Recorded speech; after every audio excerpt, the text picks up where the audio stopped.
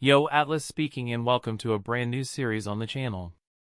What if a noob found himself trapped in Sword Art Online, trained and cleared all 100 floors? Synopsis: the world's most anticipated VRMMORPG becomes a nightmare when 10,000 players are trapped inside a floating castle where death in the game means death in real life. Behind the masterpiece is a brilliant but twisted creator whose experiment forces men, women, children, and the elderly into a brutal fight for survival. With no escape and no second chances, every player must battle through the deadly world of Aincrad while protecting the people they care about. Unlike the original story, this retelling explores the full scope of Aincrad's 100 floors, uncovering the countless adventures, dangers, and untapped mysteries left unseen. Though some floors may be skipped, the journey aims to capture the scale and depth of surviving inside the castle in the sky. The protagonist is not Kirito, but an original character with no prior knowledge of the game, just another ordinary player struggling to endure the chaos alongside his friends. At its heart, the story is about survival, loyalty, and the terrifying question of what happens when your life no longer belongs entirely to you. Make sure to check out the author linked in the description, and with that being said, let the tale begin. Chapter 1 Link Start. Life wasn't easy. No, quite the opposite. Life likes to throw you curveballs, or just straight up hit you in the gut, and then kick you while you are down just for good measure. He learned this very early in life. He didn't know exactly when. Maybe when his drunk father came home one day and hit his mother? Maybe when that same man just took off and left them? Maybe when his books were thrown to the ground and stomped on by the school bullies? Or maybe it was when he toiled hard during his university days, only for his professor, his mentor, to claim all his work as his, and leave him discredited, called a liar, a cheater, with only his lover taking his side? No, it wasn't on any of those occasions that he learned life was hard. It was much, much earlier. It was when he first played a video game, when he first saw the two dreaded words "game over" on his screen. It was nothing earth-shattering. He could just restart. But somehow, he couldn't. His young mind learned something that day: heroes didn't always have good endings. No, people didn't always have good endings. He grew up. Every loss he suffered, he got revenge.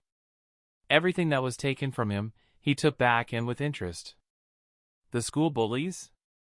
They now work for him, even if they didn't even realize the man they kissed up to was once pushed around by them. The professor who stole his hard work? Now he was the one discredited, overshadowed by his former pupils' accomplishments. His father? He saw him one last time, from afar, and left it at that. Blood is thicker than water, after all. He had been knocked down by life. He had been punched, kicked, beaten by it. But he had fought back, in his own way, and had risen up once more. He was now famous and respected.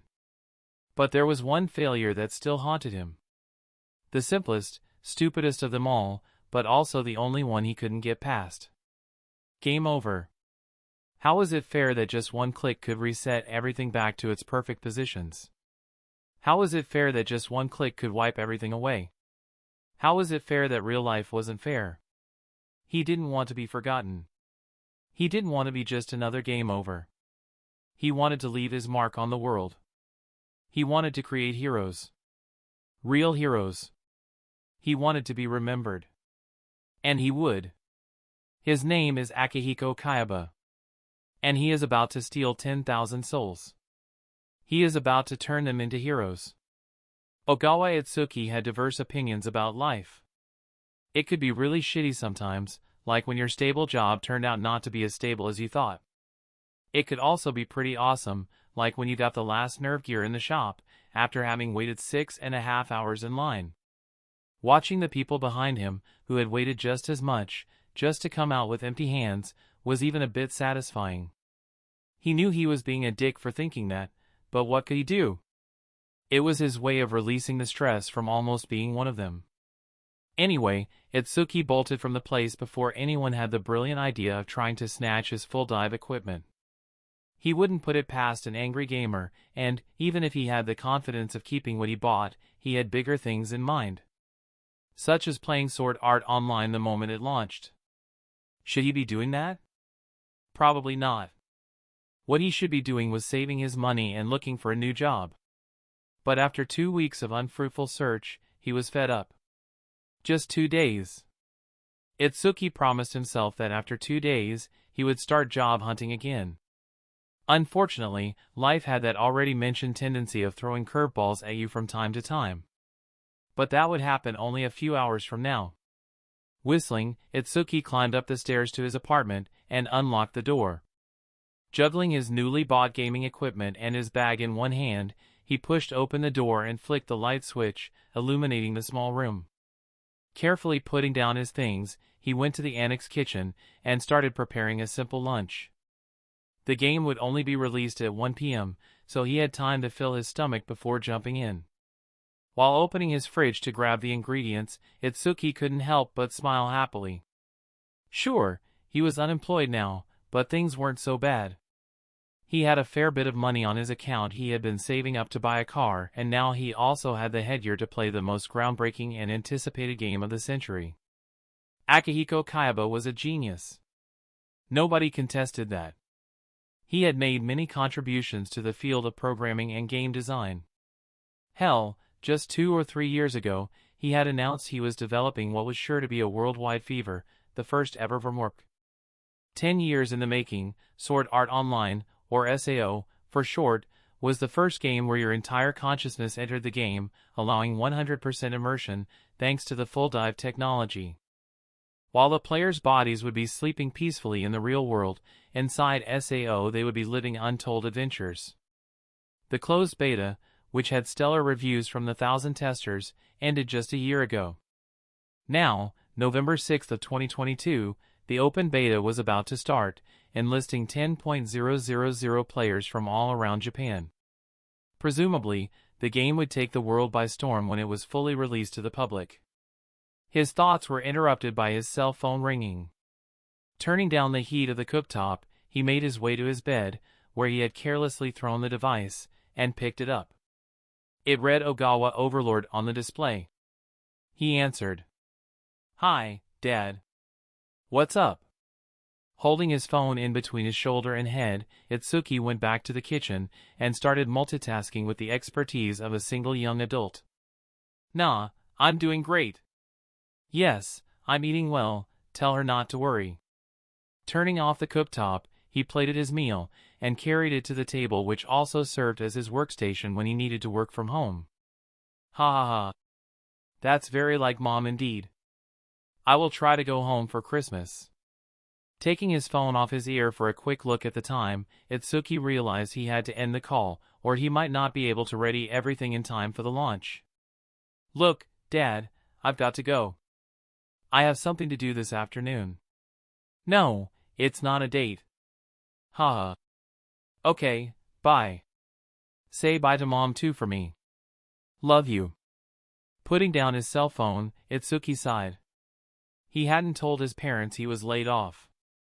He would rather tell them the good news, that he was hired again whenever that happened.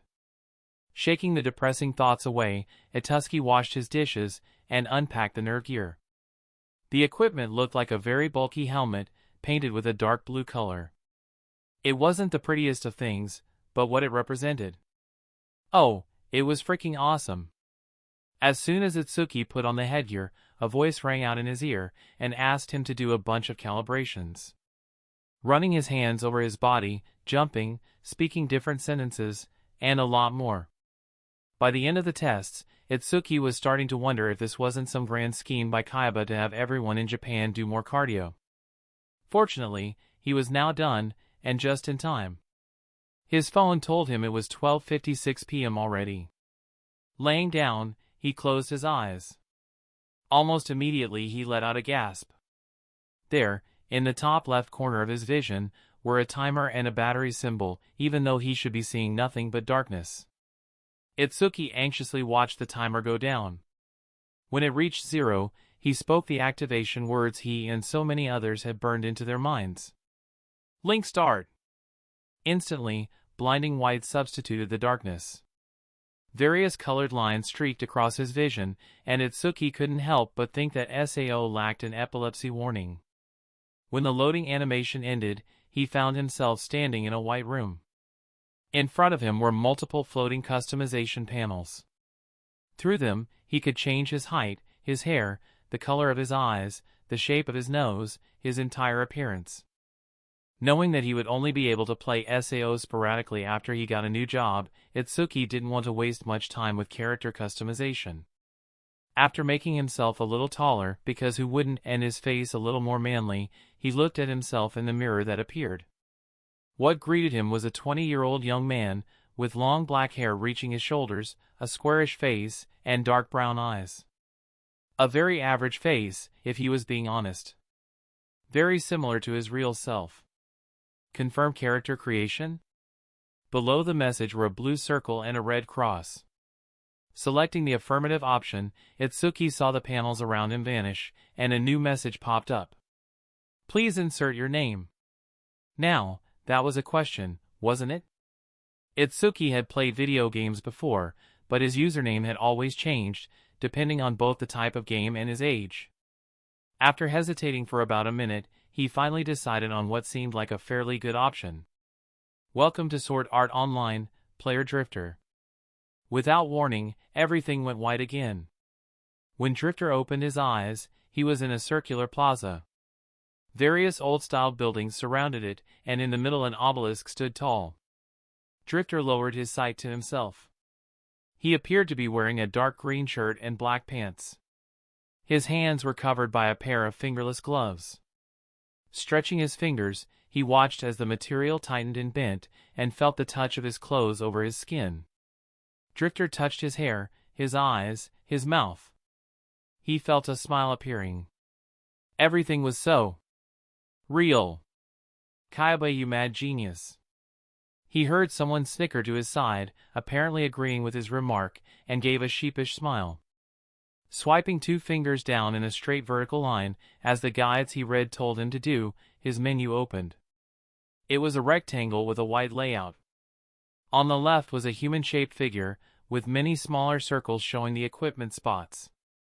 For now, only his torso, legs, and feet were filled. There was also what appeared to be a basic short sword that he could equip, probably the beginner weapon. The menu was complex. There were many subdivisions, such as his stats, equipment, inventory, friends list, skills, and much more. Drifter's head was starting to hurt just by looking at it. Deciding he would leave all that for later, Drifter looked left and right. There were already several hundred people in the plaza, with more spawning in every second, and even though it looked like it would be no problem housing several thousand more, he didn't plan on staying here for that. Already, he could see the quicker players leading through the alleyways. He chose a random direction, and mimicked them. While walking, Drifter equipped the short sword. Suddenly, the weapon appeared in his hands, causing him to stop as he almost let it fall. He wasn't sure what he had expected, maybe for it to feel like a foam sword. It was the very opposite of that. To start with, it was heavy. He could lift it with one hand relatively easily, but just the thought of swinging it already left him tired. It also looked very sharp. His inner psychopath urged him to stab something with it. After admiring his new stab and slice toy, Drifter resumed walking. Soon, he had crossed the gates of the starting city town of beginnings, that was its name, and left the safe area. In front of him was a grassy field and hills. Further north, he could see forests and rivers, as well as a huge pillar. It was said pillar that led to him looking out for the first time since he spawned in. Above his head was a ceiling. Or, rather, the bottom of the floor above. He wasn't about to question how the entirety of the first floor wasn't covered in shadows. That was video game logic for you. It reminded him of the backstory of SAO, though. It was very simple, actually. The players were in Aincrad, a floating castle in the sky, with 100 floors. On the topmost floor, the Ruby Palace, was the big boss of the game. They had to climb through all 100 floors, overcoming countless challenges, to win. Drifter was sure there was a lot more complex lore than that, but that had been as far as he bothered to read. Drifter was brought out of his musings when he heard a high-pitched sound he would later associate with a mob spawning. Just a few meters to his left, a gray-furred hog had appeared. When he looked at it, a red cursor, a health bar, and the words Frenzy Boar manifested into existence. The mob seemed to notice him at the same time Drifter did. With a roar, it charged towards him, eyes glowing red. It was very, very real, and very, very terrifying.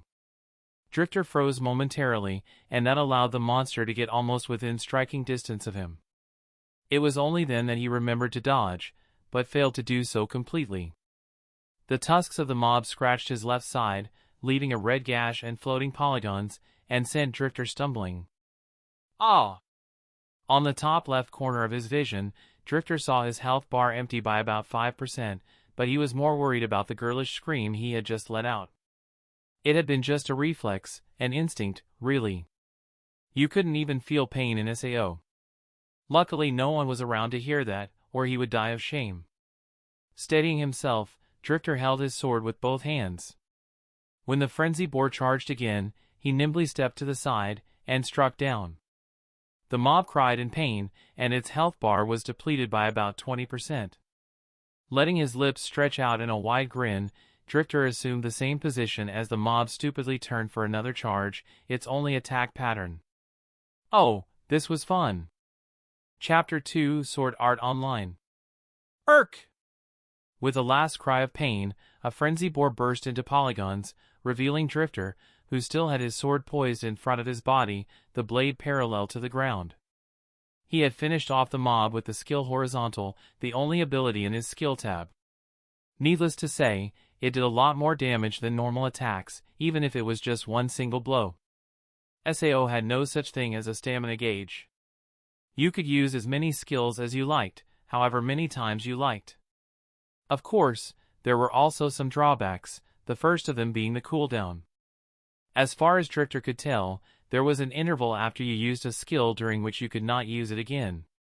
He learned that the hard way, when he tried to activate 2 horizontals back to back, only to end up frozen, and an easy target for a frenzy boar. Luckily the introductory mobs didn't deal much damage. The second drawback he found was that, while SAO didn't have stamina or mana or the likes, it was very realistic. Meaning, swinging a sword for 2 hours straight, like he had been doing, left you tired as hell, and your arms burning. Closing the screen that told him how much experience, COR, and drops he got, Drifter searched for another target. Maybe someday he would get bored of facing the same mobs, but for now, he still found every fight exciting. Ack! Unfortunately for Drifter, what he found when he turned around wasn't another mob, but rather another player. One who was very close to him. Close as in he almost headbutted her when he turned. What the fuck? After jumping back and pointing his sword at the other player, who was giggling, Drifter couldn't help but growl at her. Sorry. I just wanted to talk to you. I didn't think you would turn so suddenly, and... Hee. So sorry, but it was funny how you jumped away. Hee. A few seconds of intense staring later, Drifter sighed and sheathed his sword. That he was carrying a sword on his hip still felt unreal. He was not amused by her antics, but at least the girl wasn't a PKer. So, what did you want to talk to me for? Party with me. That caught Drifter off guard. Not that he was averse to the idea, but it was very sudden. Instead of answering, he scanned the player across from him. Long blue hair, an hourglass-shaped body, and a face that was too pretty to be real. Clearly someone who had spent their sweet time on character customization. Error. Why? I was watching you, and you fight well. I went to that forest over their earlier cause of a quest, but almost died. The mobs aren't that strong, but there's a shitton of them. I don't feel like walking back all the way to the town to find a party, so group up with me. Drifter thought for a second, then shrugged. Why not? He had been fighting wild pigs for the last few hours, a change of pace would be nice. Even if the mobs proved to be too much for them to handle, they could just respawn and find more people to help. Send the invite. I'm Drifter, by the way. Cool name. I'm Meowin. That was a weird name, but Drifter wasn't about to question it. He just accepted the invite, and Meowin led the way to the quest site. They made some small talk along the way. The girl was very excitable and killed any of the frenzy boars and dire wolves they met. Drifter had to admit, having a partner made things a lot easier. It was during one such fight, after Drifter had just dispatched the last wolf, that Meowin took something out of her inventory and threw it to him. Here, catch. By reflex, Drifter did just that. It was a spear. A very basic one on top of that. The shaft was made out of wood, and the head of metal. Curiously enough, despite it being bigger than his sword, it was still lighter. Probably due to it not being made entirely of metal. Drifter looked at its tab, and found out it was called Old Soldier's Spear. Its stats were slightly better than the beginner sword he had. He raised an eyebrow at Meowin. What's that for? I've been watching you fight. You dodge most of the mobs, which means you probably put quite a few points in DEX when you leveled up. You also tend to stay back and only attack when there's a clear opening. That ain't how you are supposed to fight with a short sword. I got that spear from a quest, and I think it suits you more than me. Drifter maintained his eyebrow raised. That was a very in-depth analysis of his fighting style for the few minutes they had been together. Heck, she knew more about how he fought than he did. Also, that was the second quest she mentioned. It didn't take too much to figure out who she was. You a beta tester? You caught me. Hi. Meowin giggled while launching forward to confront another group of mobs. Drifter followed closely behind. I'm guessing this quest ain't so simple, then? If even a beta tester can't finish it alone. Nah, it's pretty straightforward. Exactly what I told you, in fact. Too many mobs for me to deal with alone. I have to kill a large Nepenthe, and I need you to keep the lesser ones away while I do that. Spear will also give you more reach to do just that, so I'm being a little selfish here. Drifter nodded, and thrust the spear forward, impaling a dire wolf mid-jump, and shattering it into blue sparkles. He swung the weapon, satisfied. Don't sweat it, it's all good. I think you are right, this does fit me more. Anyway, what's the reward? A pretty sweet sword. With the right enhancements, it can last me until floor 6 or maybe even 7. Cool. I will keep the spear as payment for helping you then. Also, you gotta teach me some more later. Deal! Meowin grinned, her hands behind her back, and Drifter got the sudden feeling that he had been tricked. That sword is worth much more than I think, isn't it? Yes. Hi. Sighing, Drifter decided not to think about it. He had gotten himself a new weapon in a mentor? Could Meowin be called that? No, should he call her that? Probably not. Anyway, that was something to consider later. Now they were entering the small forest in which the beta tester said the quest objective was located. It didn't take long for them to find the mobs that had sent Meowin running away with her tail between her legs. Standing at 1.5 meters tall, the monsters looked like a carnivorous plant that was able to walk, and had also received sharp teeth no plant had the right to have. They were also deceptively agile for something whose way of movement was a mass of squirming roots. Being just level 3 mobs, the lesser Nepenthe and Drifter were technically on the same standing. In fact, they were quite a lot weaker than him. But there were a lot of them. Like, a lot. Meowin. I need a hand here. Coming! Drifter lifted his spear to block a swipe from one of the mobs, only to have another grab his leg and pull, causing him to fall down.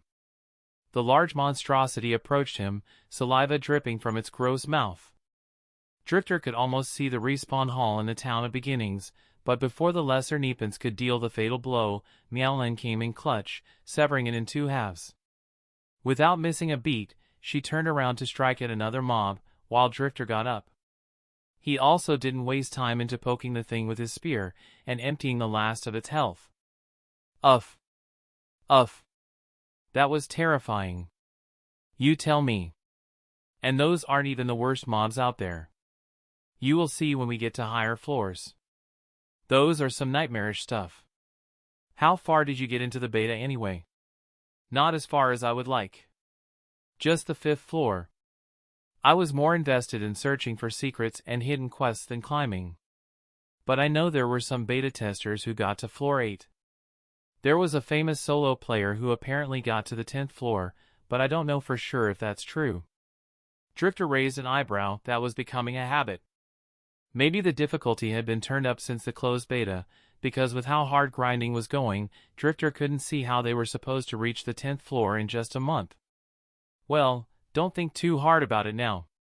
Let's get my anneal blade and then we can finish up for today. Drifter supposed that wasn't a bad idea. He had been going at it for a few hours now. A snack and a bath after finishing this quest didn't sound too bad. Unfortunately, luck didn't seem to be on their side. Even after killing 24 more lesser Neepants and exploring almost all of Harunka Forest, they had yet to find the larger counterpart of the mobs.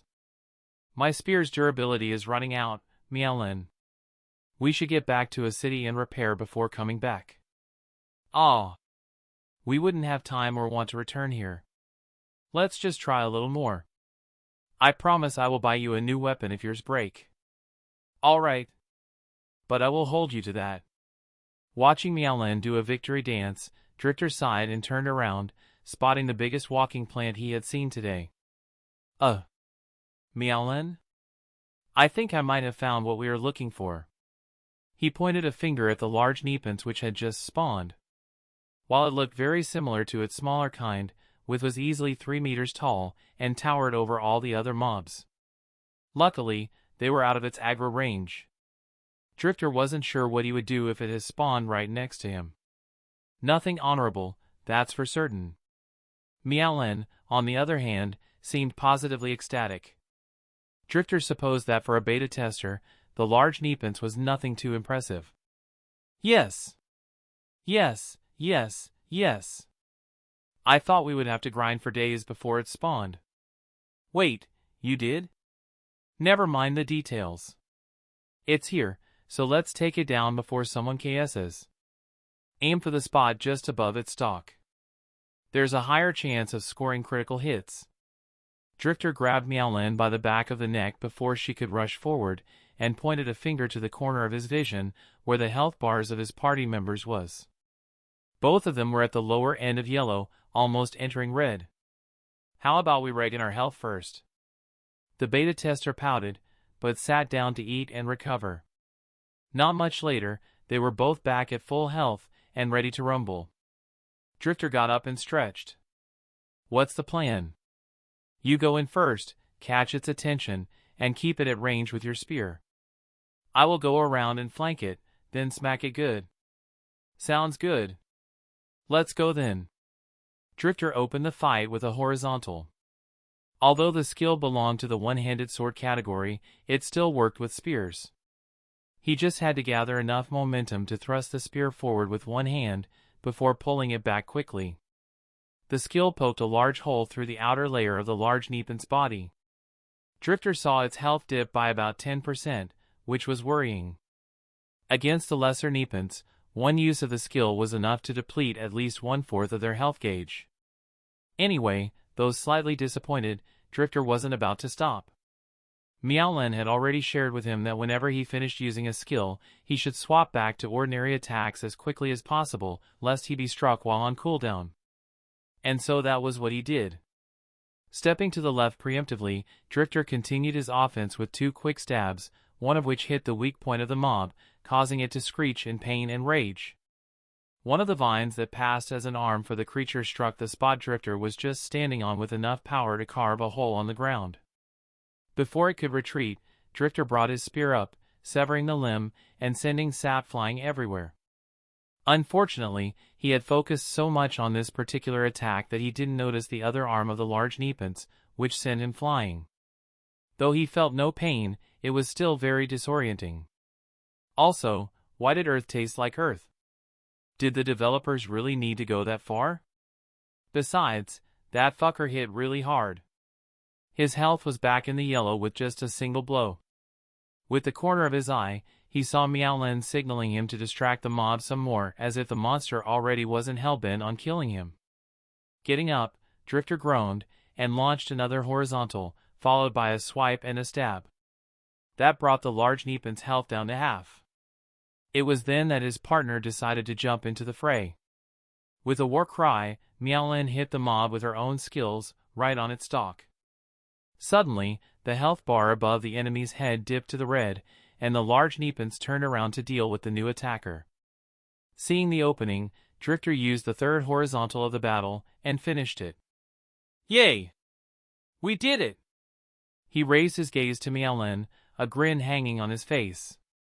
It was a hard battle, but it was worth it if she got the sword. He was about to congratulate her when he froze. His partner of a few hours, the easygoing and hyperactive beta tester, had just burst into Polygon's mid-commemorative jump. He stared at where Meowin used to be, dumbfounded.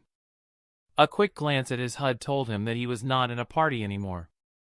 And considering the anneal blade had ended up on his inventory, he didn't think she had ditched him and teleported, if that was even possible. What the hell? For now, the only option Drifter could think of was that Meowin had been disconnected. Maybe there was a problem with her connection, or, more probably, someone IRL had pulled out her nerve gear. He let out a chuckle, imagining a very disgruntled Meowin pouting at some family member for doing that. Guess I will keep this for her until she logs back in. Stashing away the quest reward, Drifter quickly made his way out of Harunka Forest. This part of the map was too dangerous for single players at this stage, not to mention his gear was almost breaking. Time to get back to the town of beginnings and log out. I can't wait to take a shower. In a room somewhere in Japan, a spectacled man wearing a lab coat analyzed the many computer screens around him. Some were showing prodigious amounts of code running at unparalleled speed. Others showed scenes inside SAO.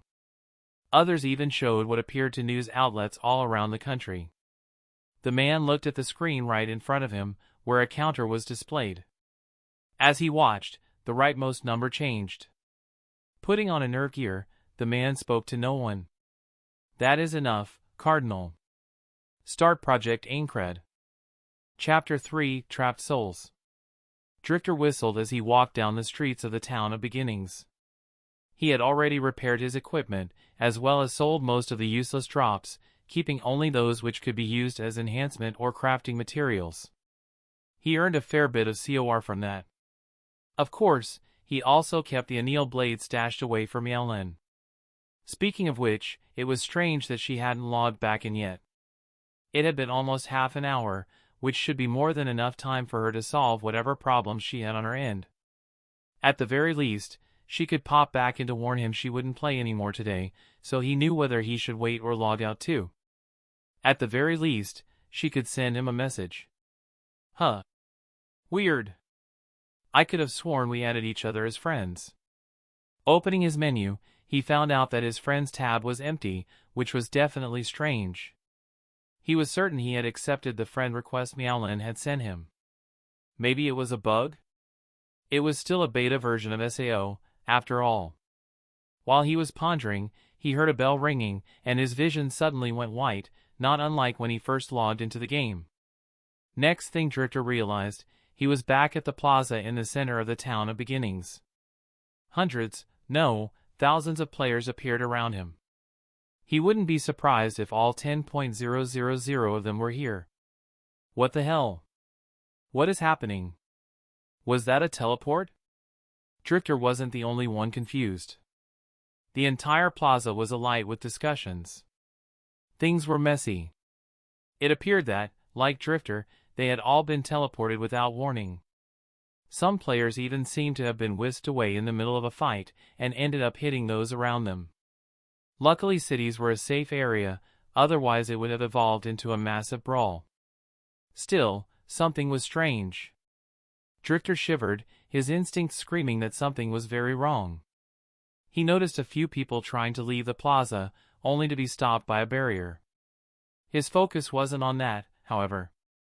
Instead, his gaze was fixated on the blood-red hexagon that had appeared in the sky, which the word, warning, written on it in bold letters. And he wasn't the only one who noticed. Up there! As people raised their heads to look, more hexagons appeared, covering the sky with warning and system announcement messages. It was very menacing, and something about it activated Drifter's fight or flee reaction. And he was leaning towards the latter. Suddenly, the system messages started twitching, as if they were glitching. From the space in between them, something which looked suspiciously like blood started to drip, causing many players to scream and curse. Then, amidst arcs of lightning, the substance formed a hooded figure which anyone who played an RPG before would recognize. A Game Master. Attention, players. Welcome to my world. The Game Master spread his arms wide, as if receiving all of them. But Drifter couldn't think of it as anything other than creepy when he saw that underneath the hood there was nothing. The Game Master didn't have a face, just a cloud of billowing smoke. And the way he said my world. My name is Akihiko Kayaba. Drifter's pupils contracted. That was why the voice sounded so familiar. So, maybe this was just part of the opening ceremony? If it was going to scare more players away than it would bring in. As of this moment, I am the only person able to control this world. Now that sounded ominous.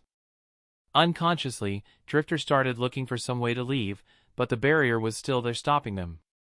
I'm sure you've already noticed that the logout button is missing from the main menu. There were gasps of surprise as the hubbub that had paused when Kayaba appeared restarted. Drifter couldn't care less. He swiped his fingers down and navigated his menu, only to find out that the Game Master was speaking the truth. There, where the logout button should have been, was an empty slot. No matter how many times he clicked it, nothing happened. The giant Game Master in the sky himself demonstrated that. But this is not a defect in the game. I repeat, this is not a defect in the game, but a key feature of Sword Art Online. A key feature? Drifter wasn't sure who said that, but the trepidation in their voice echoed perfectly with how he was feeling. His mind was racing to possibilities, and none of them were good. You cannot log out of SAO on your own will. And no one on the outside can shut down or remove the nerve gear. And there it was, the worst possible outcome he could have imagined. Something in his gut had been telling him that would be the case. They were trapped inside the game, at least until the internal battery of the headgear ended. And Kayaba wasn't finished yet, Drifter could feel it. Should this be attempted, the transmitter inside the nerve gear will emit powerful microwaves, destroying your brain, and thus ending your life. While the crowd erupted in outrage at the ridiculous threat, Drifter collapsed. They couldn't log out. If someone tried to take off the nerve gear, the player would die. Whether this was true or not, and it was very likely to be, then it explained why she disappeared from his friends list. Meowin. The cheerful girl who had scared him the first time they met, the friendly beta tester who was willing to give him a weapon that suited him better, and to teach him the mechanics of the game, who was so happy to get a new sword. She was dead. She was dead because someone, probably a family member, had innocently decided to take off her nerve gear. Oh gods, he couldn't even imagine how much guilt they would feel when they realized they had killed their own family. No, not them. The one who murdered Meowin wasn't her family. It was the bastard towering above him right now, as if he were some kind of god. Akihiko Kayaba. Drifter's head snapped back to the monster passing as a human being above the plaza. With pure anger as fuel, he forced himself to stand up. Kayaba wasn't finished just yet. Unfortunately, there have been several instances where players' friends and families have ignored this warning and attempted to forcibly remove the nerve gear. As a result, 213 players have exited permanently from both Aincrad and the real world. What? This isn't funny, man. Wah! Even before Kayaba finished speaking, several hundred voices were already confronting and cursing him. Drifter was not one of them. As much as he hated it, he believed what the developer was saying. And that was before he showed several news feeds reporting the fatalities. As you can see, news organizations across the world are reporting on this situation, including the multiple deaths. Thus, you can assume that the danger of a nerve gear being removed has been reduced. Drifter scanned the screens floating in the sky with watery eyes. One of them was Meowin. Even if he hadn't known her very well or at all, he still felt pain. He might not have known it at the time, but the moment she was reduced to polygons, she had died. He watched her die in front of his very eyes. He felt sick. So, I would like you all to focus on clearing the game. Clearing the game? But be sure to keep this in mind. There is no longer any function to revive someone within the game. The instant your HP drops to 0, your avatars will vanish forever. And simultaneously. There was a dramatic pause after that, during which Drifter could only think that this was much, much worse than the worst-case scenario he had imagined. Your brains will be destroyed by the nerve gear. Instantly, Drifter's mind was filled with images of the time he almost died today, when fighting the large Nepents. So, he had actually come this close to dying in real life. The one condition for your escape is to complete this game.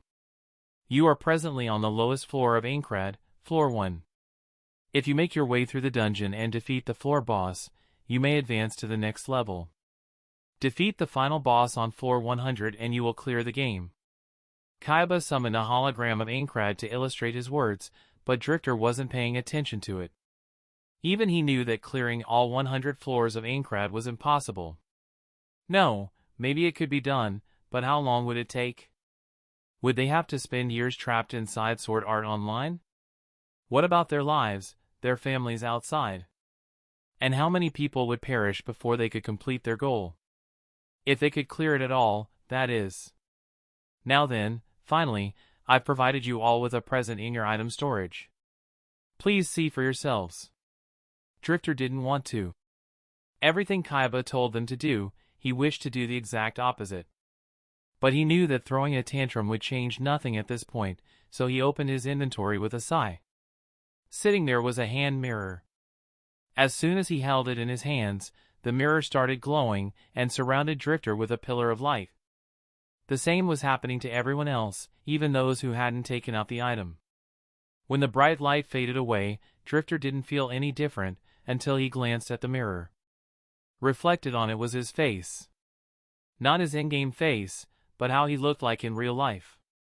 Just as shocked as everyone else, Drifter couldn't help but wonder how and why.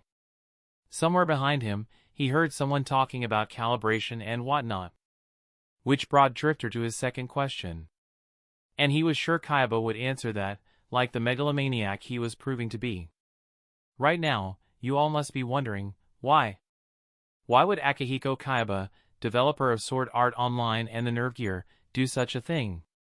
Though the tone of voice didn't change, Drifter could almost hear the bastard chuckling. My goal has already been achieved. I created Sword Art Online for one reason. To create this world and meddle in it. Kaiba.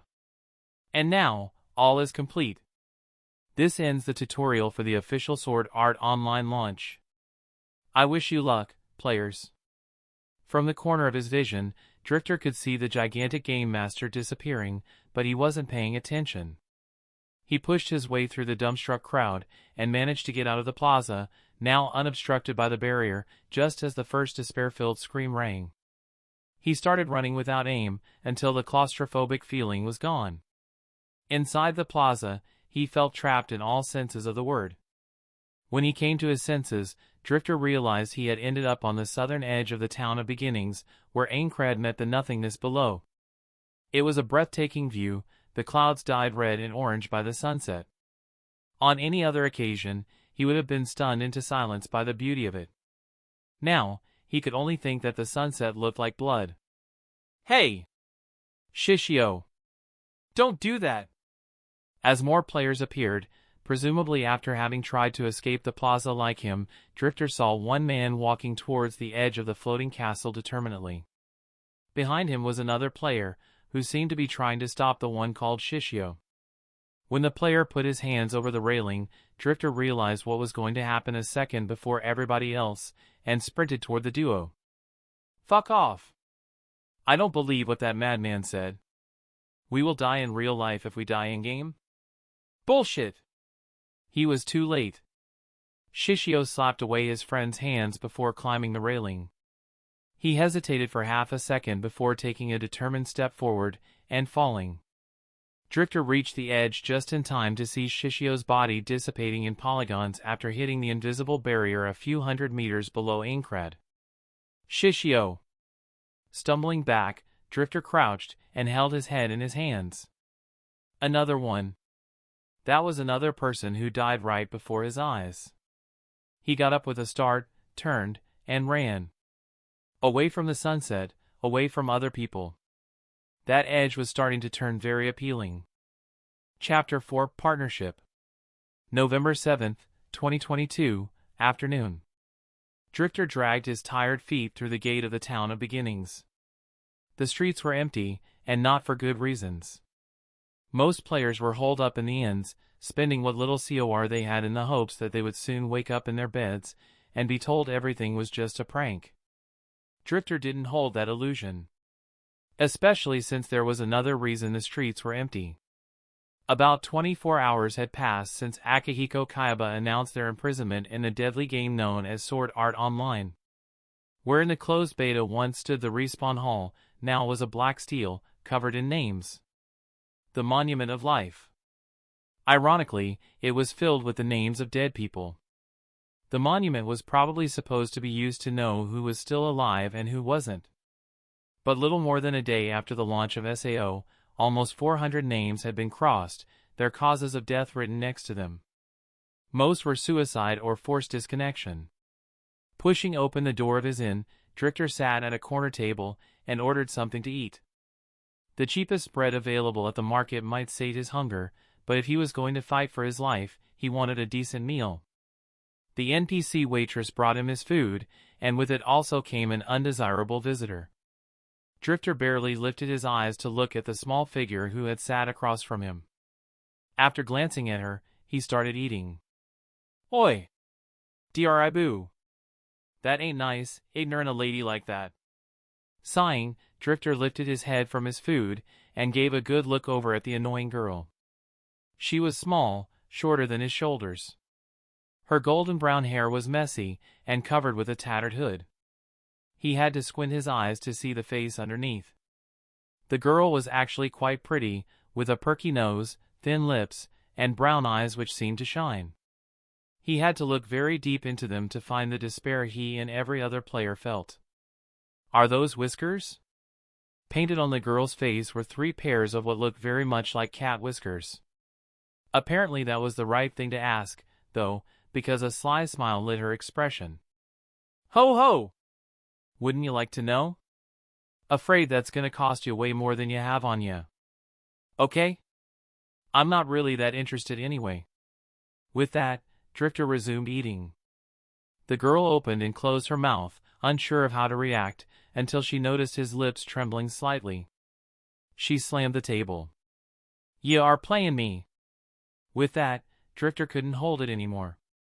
He chuckled, which sounded so out of place in Aincrad that even the NPCs in the inn looked at him as if he was a weirdo. Most probably chalked it up to a mental breakdown. Yeah, sorry, but gods, I needed that. I couldn't resist it when you started talking like a gangster. Or tried to, anyway. So, to what do I owe the pleasure? Humph! The name's Argo. I have a proposition for you. Drifter had to give a thumbs up to the girl. She recovered fast. He couldn't even enjoy her stunned expression, since she, Argo, was it? Put on a business face, complete with a predatory grin and everything. I feel like I'm about to get scammed. Do go on, please. Gotta get straight to the point with ya. I'm an info broker. Info broker? Yeah. I buy and sell intel to other players. Huh. And what's that gotta do with me? I want you to be one of my sources. That got Drifter's attention. He pushed his plate aside and focused completely on Argo. Why? 'Cause ya, Spearman Drifter, is one of the few players who hasn't given into despair or given up on clearing this hellish game. While most people are mopping about or crying or cursing, you stepped out of the city first thing in the morning and spent the whole day grinding, even if a single mistake might cost you your life. Drifter's pupils contracted. That the girl across from him knew his name, weapon, and what he did today, while he knew absolutely nothing about her, was worrying, to say the least. Argo noticed his reaction, because her grin widened. Drifter didn't ask how she knew all this information, she had already told him what her job was. Alright, you have my interest. What do you want? Information. I'm damn good at what I do, but fighting ain't my thing. I want you to sell me intel about the mobs you fight, their attack patterns, their weaknesses, their drops. I want you to send me maps of the new areas, tell me how to activate and complete new quests, and everything else. Even intel on other players. Don't be thinking any information you have is useless. Come to me, and I will tell you whether it's good or not, and I'll buy it at a fair price. Drifter nodded. It made sense. And, of course, if any other player wanted to know about him, Argo would also sell his intel to them. Well, better build a good relationship with her then. Though she seemed very money-minded, it might stop her from selling anything too important if she considered him a friend, or, at least, a valuable source. He still had his reservations, though. I'm tempted to accept, Argo. But I want to know if my intel is going to be used to scam other players, 'cause if that is the case, I won't be joining in this enterprise.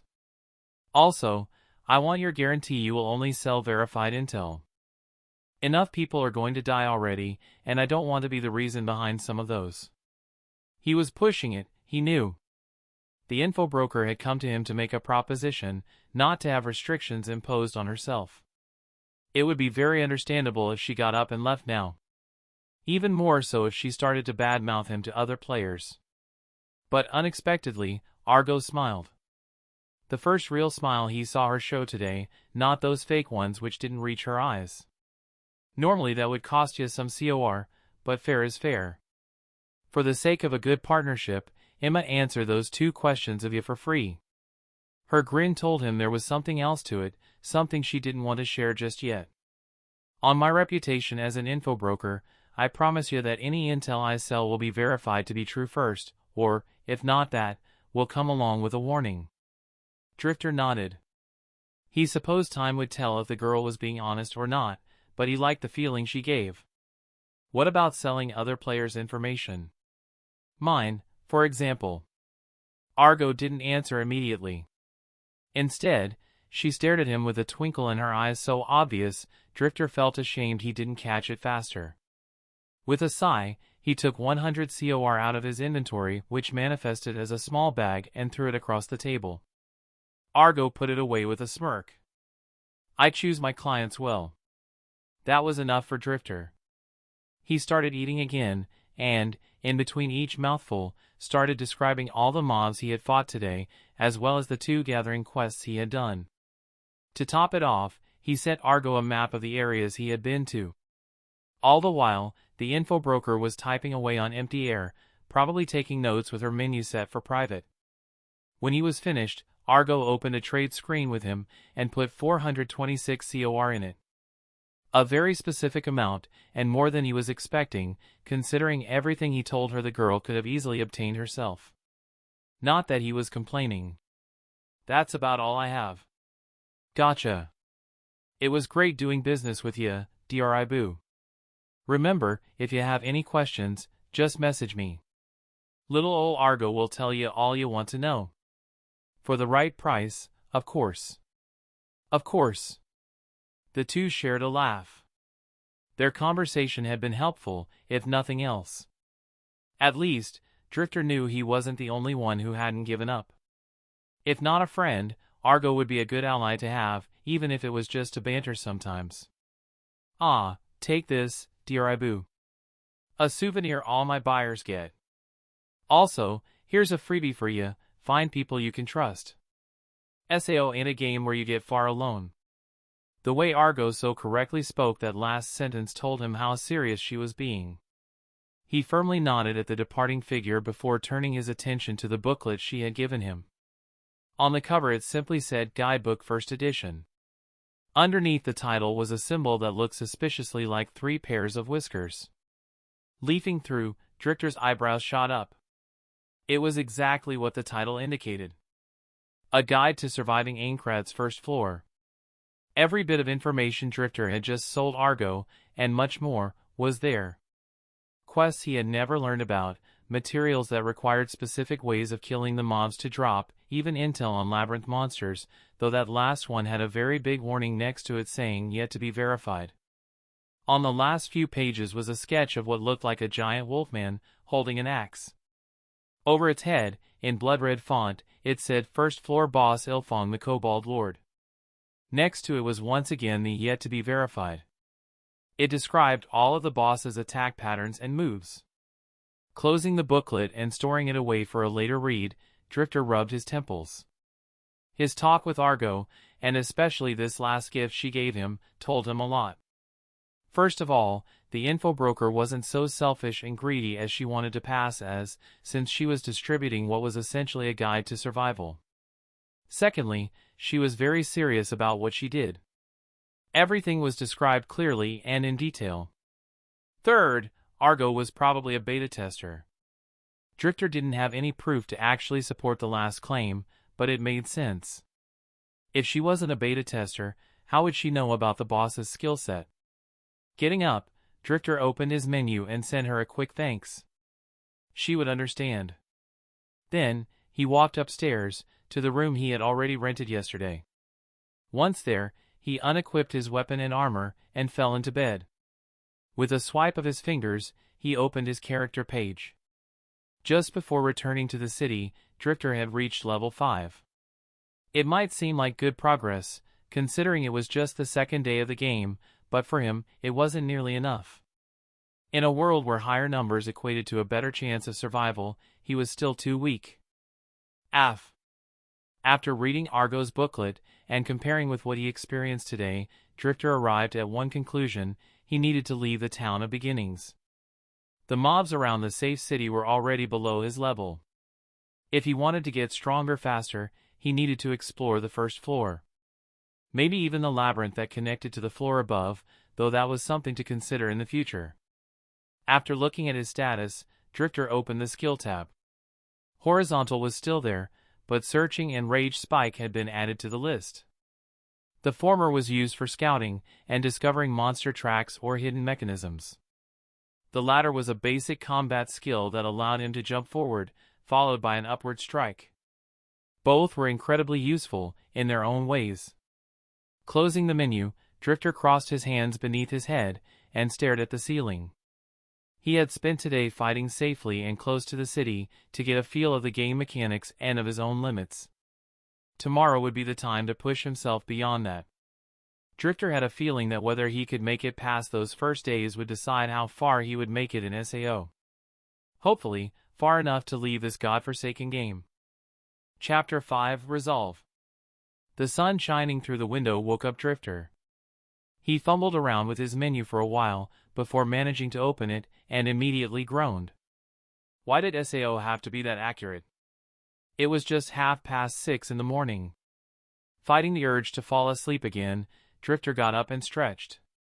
Shaking his head, he walked downstairs and had a quick breakfast, before leaving the inn.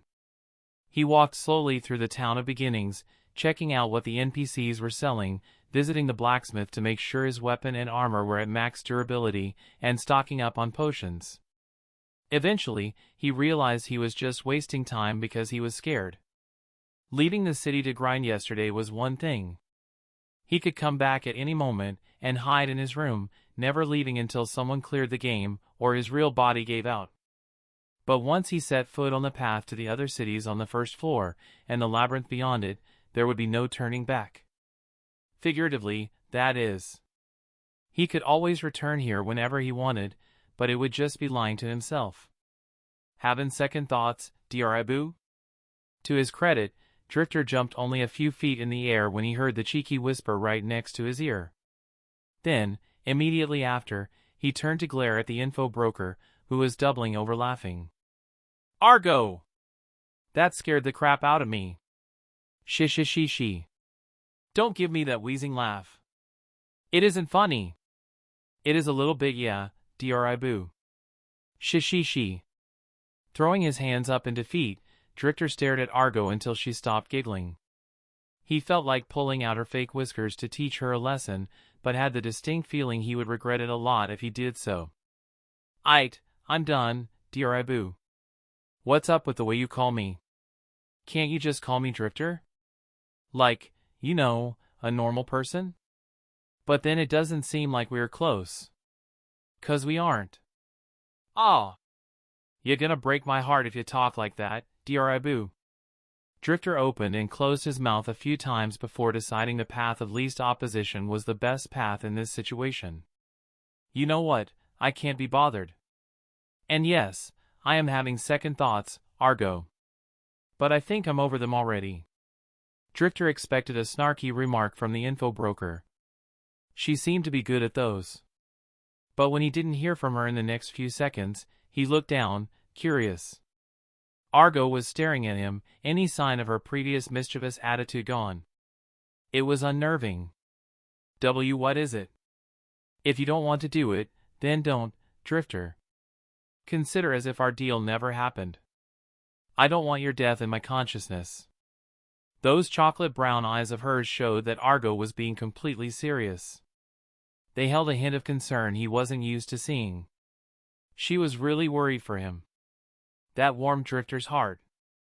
It also broke it when he gave a good look at her face and realized Argo was young. Maybe 15. Before he could stop himself, Drifter had reached for her head. Pushing her head back, he slowly caressed her curly locks. Like a scared animal, Argo seemed almost ready to jump back, but stopped. After a few tense seconds, she allowed him to continue, and even got closer to him. I'm afraid, Argo. Afraid I will die. Also, afraid others will die in front of me, or worse, because of me, and that I won't be able to do anything to stop it. And you are the same, aren't you? The info broker was facing the ground, but Drifter heard something that sounded suspiciously like a sniffle before she nodded. Drifter smiled fondly, and, as he would do to a little sister, pulled Argo into a one-armed hug, his other hand still ruffling her hair. I don't know why you are doing what you are, Argo, but I know you want to help others. To help everyone escape. That's why you are working so hard when pretty much everyone else is hiding. And I also want to help. Help the other players, and help you. Can't be having a little girl like you do all the hard work, can I? Humph! I'm tougher than you. Ha! That you are. Drifter laughed, his first real laughter since their imprisonment started. When Argo pushed him away, and definitely did not secretly wipe her eyes, he figured he had at least 2 reasons to beat SAO. To survive, and to make sure Argo survived. I will be seeing you around, little rat. Save your COR, because I will bring you the hottest pieces of information on this side of Aincrad. You better, dear Ibu. Otherwise I will fire your arse. Ha ha ha.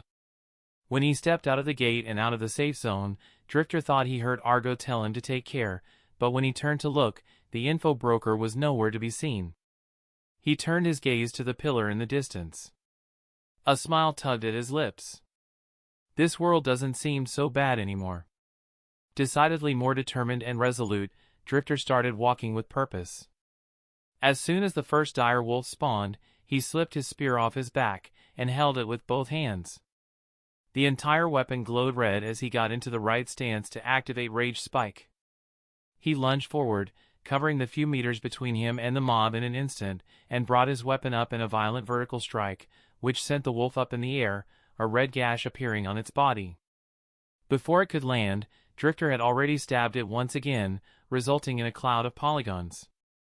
The second and third dire wolves were greeted by a horizontal no sooner than they appeared, and dispatched with the same cold efficiency as the first one. Drifter put away his spear with a flourish. Talbana, here I come. Huff. Huff. Somewhere on the first floor, but also not quite there, another battle was unfolding.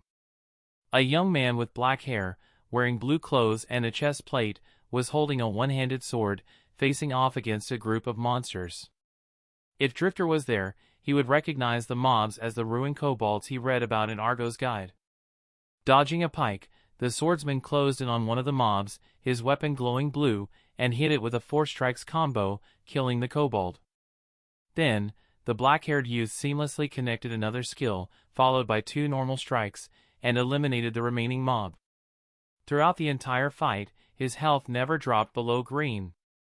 Sitting with his back against a wall, the player stopped to rest for a while. Soloing entire patrols of ruined kobolds wasn't something easy, not even for him. As he pulled a piece of bread and some sauce from his inventory, he realized he had a new message. Whilst in combat, you wouldn't be notified of messages. Even Kaiba seemed to think that would be an idiotic way to die. Argo? He knew only 2 people in the game, and maintained contact with just one of them, so the swordsman couldn't help but wonder what piece of information the info broker wanted to sell him. Much to his surprise, that wasn't what was happening. Argo, got an interesting guy here, Kibu. Goes by Drifter, uses a spear. Keep an eye out for him, I get the feeling they are gonna like each other. Argo must have used the speech-to-text function of the message system, because it was so hard to read he could almost hear her voice. Also, Argo the Rat, as she was known during the beta, giving information without asking for payment? Aincrad must be floating upside down. Besides, the way she worded it, it sounded an awful lot like she was asking a favor. Which just couldn't be true. Argo didn't know others. Right? Shaking his head, the swordsman got up. That was something to think about later, in the safety of his room in the inn. Argo asked him to keep an eye out for this drifter, and keep an eye he shall. Readying his sword, he made his way deeper into the labyrinth. SAO wasn't going to beat itself. Talbana was a surprise. Drifter wasn't sure what he had been expecting when he set off for the second largest city on the first floor, but it definitely wasn't for it to be bustling with player activity. The city had that dusty, old vibe going for it, but that was ruined by how many people were walking around. In the short few minutes since he arrived, he had seen at least several dozen players, more than he met in the entirety of the town of beginnings yesterday. Sure, the people here weren't smiling and laughing either, but they definitely felt more alive. He supposed it made sense. Anyone who reached Talbana so soon after the game started couldn't be a mediocre player. From the town of beginnings to here, you had to cross many different maps, several of which could prove to be deadly to anyone unprepared. Also, Talbana was just half an hour away from the entrance of the first floor's labyrinth. Drifter guessed most of the people here were aiming to clear the game, and that was why they felt so different from what he had become used to. They had yet to give in to despair, or, if they did, they hid it well. They had a sense of purpose. Howdy, friend. Don't suppose you would be interested in an upgrade? Drifter stopped to look at the tower of a man who called him. Standing at, the very least, 2 meters tall, the player was bald, and had a huge grin on his face. And, if his height wasn't enough of an oddity in Japan, he was also black. His Japanese was fluent, but still carried a bit of an accent, so Drifter inferred he wasn't originally from the country. All that went through Drifter's mind in a flash, thanks to all the job interviews he has to take. It paid off to observe your possible employer. A slightly better answer than the next person could be the difference between being hired or not. He felt like he should behave much the same with the giant in front of him. Thanks, but I'm good. Politely declining, Drifter stepped around the big man. The player also didn't make his life difficult, just nodding. No problems. I'm Agile, a merchant in the works. If you ever need anything, come to me and I will try to find it for you. By the way, just a piece of advice, if you are planning on taking on the labyrinth, it would do you good to do an overhaul of your gear. The mobs in there are a lot tougher than the ones outside. Speaking from experience here. I will keep that in mind. See you around. Agile waved at Drifter before returning to the shadow where he had been rested. He appeared to have set up a small shop over there, with some weapons and materials on display. It seemed the hopeful merchant was keeping an eye on Talbana's entrance for any new players like Drifter. Making a mental note to come back here some other time, if for no reason other than to show some support as thanks for the well-intentioned warning, Drifter continued strolling through the city. He saw a player blacksmith, someone else buying drops and enhancement materials, one girl trying to sell what seemed like meat skewers, and even someone playing a flute. Drifter couldn't help but marvel at humankind's adaptability. 3 days stuck in a death game, and they had not only accepted it, but were forming a society. After repairing his spear at the NPC blacksmith, he didn't quite trust beginning players to repair his only weapon. Drifter went to that player who was buying monster drops, and sold his. Finally, he bought 2 skewers he didn't even want to know what they were made of and sat at the central plaza of Talbana, listening to the musician player. The girl was too good for that to be a skill. She probably played the flute in real life, and quite well at that. Munching on a surprisingly good meat skewer while listening to music with his eyes closed, feeling the breeze on his face, Drifter relaxed. Moving on from the town of beginnings had been the right decision. When the musician ended her piece, Drifter applauded lightly, even if others looked at him weirdly. Anyone who came to what could effectively be considered the front lines of SAO, only to play music and lift others' spirits, deserved at least that much. Thank you very much. The applause seemed to be unexpected even for the one receiving it, because the girl was startled before showing a beautiful smile and bowing. She walked in his direction to thank her audience. The flutist had milky tea brown hair and a pretty doll-like face. 2 dimples appeared on her face when she smiled. That, coupled with her simple sky blue dress and white mantle, gave her a very innocent vibe, and Drifter couldn't help but smile too. You deserve it. What song was that? It was very nice to listen to. Ah, I composed it myself. It doesn't have a name yet. Drifter raised an eyebrow. So the girl wasn't just talented. She was very talented. Well, when you find the right title, I would very much like to hear it again. Thank you. Hey, Yuna. Come on, let's get lunch.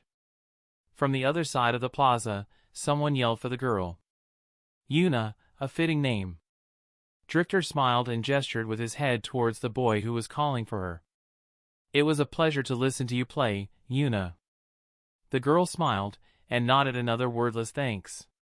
She had taken a few steps towards her companion when she glanced back, and saw Drifter had resumed staring at the sky. Biting her bottom lip, she ran back. You know, I plan on playing more at the restaurant later, after lunch. You are more than welcome to join us. I wouldn't want to impose. You wouldn't. Error. To be honest, you are the first person who stopped to listen to my songs. I feel like I will regret it in the future if I don't treat my first fan to a meal. Switching his gaze between Yuna's face and her outstretched hand, Drifter pondered for all of 2 seconds. Then he grabbed the offered hand and pulled himself up. Sure, why not? Chapter 6, The Songstress. 3 days. That was how long Drifter had been stuck in Sword Art Online. But it might as well have been forever. The first 2 days felt like an eternity as he was too busy wallowing in self-pity. The 3rd day, when he decided to do something about it, wasn't so bad. He traveled to a new city, one where the air itself wasn't heavy with fear and sadness, and where players walked with a sense of purpose. He also made a new friend. When he first met Yuna, about 15 minutes ago, his first impression was that of a pure, gentle young lady. That hadn't changed.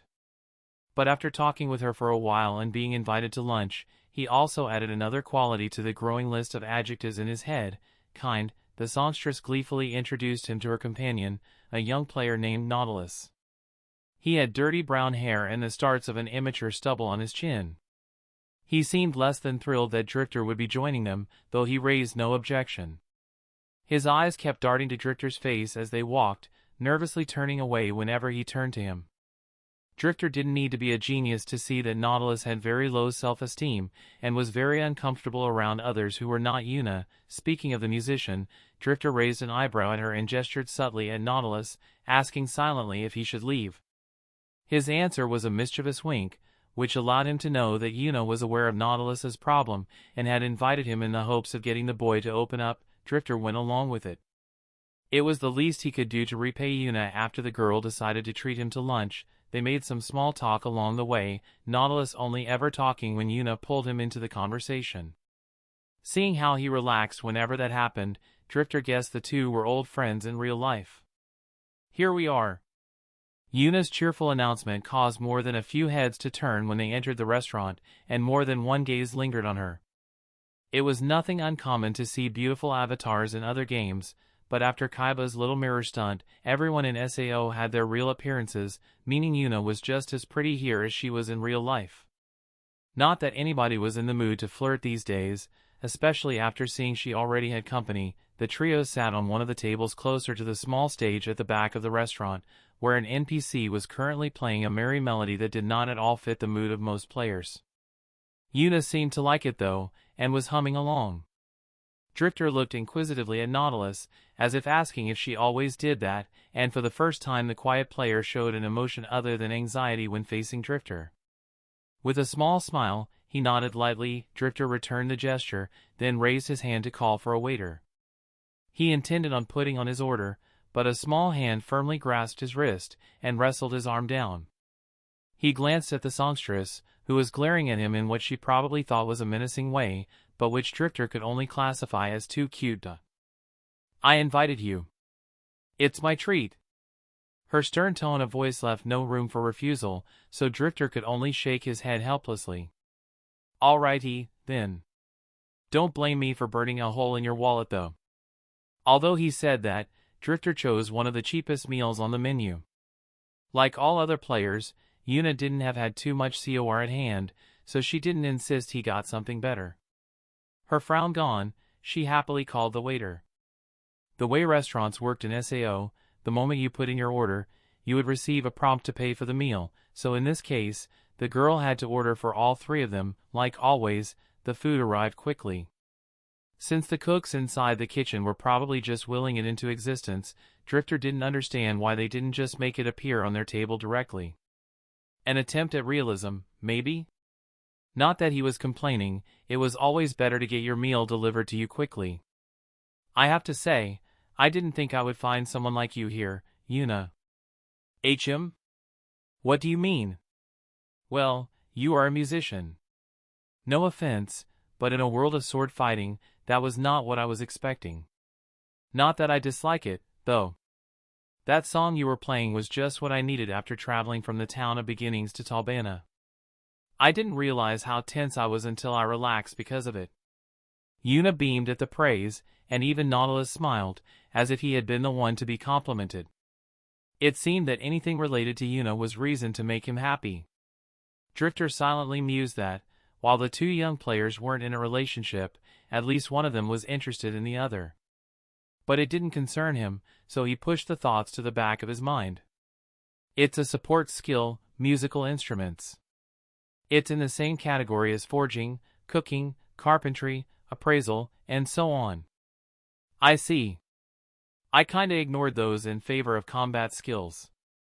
Cooking, though. I might pick that one up. Oh? Do you like cooking?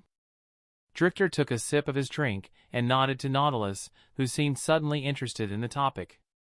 Yeah. Always did. Though I only started taking it more seriously after I moved out of my parents' house. After 2 weeks of only eating instant noodles, I made a point of always having some ingredients at home, so I could have some variety, even if it's just something quick. Whoa! That's impressive. My dad never let me close to the kitchen. Yai. Not as a great cook, though. Isn't that right?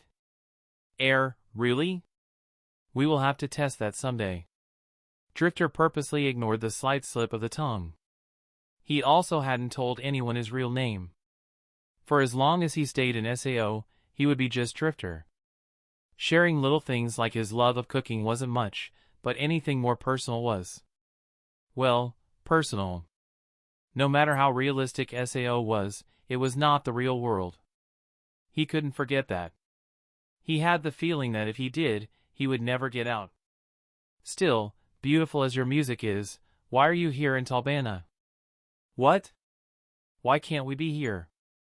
That seemed to rub Yuna the wrong way. She pouted, and, unlike the fake glare from before, this time she was mad for real.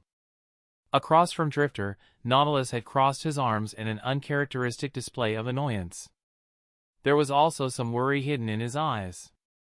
And Yunus, too, spotted Drifter when he caught the two of them exchanging glances. Looks like he touched a sore spot.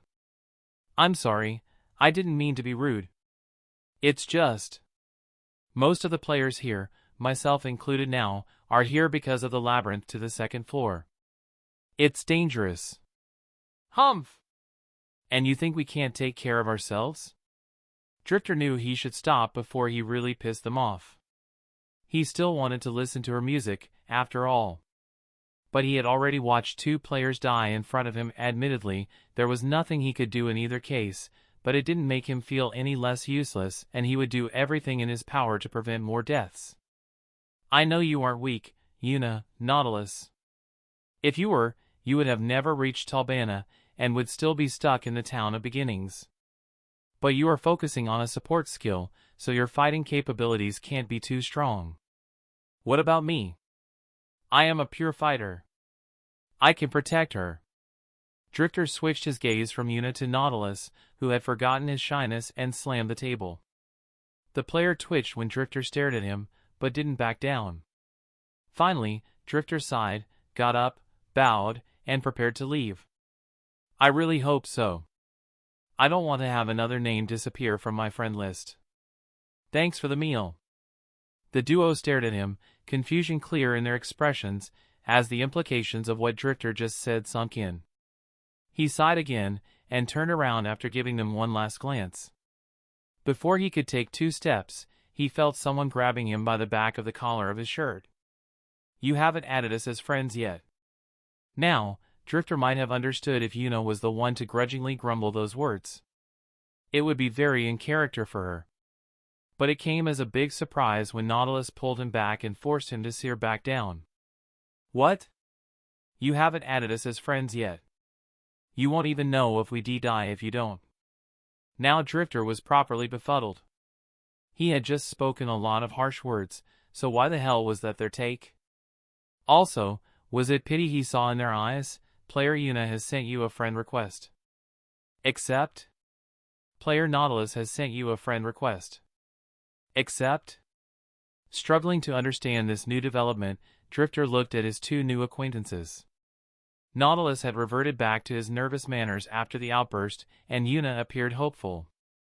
Drifter got lost in her warm eyes for a few seconds, his fingers hovering over the no button, until he clicked. Yes, his first 2 friends appeared on the list on his menu. Well, Argo should probably be considered his first friend, but it had slipped both of their minds to send a friend request to each other. Drifter corrected that right away. While waiting for her to accept, he turned back to Yuna, who was smiling joyfully. Yay! Pinching the bridge of his nose, Drifter shook his head. How could this girl look so ethereal when playing music, and so endearingly silly and cute at other moments? If you don't mind me asking, Drifter, did you lose someone? It's all right if you don't want to answer. Drifter gave a comforting grin to Nautilus, though it didn't reach his eyes, and both of his table companions noticed it. The ash-brown-haired player stuttered, probably readying an apology, but Drifter stopped him. You could say so, but also not. It was on the first day, before Kaiba's announcement and everything that followed. I was in a party with this girl. We had just completed a quest, and she was celebrating. And then she just disappeared. Someone on the other side forcefully disconnected her. Drifter knew that was the case, because he had looked for and found Meowin's name in the Memorial of Life. The memories weren't pleasant, and not for the first time since getting trapped in SAO, Drifter wished the NPCs sold something stronger than juice. His depressing mood must have shown, because Drifter felt a hand on top of his. He looked up from the stain on the table he had been intently staring at, and saw Yuna smiling at him. She didn't try to fake the fact that it was forced, and she also didn't try to comfort him. Instead, the songstress picked up her flute and walked towards the stage. After a short few hushed words with the musician, the NPC let Yuna take his place. Her eyes never leaving his, she brought the flute up to her lips, and started playing. A soft, calming melody left the instrument. It started quietly, but seemed to gain strength the more she played, and soon everyone in the restaurant had turned to listen. Yuna swayed lightly to her own music, while Drifter watched unblinking. The melody was at the same time sad but captivating, and Drifter, and not just a few other players, clenched their hands and tried, in a futile effort, to stop their tears from falling. Yuna was also crying as she played. When she ended the song, a last melancholic note echoing gravely in the silent restaurant, there was no applause. Yuna seemed to be in a stupor, and only broke out when a system message popped up in front of her. Her eyes widened as she read, before she rapidly typed something. Only then she turned to the 10 odd customers who were looking at her. In their eyes, she saw reflected her own emotions. This song is called Rest. It is a promise to all who couldn't make it, now and after. May they rest finally in peace, because we will live on. They will be with us, their memories the force that drives us to beat this game and escape this prison. Thank you. Yuna bowed, and stepped down the stage. She received several nods of acknowledgement in return, and Drifter knew that was better than any applause.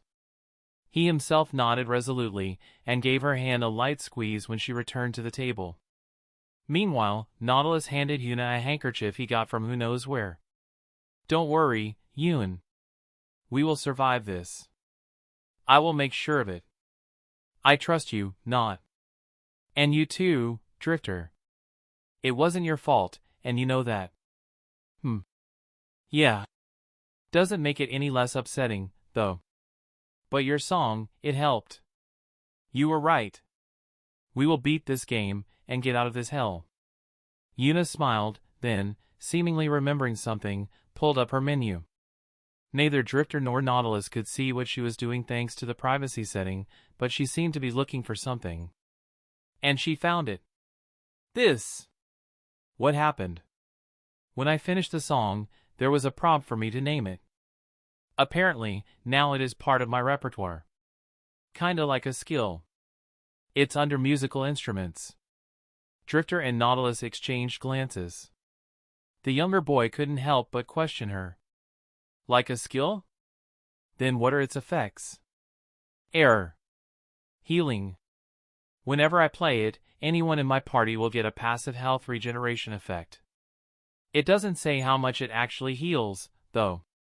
Hiss! We have to test that. And also, we can't let anyone find out about it.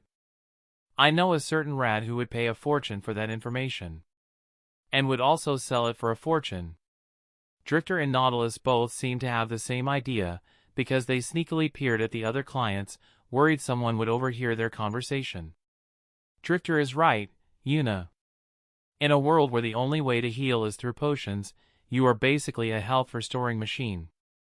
I can't even imagine what people would do to get you in their parties if they discovered that. You can't tell anyone, got it? To his credit, Nautilus didn't throw even one suspicious or distrustful glance at Drifter. It seemed the boy had already accepted him as part of their little group. Drifter would do everything in his power to honor that trust. I understand. Then, shall we test it? Drifter? Readily accepting the party invite she sent him, Drifter smiled at his friends. I can't wait. Chapter 7 Party. I suppose they are as good as a target as we can get without going into the labyrinth. Nautilus pointed a finger at the pack of dire wolves waiting in ambush a few dozen meters away. Drifter took a look and nodded. Nautilus and Yuna were both too low level to go into the labyrinth for now. Yuna had used most of her time to get her musical instruments up, and Nautilus never left her side, so he didn't get much of a chance to level. They only reached Talbana because they were with a bigger group of players at the time. And, while Drifter was confident in taking care of them if things went wrong with the dire wolves, the same couldn't be said for the much stronger ruined kobolds inside the dungeon. This should do. Let's kill all of them but one first. Remember, safety above all else. We can always find more mobs later. Got it. Let's do it. Without much surprise, Drifter had become the leader of their small party. He was older, higher leveled, and his years in the workforce added a certain amount of maturity to his words which, according to Yuna, reminded his two younger companions of their teachers. Drifter wasn't sure how he felt about that comparison. Anyway, now wasn't the time to think about that. He followed closely as Nautilus took point against the four wolves, shield on his left arm, and a one-handed curved blade on the other. Drifter was right behind him, planning on using his longer reach to keep any mobs from flanking the other player. Finally, Yuna stood a little farther away, holding her flute. She was originally a dagger user, and the weapon was still hanging on her waist in case anything unexpected happened. Grr. Rard. Nautilus blocked as the first dire wolf lunged at him and pushed the mob away with his shield. Even as he took a step back due to the impact, his sword struck down with surprising speed, leaving a red gash across the animal's flank. Drifter followed with a blow of his own, impaling the mob through the eye, and killing it immediately. He didn't stop there, though. 2 days of fighting alone against this kind of mob had allowed him to understand their attack patterns. He swiped his spear to the right, catching a dire wolf which was aiming for Nautilus' unguarded side. The blade user had his hands full at the moment, dealing with the third wolf. That left the fourth and last mob free to do whatever it wanted. Following whatever code it was that decided its aggro, the monster rushed at Drifter, who had just dispatched his second target. Very calmly, the spearman spun and hit the mob in the snout with the blunt end of his weapon. While it dealt a lot less damage, which suited their purposes, the blow stunned the dire wolf for a few seconds. Normally, that would be the time to finish it off, but instead Drifter turned to look at Nautilus, who had just slain his enemy, his health bar also untouched. Step back, Nautilus. Yuna, if you would. As they had discussed beforehand, now that only one mob was left, Nautilus left the battlefield for Drifter, who had the highest HP out of the three. Meanwhile, Yuna brought her flute to her lips and started playing Rest. Drifter noticed that a blue cross appeared next to his name in the HUD as soon as he heard the first note of the song. When he allowed the dire wolf to hit him once, taking away about 7% of his health, it started regenerating. It's working! Yuna's eyes sparkled with joy, but she didn't interrupt the music. Nautilus grinned and joined the fight, and the two made quick work of the poor mob. Great! How's the rate? Drifter didn't answer immediately. He was staring intently at his health bar until it was back to full. Only then did he focus on his two nervous companions, Yuna more so than Nautilus. About 1% every 3 seconds. Yuna's eyes visibly dimmed, the joy fading away and replaced by disappointment. That's not a lot. It was understandable that the songstress was feeling down. She wasn't a bad fighter, but she loved music, and, if she could incorporate it into her playstyle, she was sure she would be much more useful to Nautilus and Drifter. Drifter could see that his new friend was overthinking things. He patted her head, which prompted Yuna to look up, and smiled. It's not as bad as you think, Yuna. To start with, that's a party-wide health regen, and for free on top of that. Not only that, but you just acquired this skill, it is still 0 out of 1,000 proficiency, or 1 out of 1,000 now, I suppose. Point is, it will get stronger over time, and so will you. Like magic, Yuna's face brightened up, and she hugged Drifter. Stunned, he was trying to figure out if he should return the gesture or not when the songstress dragged Nautilus into it, and Drifter almost stabbed him with the spear he was still holding.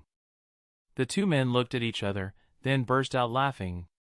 When they finally stopped giggling, and Yuna released them, the three felt they had become a lot closer.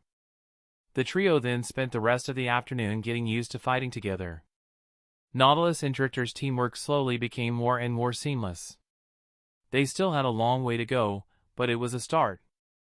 When the sun started to set, marking the end of the third day in SAO, they returned to Talbana. Nautilus and Yuna went to the inn, while Drifter decided to wander around the city some more. The players who went to the labyrinth should start to come back soon, and he wanted first-hand intel before jumping into what was most certainly the most dangerous area of Aincrad up till now. I'm an idiot. Suddenly, Drifter stopped and slapped his forehead. If he wanted information, there was one person he could had to ask. Pulling up his menu, he saw that Argo had accepted his friend request. That would make talking to her a lot easier. Drifter, hey Argo, you there? Not even 10 seconds later, his HUD pinged. Argo, what up dri boo? Miss me already? Rolling his eyes, he decided to entertain her. Drifter, yeah. How is my favorite little rat doing? Scammed. I mean, scored many pieces of information today? Argo, you know you can't stutter on a written message, don'tcha? Drifter, if YA can write in slangs, I can stutter. Argo, I regret befriending ya. Drifter chuckled, causing a few players to throw him odd looks. Drifter, no you don't. But enough horsing around. I want to ask about the labyrinth. This time Argo's answer took a while to come. If it was yesterday, he might just think she was busy with other things. After witnessing her fragile side this morning, however, he could picture the info broker twisting her whiskers in deep thought. And, just as expected, her message was short. Argo, so you are going in there, huh? Promise you will be careful? Drifter smiled. It was nice to have a little sister who worried for you. It was particularly awesome when said little sister also happened to be a skilled informant. Drifter, I don't plan on biting the dust so early. Argo, Ike. After receiving her confirmation, Drifter waited. And then he waited some more. Only after 5 minutes had passed, and he was starting to question what was taking Argo so long, he remembered who he was talking to. Smiling wryly, he typed another message. Drifter, how much? Argo, that's my boy. I ain't got much for now, so 1500 COR will do, smiley face. Of course there was a smiley face at the end of her sentence. Why wouldn't there be? Sighing, Drifter watched as most of his money drained away. At least Argo's intel was worth it.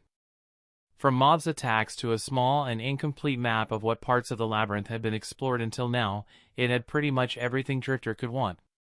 Just before closing his message tab, he saw one last notification from Argo. Argo, take care. Grinning, Drifter switched his eyes back to the city. As he expected, night had brought a different kind of hustle.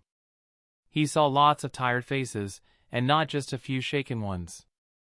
There was even a man sitting on the ground, hugging his knees and crying. Others were trying to comfort him, but it didn't seem to make an effect. Drifter dreaded to think what brought out such display. It wasn't his place to interfere, so he tore his gaze away. Most players who were entering Talbana now seemed exhausted, their armor and equipment in shambles. Just another reminder of how much harder the labyrinth was compared to the maps outside. But any player who could survive the labyrinth was either very good or very lucky. Drifter was willing to bet the former was the majority. And having so many elite players in one place created opportunities. All around, he saw people trading, forming parties, bartering, buying, and selling. Once again, he was impressed by how strong-willed they were. Hey, it's you again. Drifter had noticed the merchant from earlier, Agile, from the moment he entered the plaza. It was hard not to, considering how tall he was. His small shop seemed to be doing well, if the number of players looking for replacements for their broken equipment was anything to measure by. Drifter's eyes were instantly attracted to one of his wares. A rusty old spear, seemingly made entirely of iron. He could tell that, ugly as it looked, it was much better than the old soldier's spear he currently used. Did this catch your fancy? Take a look at it. Agile also noticed his interest, and threw the weapon to him. He wasn't worried about Drifter stealing it, since it belonged to him, and he could store it back in his inventory any time he wished. Drifter caught the spear, and felt it was much heavier than his own. He swiped a finger over it to look at its status, and whistled. It was simply called Cobalt Spear, but it was stronger than his current weapon by a mile. Unfortunately, that was reflected in the cost. Sighing in dejection, he handed the weapon back to Agile. The merchant wasn't too fussed, and threw him an understanding gaze. In a show of kindness, he told Drifter where he could get a Cobalt Spear for free. Those drop from dungeon mobs. But you better not go into the labyrinth willy-nilly. A new weapon won't do you any good if you are dead. The black man subtly gestured towards the crying man from earlier with his head, a grave expression on his face. They met 2 ruined kobold patrols at the same time. Only he and one more managed to make it back. I see. Fuck this game. Ha! Couldn't agree more, buddy. Anyway, be careful out there. I will.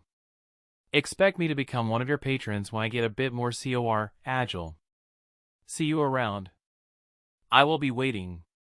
See ya. After looking around and coming to terms with the fact that he was essentially broke after buying the intel from Argo, Drifter returned to the inn. He found Yuna and Nautilus sitting together while she hummed a tune. He joined them, and so ended his 3rd day inside the deadly game known as Sword Art Online. Chapter 8, First Floor Labyrinth. November 9th, 2022, Aincrad First Floor, Talbana.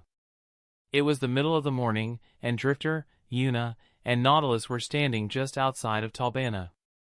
Drifter was, at this moment, trying and failing to appease a very pissed-off Yuna. He hadn't thought she would have that great of a reaction when he told them that he would be going to the labyrinth today. Alone. I just don't understand. Why can't we stay together? Why do you want to go there? Drifter glanced at Nautilus pleading for aid, but the boy refused to look at him. He seemed intent on ignoring Drifter. He sighed. Honestly, I'm a bit over-level for the mobs outside, Yuna. And you and Nautilus prove more than capable of taking care of yourselves. Then we will go with you. No! Why not? Humph! You said yourself we are very capable. It's different. I talked with a lot of people and bought Argo's intel. The mobs inside the tower are much more dangerous. Another reason for you not to go. Yuna crossed her arms and glared at Drifter. He could do little but scratch the bridge of his nose in exasperation. Listen, Yuna. If I want to get stronger, that's where I have to be. Why are you so fixated on getting stronger? So we can get out of this hell escape. Aincrad definitely didn't look like a hell escape. Just the first floor was already a beautiful place, full of plains, grassy hills, forests, and clean rivers. But to Drifter, to any player, this was their personal hell. And Yuna knew that. Can't you just wait a few more days? Not, and I will work hard. We will get to level 8 before you know it. It was a tempting proposition. Having someone to watch your back while you fought was at the very least reassuring. But Drifter shook his head. Yuna stomped the ground, unhappy, but knew it was impossible to change his mind. All right. But only for 2 days, you hear me? 2 days! Then we will be joining you whether you like it or not. Drifter raised his hands in surrender. Yuna was still very angry, because she grabbed Nautilus's arm and dragged him away. The player, who seemed to find a kindred spirit in Drifter after the scolding session, raised a fist in goodbye before quickly lowering it when Yuna poked him in the ribs. Despite knowing that would just upset her more, Drifter couldn't help but chuckle. After the two had left, he walked towards the entrance to the first floor labyrinth, killing a few mobs along the way. Not much later, he arrived at the base of the giant tower that connected 2 floors of Aincrad. In front of him was a gate which wouldn't look out of place in a palace. Without hesitation, Drifter entered. The labyrinth was composed of countless passages, bridges, and paths. The cardinal directions seemed to stop working as soon as he set foot inside. Luckily his map would automatically update as he walked, or he would be really worried about never finding his way out. Argo's guide was also undeniably helpful in this situation. Drifter made slow progress in the labyrinth. Sliding his spear off of his back, he took careful, measured steps. Maybe he was being overly cautious, but everything he had learned about this place pointed to just one thing: make a single wrong move, and you were done. His caution paid off, and he heard the mobs before he saw them. Tightening his grip on his spear, he peeked around the corner, and saw 3 bipedal monsters. They looked like a mix between humans and dogs, with red skin and cruel little beady eyes. Unlike the mobs outside, those ruined kobolds used weapons, and one of them even had a piece of armor. Two of them were holding short one-handed axes, and the third had the same spear Agile was selling. Maybe, if Drifter was lucky, it would drop. But he had to kill them first for that to happen. Taking a deep breath, Drifter turned the corner, instantly catching the aggro of the mobs. They snarled, and rushed at him. Drifter stabbed the one in front of the pack, but the ruined kobold sidestepped, and his spearhead only nicked its skin, barely taking off a few percents of its health. Drifter wasn't expecting the monsters to be so agile, and panicked slightly when the kobold closed in on him, axe raised.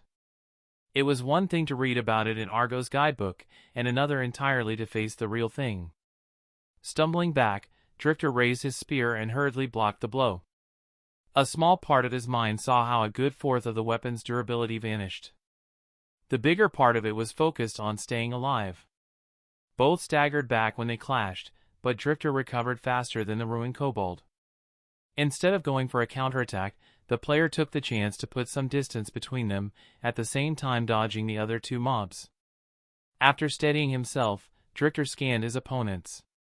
Their AI didn't allow them to think too deeply, so instead of encircling him, all three were attacking head-on. A perfect opportunity to test out his newest skill.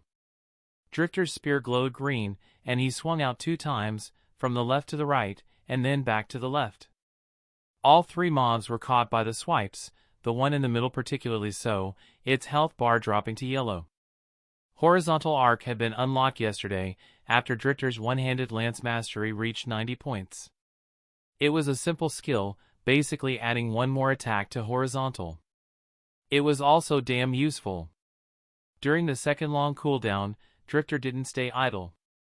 He had learned the hard way that staying still while waiting for your skill to recharge was both a waste of time and a vulnerability. So, he filled that gap with 2 normal strikes, all aimed at the ruined kobold with the lowest health. Something every player, every fighter knew was that when you were outnumbered, you should focus on dwindling the enemy's numbers. It was better to fully kill one mob than to heavily damage all. As the ruined kobold's health reached red, the patrol also recovered from the staggering effect of horizontal arc. One of them came up of his right, the one-handed axe aimed at Drifter's midsection. Another was trying to chop off his head. Right then, Drifter made a quick and probably bad choice.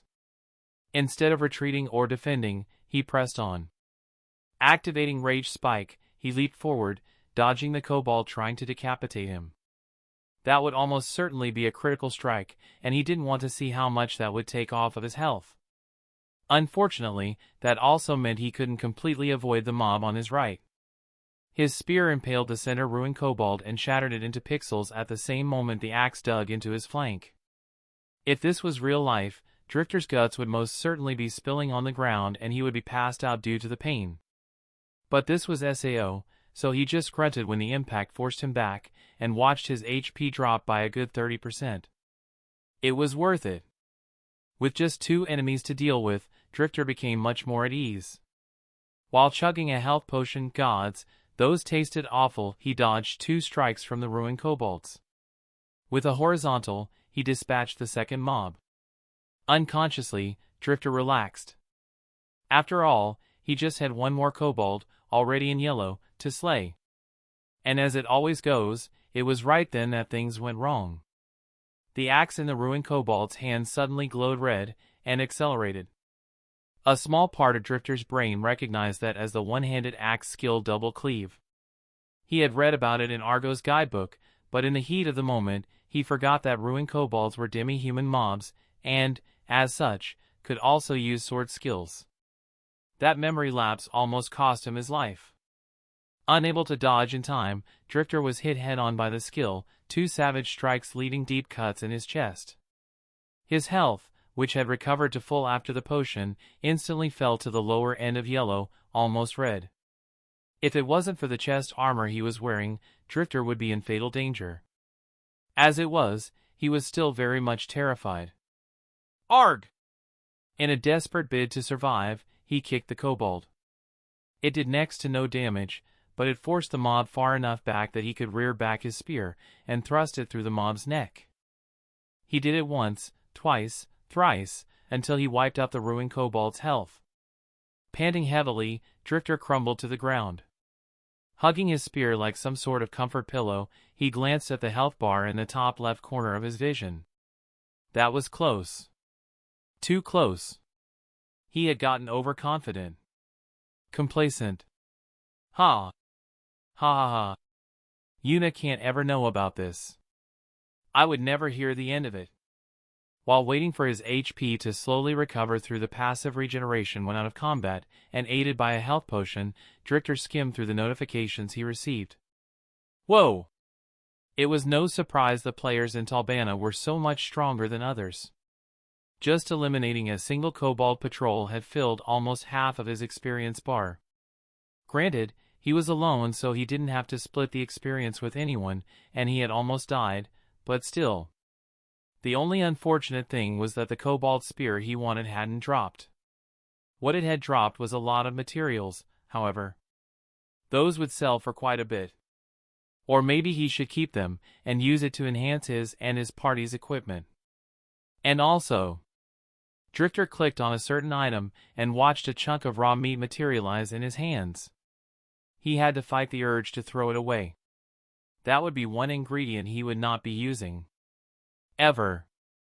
Storing it away, Drifter got up. When he looked at the depths of the tower, his gaze was filled with determination like never before. He had survived his first fight in here. The labyrinth hadn't conquered him, never mind how close it had come. Sao hadn't conquered him. He would conquer it. He continued, this time even more carefully. Drifter encountered and destroyed another 2 patrols of ruined kobolds before he heard the sounds of fighting. After hesitating for a few seconds, he clenched his teeth and rushed towards the noise.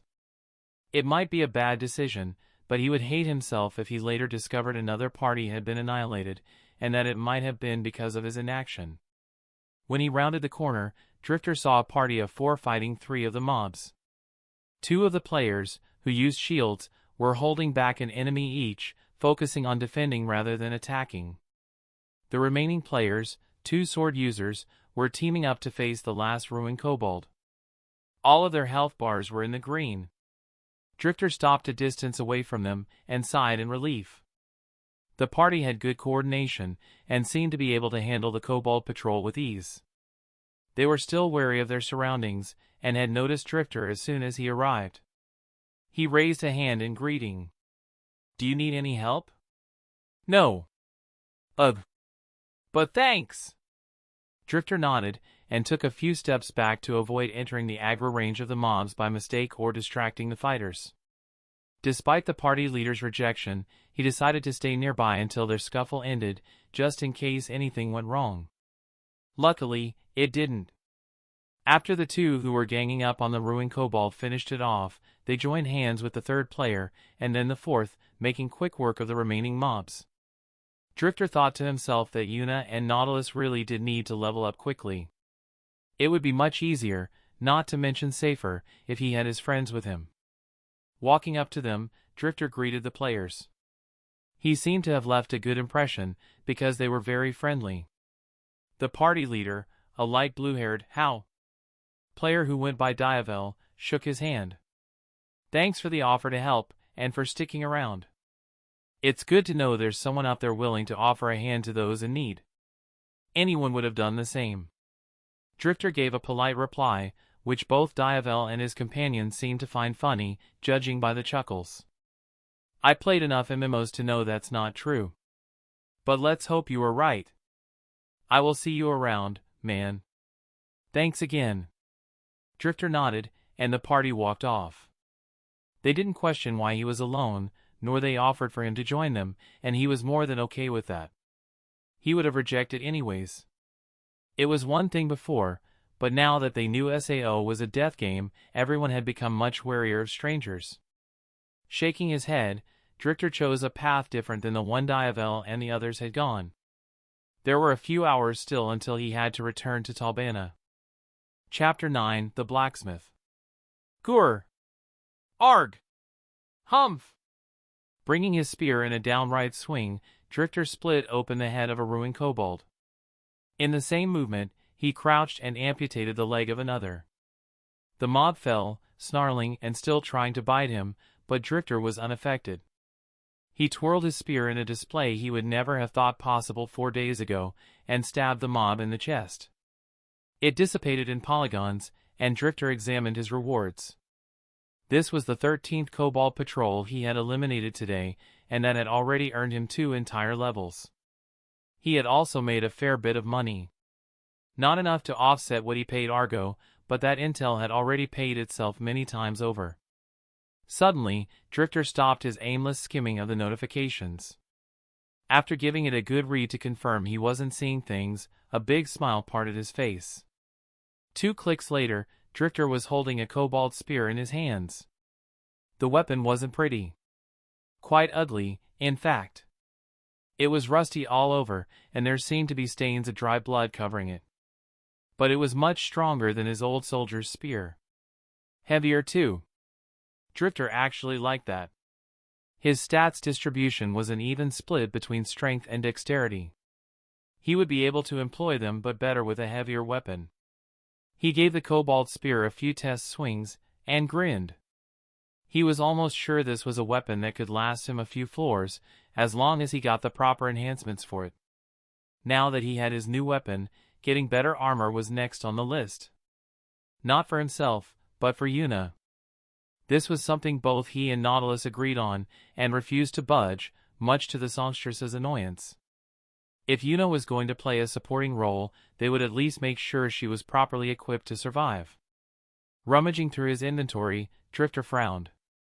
Armor was a problem. The ruined kobolds didn't drop any, presumably because they didn't wear any, and his party was already equipped with the best you could buy from the NPCs outside.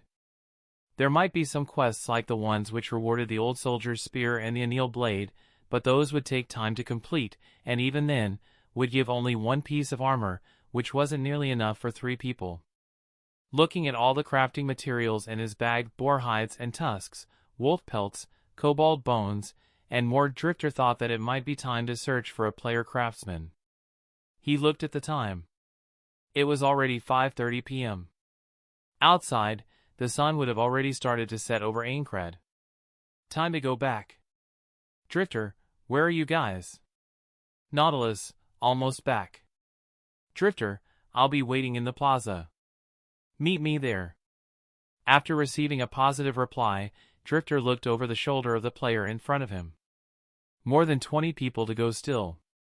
As Drifter unfortunately discovered, there were only a couple of NPC blacksmiths in Talbana. That meant every single player in the city, and that amounted to a few hundred, needed to wait in line to repair their equipment. Quick as it was, Drifter was getting tired. He had spent the entire day fighting, and this was the last thing he needed. To distract himself from his boredom, Drifter let his eyes wander. Talbana was more crowded than yesterday. That made sense. Sooner or later, the 10,000 players, or 9,400 now, he grimly thought, would need to leave the town of beginnings and explore, unless they wanted to hide there forever, barely scrapping by every day by doing fetch quests. He supposed some would choose to do that, but not many. You could only take so much before going crazy. Suddenly, his random gazing stopped as he found something interesting. Sitting cross-legged under a tree was a player. A girl, which was the minority in SAO. But what caught his attention wasn't her gender, but rather the anvil and tools in front of her. Squeezing his memory, Drifter remembered seeing her in the same spot yesterday. Her impromptu stall was devoid of people. Without thinking too much, Drifter left the line and walked over. The brown-haired girl with a bob cut probably hadn't had a client in a while, because it took her a few seconds to notice him. She even looked around, as if to make sure he wasn't lost. "Can I help you?" "I was hoping you could." "You are a blacksmith, are you not?" The girl's eyes shot wide open, only now realizing Drifter had come to her because of what was very clearly her profession, and not because he wanted to flirt or berate her. "Why, yes. I am. What do you need?" She scrambled to get up, and, despite already starting to regret his choice, Drifter couldn't help but chuckle. She reminded him of himself in his first job interview. "Relax. I need to repair some equipment." Drifter handed the girl his old soldier's spear. He didn't quite understand how blacksmithing worked in the game, so he didn't want to risk what was now his main weapon. However, he figured it would do no harm to let the blacksmith try and repair his first spear. Worst case scenario, he would lose it, but it would have no impact on his fighting capabilities. If, on the other hand, she succeeded, then he could keep it as a backup weapon in case he found himself in a difficult situation. Turns out, as he would discover later, he had nothing to worry about. Durability restoring could fail in the hands of a player blacksmith, but it wouldn't destroy or damage the equipment that was being repaired. The difference between NPCs and players was that an NPC blacksmith would restore the weapon's durability to full 100% of the time. A player, on the other hand, could not only fail or succeed, but also anywhere in between. The scene in front of him was the perfect example. The girl handed the old soldier's spear back to Drifter with a sheepish and slightly embarrassed smile. "There you go. Sorry I couldn't get it back to tip-top condition. My weapon repairing skill is still very low. Hadn't had many chances to use it." From the way the blacksmith was looking down while talking, Drifter got the distinct feeling that, while he might be her first customer in a while, there had been others before, and they hadn't been happy with only getting half of their weapon's durability back. To be honest, Drifter also wasn't all that pleased. But he was unable to bring himself to berate the girl when it was very clear that she had tried her best. After all, the success rate was out of her control. "There you go." Heh. He transferred half of what he would have paid at the NPC repairman to a very stunned blacksmith. When she looked at him with a question in her eyes, any resentment he had left vanished, and he chuckled. "This is my backup weapon, so I don't mind if its durability is a little low. I might never use it after all. But I hope you don't mind that I get my armor repaired with the NPC. The kobolds hit pretty damn hard, and I need it to be as sturdy as it can get." "Ah, not at all. Thanks for trusting me with your weapon." "No problems. That's how the job market works, ain't it? You need experience, but nobody is willing to hire someone without experience. Your skill's the same. You need to repair more weapons for it to go up, but no one trusts you because it ain't high enough. Well, let me be the person that is willing to hire a green hand. Or, in your case, a low-level blacksmith." "Oh! Thank you." Drifter grinned. He could have let it at that, but they said honesty was the best policy, no? And making more friends couldn't be bad. "Don't. I will be blunt with you, I have a motive other than goodwill. A not-so-pure one." The girl frowned and took a step back, hand reaching for the warhammer in her waist, even if the city was a safe zone. Drifter quickly raised his hands to appease her. "Wait, don't get me wrong. I just want to establish connections. See, I noticed that we can't get anything better than this from the NPCs and mobs." Drifter knocked on his breastplate with a closed fist to emphasize his point. The blacksmith followed his gesture and nodded in silent agreement. She still hadn't let her guard down. "Well, I deduced that the only way to get better equipment is to have a player make it for you. And you are the first blacksmith that I met, so..." Only then did the girl relax completely. She retraced the steps she had taken back, and her eyes sparkled with the enthusiasm of someone who was talking about what they loved. "You are right. I discovered that too. The equipment the townsfolk sell is too low quality.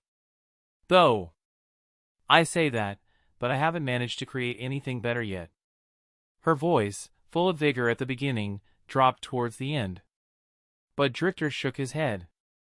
"I imagine so, otherwise there would be players swarming you to buy your stuff. Which is why I said I want to build connections. Even if you can't make anything good now, it doesn't mean it will be the same later, right? Look, I have some materials I got today. Even some more from a quest I did. I will give them to you, and you try and forge armor. Even if you don't make anything worthwhile at the start, you can hand them to me, and I can sell them to the NPCs to make back some cash. Consider it payment for the mats. It's a win-win. You raise the mastery of your skills, and I get first pick when you end up forging armor that's better than that crap they sell around here." Honestly, Drifter thought he was making a pretty sweet offer. After all, he wasn't asking the girl to make him equipment for free just because he once gave her some materials. He just wanted to get to choose first before she showed whatever she made to other players. But even he wasn't expecting her to jump on his proposition without so much as a second thought. But that was exactly what happened. I accept. I accept. Thank you so much. You have no idea how desperate I was getting. The two of them spent the next minutes talking things through. Drifter discovered that her name was Lisbeth, or Liz for short, and sent her a friend invite which she readily accepted. Apparently, apart from weapon repairing, Liz only had two other support skills in her repertoire, light metal armor forging and metal armor repairing, both of which suited Drifter and his party perfectly. Be it him, Nautilus, or Yuna, none had enough stat points in vitality to use heavy armor. Yuna, in fact, was leaning more towards the soft and flexible leather armor. Speaking of his friends, Drifter saw them arriving at the plaza, and waved. They spotted Liz, and exchanged glances between themselves before walking over.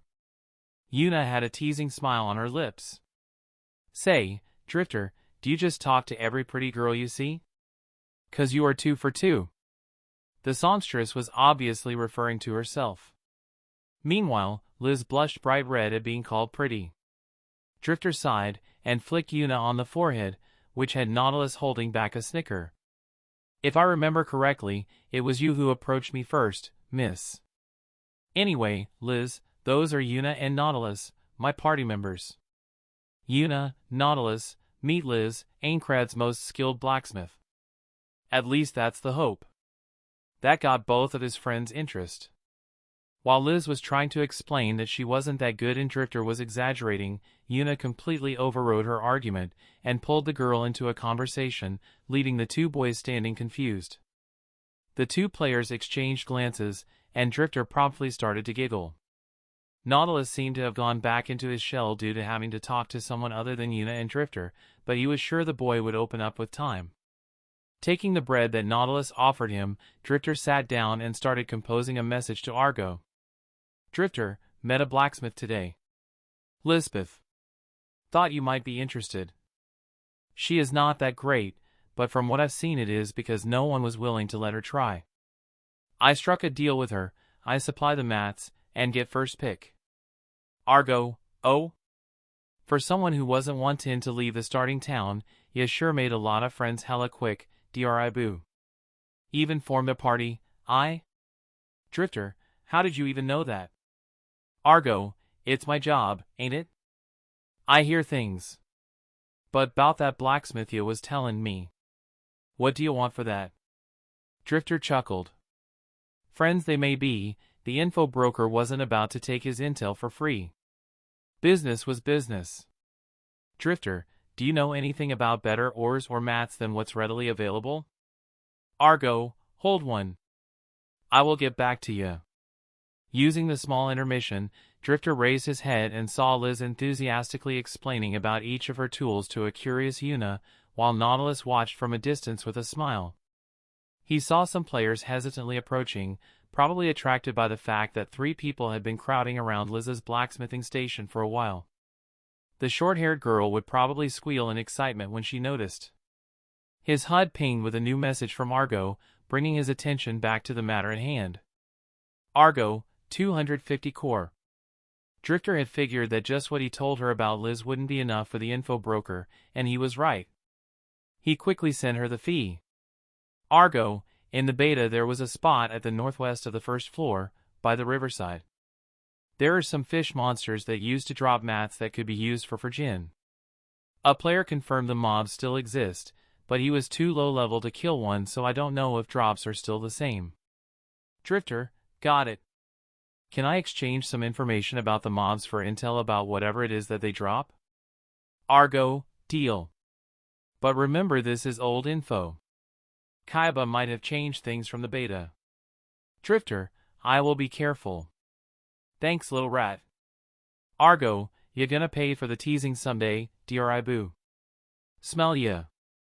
Drifter chuckled as he closed the message tab and clapped his hands to get Yuna's and Nautilus's attention. What do you think about a field trip? Chapter 10 Field Trip.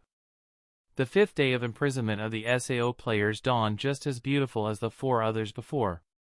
Drifter was starting to really hate this always perfect weather. But he made an effort to look like he was enjoying it, because Yuna looked happy. He really admired her simplicity. Not that Yuna was dumb or slow in any way, of course. Quite the opposite. She was scary smart, he had already discovered. But she was also really good at enjoying the moment. In her own words, since we are already stuck here, might as well make the most of it. And, Drifter had to be honest, when she started playing music, the day got a lot more bearable. Not for the first time, Drifter thought that Yuna wasn't just good, she was a genius. Drifter hung back as Nautilus fought 2 frenzy boars. He wanted to help originally, but it turned out that his level was high enough that he could one-shot the mobs. Since one of their objectives today was to gain some fighting experience, Drifter would only interfere if his friends were in trouble. Luckily, it didn't seem necessary. Nautilus was a natural with his curved blade, and had been making huge progress in his techniques since yesterday. And while Yuna was more of a support class player, she also could hold her own with her dagger. So, the trio made good time to the river Argo had told Drifter about. He also couldn't help but notice that mobs grew tougher the farthest they were from the starting area, the town of beginnings. Here, on the exact opposite end of the first floor, a pack of dire wolves could probably give a singular ruined kobold a run for their money. The party still took care of them with ease, however. After his near-death experience yesterday, which he hadn't told his friends about yet, neither planned on doing any time soon, Drifter felt stronger than before. It wasn't like his stats had grown or he learned new skills, but more like he understood things better. Didn't people say that when you almost died, time seemed to slow down and your life flashed before your eyes? Well, Drifter felt like that, only all the time. And, from what he had gathered, he wasn't the only one. Drifter was reminded of the player he had seen when he was leading the labyrinth yesterday. At first he looked just like any other teenager, with a sword, but this was SAO after all. But then Drifter caught a glimpse of him fighting. The way the boy positioned himself and fought was very reminiscent of what Drifter himself learned to do. He knew just from that the player had faced a life-threatening situation too. "Hey, I hear running water." Nautilus pointed towards a small cluster of trees to their left. When Drifter strained his ears, he also heard the river. Activating searching, he saw blue streaks flowing past the tree line. "Yup, it's over there all right." "Be careful now, Argo mentioned the cyan rockfish are stronger than normal mobs. Yuna, stay at the back, and be ready to play rest." The songstress nodded, and Drifter walked a few steps forward to stand in line with Nautilus. According to the guidebook, the cyan rockfish's primary attack method was to shoot out of the water and smash into unsuspecting players. They were appropriately named after their rock-hard bright cyan scales, so it was a no-brainer that they hit hard. At the same time, however, if you could withstand the first attack and trap them on land, the mobs would be pretty much defenseless. Since they had been forewarned, the party was keeping an eye out for the telltale signs of the cyan rockfish attacking, such as a shadow under the water. This was harder to spot than one would imagine, since the river was quite fast-flowing. Drifter only saw the mob half a second before it charged out of the water and towards his head. It was enough time to raise his spear, though. Unable to change directions in midair, the cyan rockfish crashed straight into Drifter's kobold spear. Instead of being skewered, however, the mob slid across the spearhead, losing a third of its health, and barreling straight into a tree. The plant groaned and cracked, before breaking in half. Holy! The trio looked at the downed tree with wide-open eyes. It was no wonder Argo's informant hadn't managed to kill the mob. With such force, it was a surprise they hadn't been the ones to die instead. Error. You know how the plan was for me to use my shield to block? How about? No? Yup. Agreed. The trio stared at the fish flopping on the ground, slowly but surely making its way back to the river. Not that they would ever allow that. Taking advantage of the fact that it was quite literally defenseless, Drifter and Nautilus quickly stabbed it to death. Even Yuna got in on the action with her dagger. When the mob disappeared, she looked through the notifications and pulled out a shiny cyan scale. So, this is what we are looking for? Drifter tapped on the cyan rockfish scale and whistled when he saw its durability. Yup, that's definitely it. Sending a screenshot of the item to his favorite info broker, Drifter turned to the river and lifted his spear.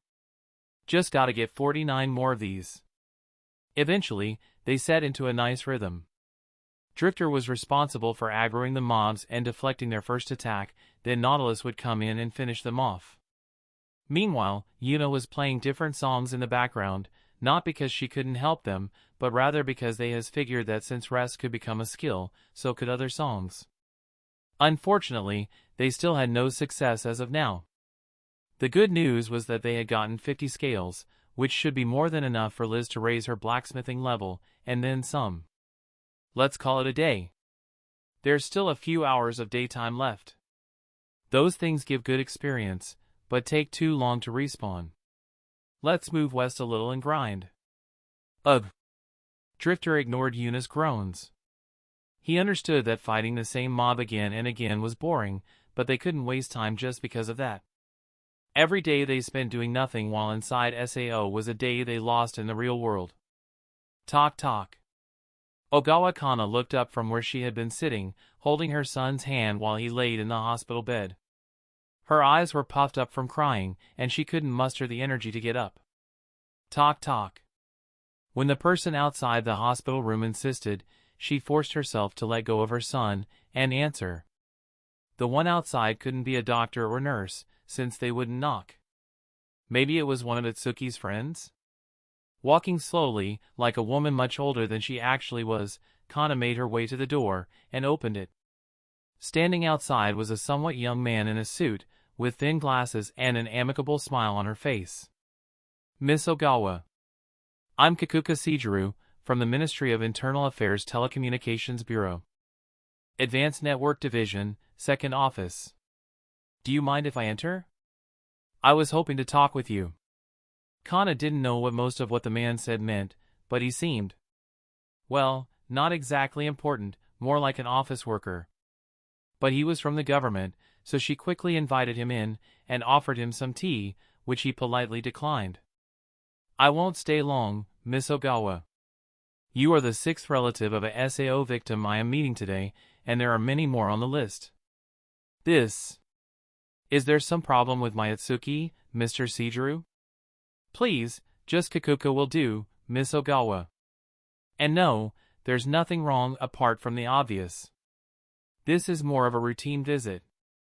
I have been assigned as the lead investigator of the Sword Art Online Case Victims Rescue Force.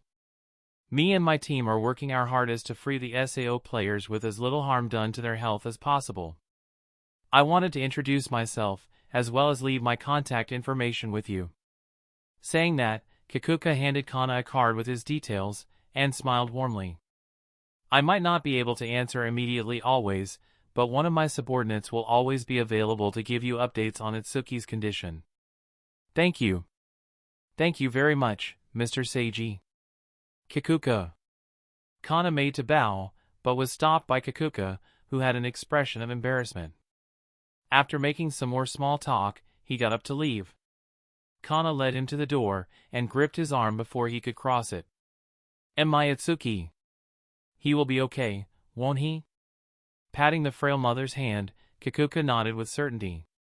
He will, Miss Ogawa. He already survived past the worst first couple of days. He will be all right. Excusing himself, Kikuka gave the young man on the bed one last glance.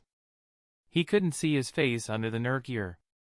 Bowing to Kana, he closed the door softly behind him, his smile turning into a pensive expression. Kikuka hadn't been entirely honest with Kana. While they couldn't see what was happening inside SAO, his task force could still monitor the vitals of every player, and Itsuki was more active than most. And he wasn't the only one. All across Japan, several hundred players seemed to be much more active than the rest. This was a pattern that seemed to be followed by death in many cases. His team's best guess was that those players were the ones actively fighting to clear the game, and, as such, were the ones in most risk. He didn't tell Kana that. Better let the woman think her son was safe. Here, from the outside, all they could do was pray, anyway. And Kikuka did just that.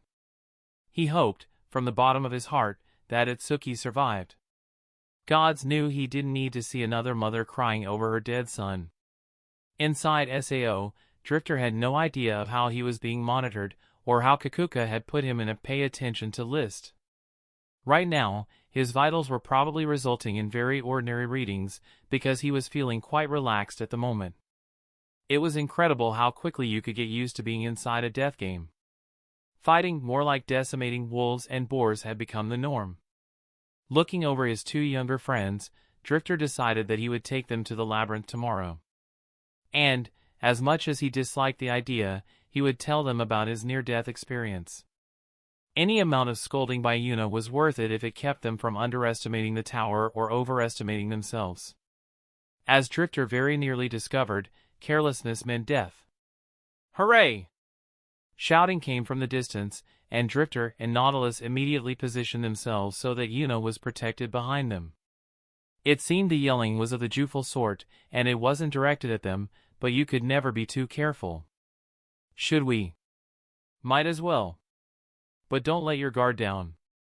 When the trio walked towards the commotion, they saw a group of 6 or 7 young men, maybe around Drifter's age, or just a little older. They were crowding around a redhead with unruly hair and a short stubble, who seemed to be cosplaying as a samurai, if his katana and armor were any indication.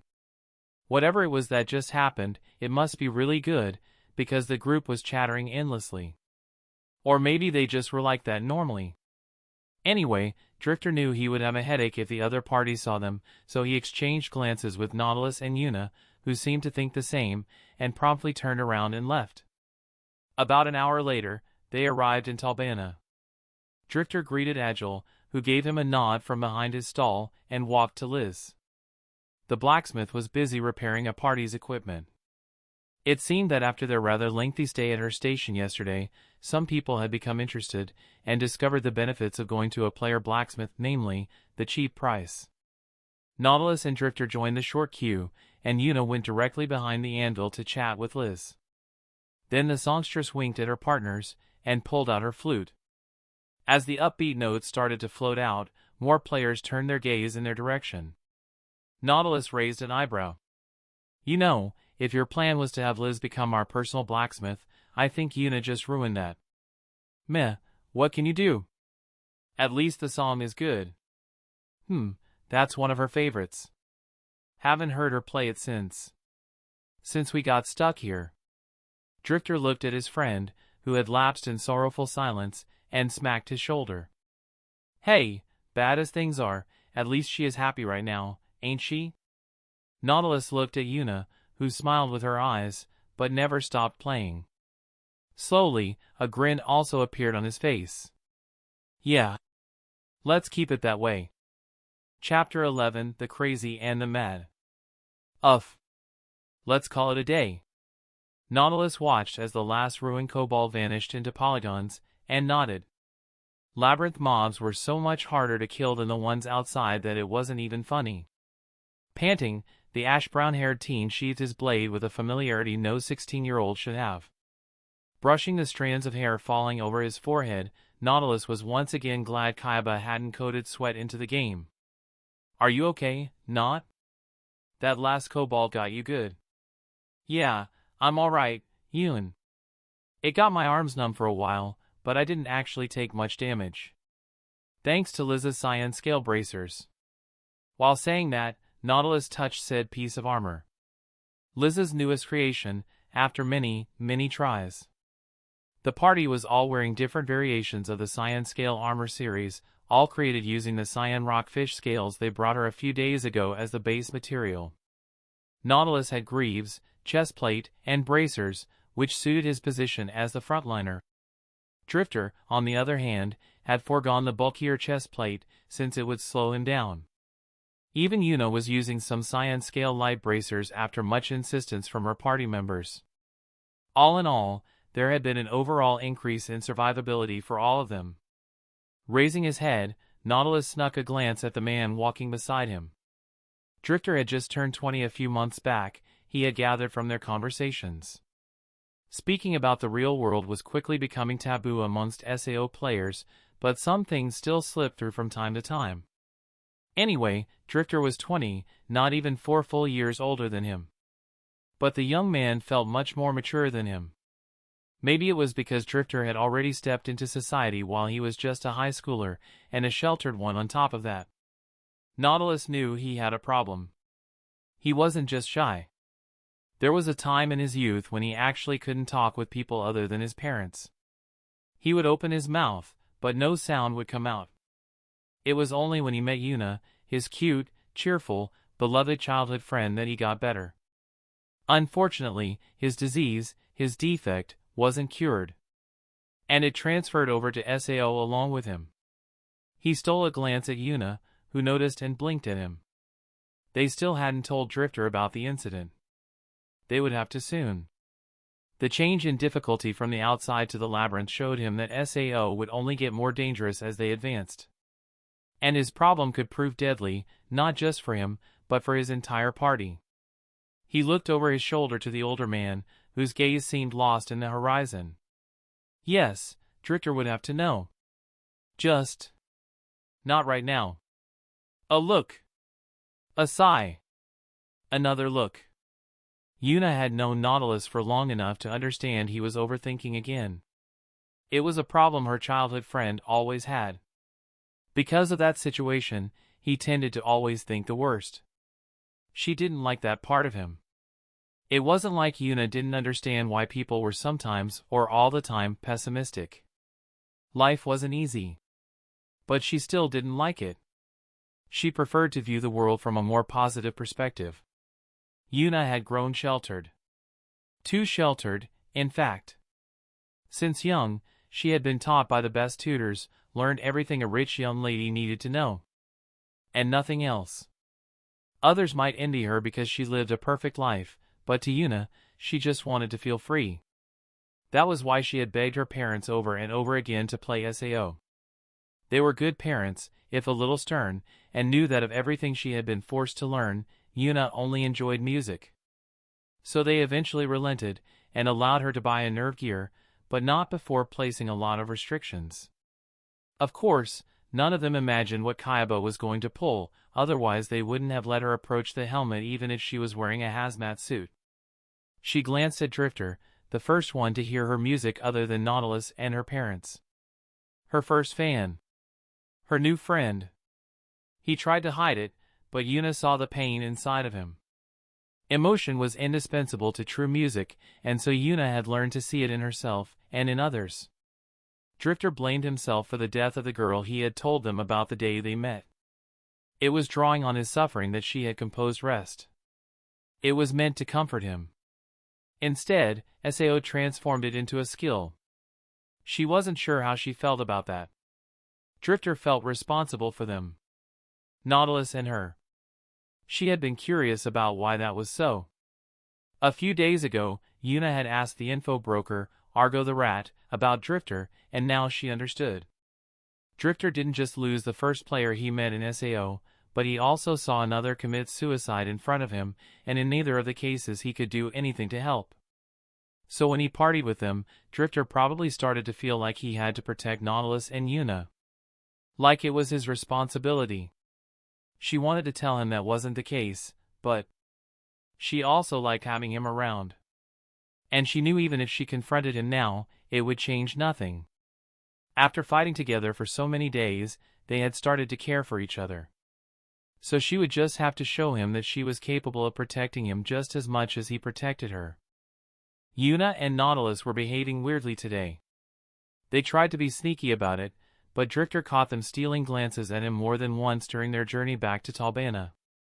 He was curious as to why, but he trusted they would tell him if it was something he should know. He looked at the date on his HUD. Today marked 20 days since they were imprisoned in SAO, and they were still stuck on the first floor of Aincrad. At this rhythm, they would never get out. He had a meeting with Argo later tonight to discuss the situation. Something needed to change. The info broker had come to Talbana a few days ago, saying that she wanted to be closer to the biggest source of information there was. He wasn't sure if she meant the labyrinth or the players. Maybe both. Either way, he welcomed her with open arms. He liked just sitting down and chatting away with her. Even the way they made each other pay for inconsequential and frankly useless intel had become a sort of game between them. One that Drifter was losing miserably, he would admit. Yuna had already pointed out that Argo behaved differently around him than she did with others. Drifter had already seen the info broker working more than once. He even helped her intimidate a player who refused to pay for the information he brought. While cheeky and full of sassy responses, Argo could also be very intimidating and surprisingly scary considering she was shorter than Drifter's shoulders. But when somebody showed you their claws and made a passing remark about your precious bits, their size didn't really matter, did it? Argo's and Drifter's interactions were different.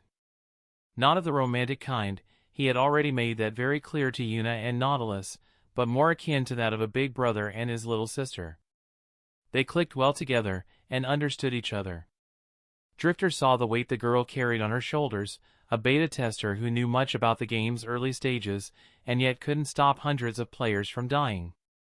And Argo saw in him a kindred spirit who wanted to protect those close to him. And that included her. Yuna, Nautilus, and Drifter were acting strangely today, Liz thought.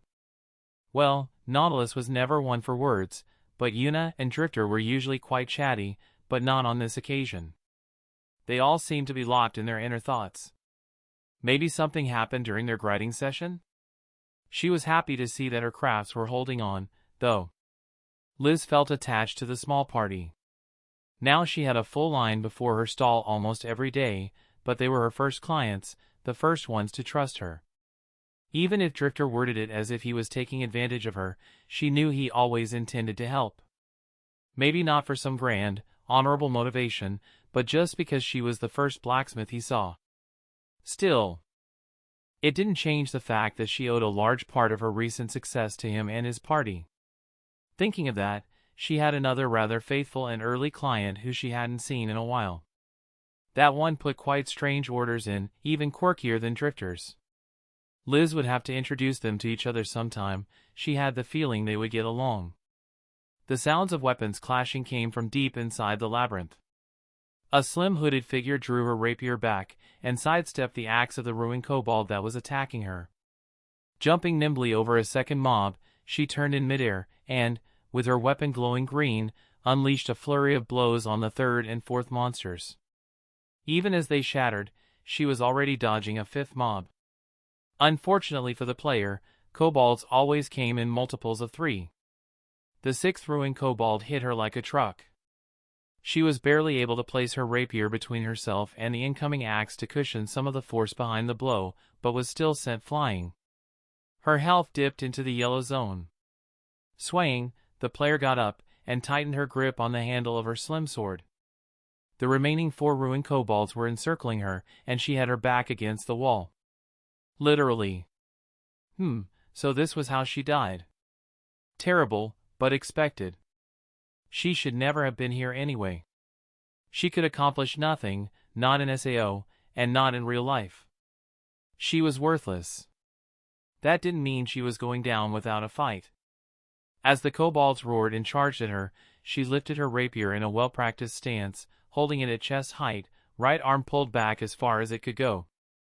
Just as she was about to activate the skill, the ruined kobold burst into pixels. Under her hood, the player blinked at the spot her enemy had just been in. The only evidence it ever existed were the vanishing shards in the air, and the murder weapon, what looked like a really long and sharp nail, thumping on the ground. Don't just stand there. Fight! She raised her gaze to see another player running towards her. The newcomer had black hair and eyes, was wearing little armor, and seemed very annoyed at her lack of action. Held in between their fingers were 3 other nails just like the one that killed the ruined kobold.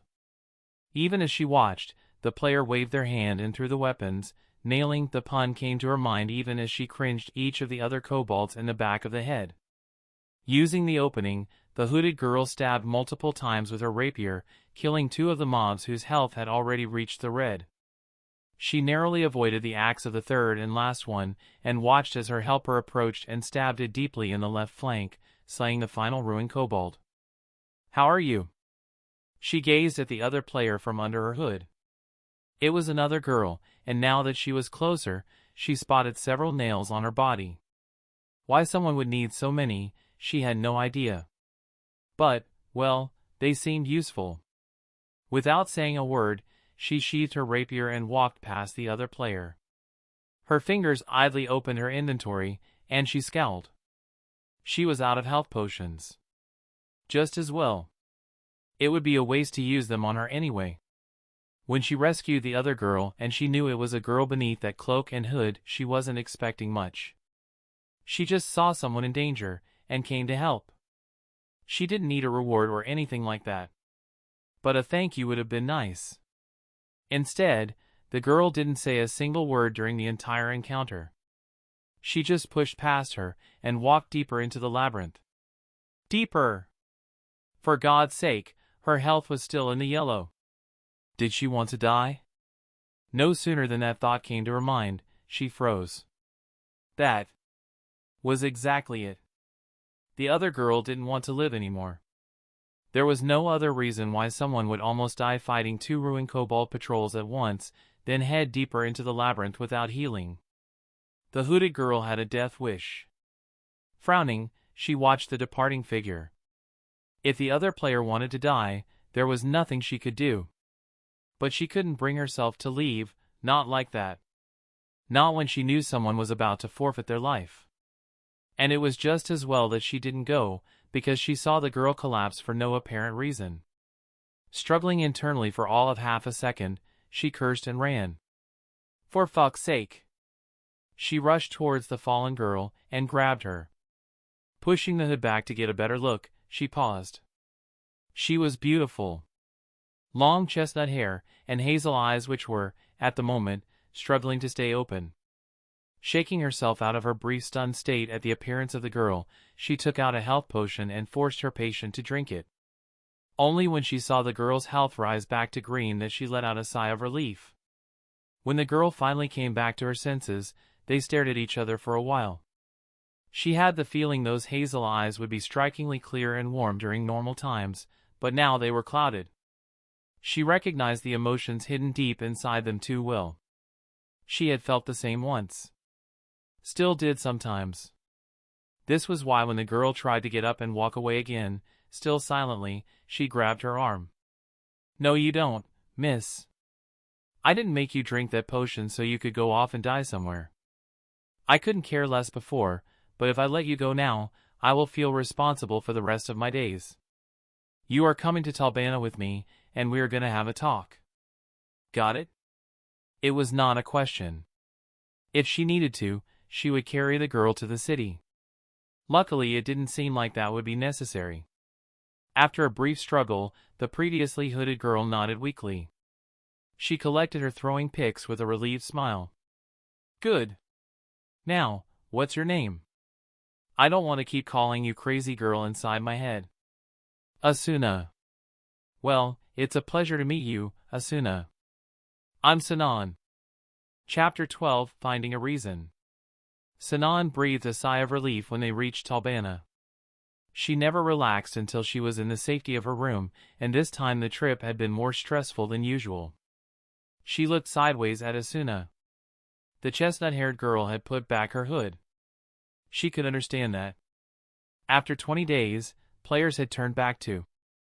Well, it would never be normal, not really. But almost. Including the perverts. Sinan didn't consider herself to be beautiful, or even good-looking, but there was such a discrepancy in the male-female ratio in SAO that any girl would be flirted with. Maybe she should start wearing a hood. But no! She didn't like the message it sent. She was done hiding. Had been since the 7th day, when she left the town of beginnings. Stepping around the multitude of players crowding Talbana's main plaza, Sinan waved at Liz, who was chatting with that party she always saw her with. The spear guy, the girl with the flute, and the silent boy. Over there. Let's sit down and eat something. You look like you need it. Asuna nodded almost imperceptibly. The girl had only spoken one word since they met, and that was her name. And only after Sinon threatened to princess carry her into Talbana. After all those years as an unremarkable background student, Sinon had never thought someone could have less of a presence than she did, but Asuna was living proof that she was wrong. Pulling the girl by the wrist, Sinon wondered why she had jumped into this pit. Then she remembered she did it herself when she decided to do a good deed and save someone who had clearly suicidal tendencies. Seriously, she was literally the worst possible choice to console someone like Asuna. Sinon was a withdrawn, reclusive, not to mention bullied, high schooler, who had just one friend. She barely talked more than a sentence every day unless the teachers asked her to answer a question. And yet, here she was, drafting a speech in her head as she walked, to convince Asuna life was still worth living. They sat down at a table in the farthest corner of the restaurant in silent agreement. Neither of them wanted to be noticed. Out of goodwill, Sinon ordered for both herself and Asuna. Then, they fell into awkward silence. This continued until the food arrived, and it became clear to Sinon that Asuna would not be the first to speak. Why wasn't she surprised? All right. I went to more psychologists and psychiatrists than I thought existed, but I still have no idea how I should do this. So I will just be straightforward. Why do you want to die? Were this any other situation, Sinon would never have asked bluntly like this. Even if she said she didn't know how to do this, it was very clear that asking why do you want to die was not the way to go. Not by a long shot. But this wasn't the real world. This was SAO. They risked their lives on a daily basis. If Asuna wanted to kill herself, there were 1,001 ways she could have done it already. But she didn't. Instead, she put herself in what was very clearly an unwinnable situation, but still tried to fight. The only conclusion Sinon could make from this was that while Asuna wanted to die, she hadn't given up on life yet. Hearing the harsh question, Asuna stopped playing with her food. Sinon didn't know if the girl was normally like that, if she was taciturn because of her dark emotions, or if she was simply exhausted because she sure looked so. Just when she thought she wouldn't get an answer, Asuna started talking. My whole life, I've always had to be perfect. Have the best grades. Learn courtesy and manners. Smile politely when my mom introduced me to men thrice my age. My one act of rebellion was to take my brother's nerve gear and put it on. And look what happened. Sinon was about to say something, anything, but the girl didn't stop. It seemed that having someone finally listen to you had broken open a dam inside Asuna. I know it's not my fault. I'm not egocentric to that point. Nobody could have known what would happen. But I put on that helmet because I wanted to be myself, even if for just a moment. I wanted a taste of freedom. Instead, I landed in another prison. And once again, I am powerless. Worthless. Sinon recoiled as if she was hit. Worthless. How could anyone think of themselves as such? But just one look told her that Asuna really did believe that. Asuna. Sinon didn't know what to say. How do you convince someone that they are still wanted, that they were still valued and loved by someone? Sinon didn't know. But she knew how to snap someone out of their guilt-induced trance. Yeah, she knew a lot about that. That's bullshit. Huh? Asuna was clearly the kind of young lady who was raised in a greenhouse and never really experienced the real world. Not like Sinon did. Just a cuss was enough to get more reaction out of her than almost dying did. Sinon ignored her confusion and slapped the table. A few heads turned their way, and she quickly sat down again. Her words were still harsh. You are saying you are worthless because... Because of what? Because you can't beat a death game some maniac trapped us in? And in just 20 days nonetheless? Guess what? There are 9,999 other people who also can't. By your logic, we are all worthless. I didn't mean... I know. I for one don't consider myself worthless, no matter what others may say. And that's why I said you were spouting bullshit. You've made it to Talbana from the town of beginnings. You survived 20 days in a world where pretty much everything that moves is trying to kill you. 1,500 other people didn't. You are here, in the most dangerous place on the first floor, fighting alone. You are not weak, Asuna. Not by a long shot. And you are certainly not worthless. When she finished, Sinon stared at Asuna. She didn't do anything else, and just waited in silence for a few minutes. When Asuna finally took off her hood, Sinon wasn't sure if she had cried or not. But she saw steely determination in her eyes. And a lot of unease and fear too. But who didn't feel those, especially in their situation? Thank you, Sinon. I was being stupid. Looking at the pair of hazel eyes, Sinon grinned. Was that what it felt like to have a girlfriend? Just a tiny bit. Now eat before it gets cold. Asuna nodded, and dug in with such ferocity that Sinon could only stare. That didn't fit with the mental image of a young lady she had built. Slow down, Asuna, the food is not going to run away. Geez, it is as if you haven't eaten in 3 days. The pause in Asuna's hand movements and the blush that crept up to her cheeks were subtle, but Sinon noticed them. Seriously?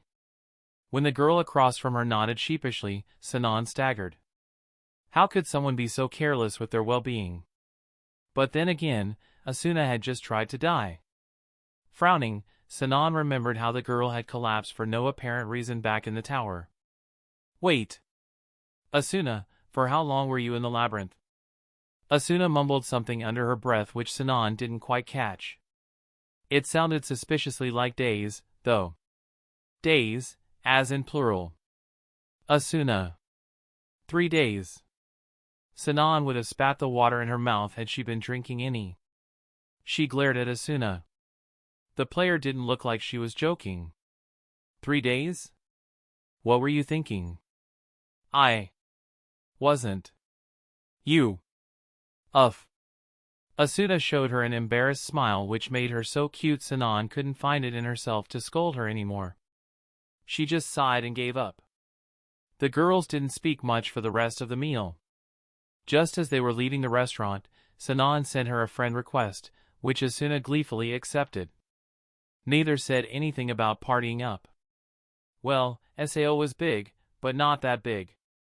They would see each other again, as long as they didn't die. Sinon and Asuna split up in the plaza, each going to their respective inns. When Sinon gave the rapier user one last glance, she saw Asuna pulling up her hood again. I guess old habits die hard.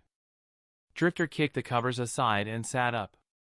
His hand habitually scrolled through his inventory, and with a few taps, his cobalt spear materialized on his back. He hadn't even gotten out of bed yet.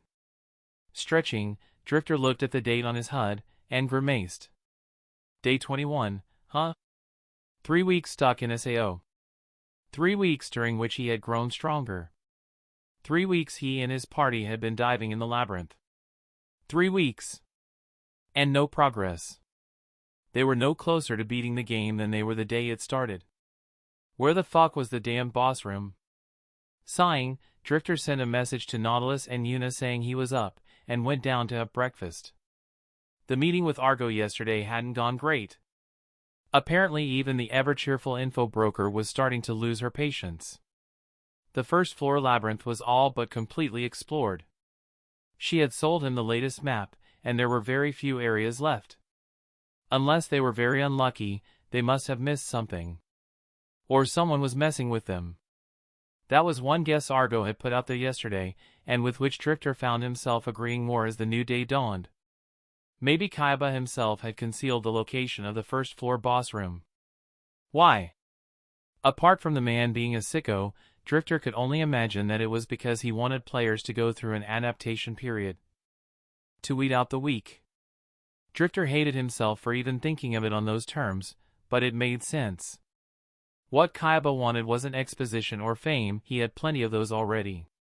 His true aim, in Drifter's view, was simple: power. The developer wanted to rule over the 10.000 players like a god. And like a god, he liked to play games. But the wait would have to end soon. A week. Drifter thought that, if they didn't find the boss room in another week at most, even the players in Talbana would give up. Of course, those were just his and Argo's conjectures. Maybe they were wrong. He hoped that was the case.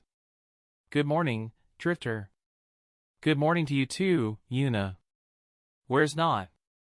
The songstress, his party member, and now one of his most cherished friends, sat down across from him.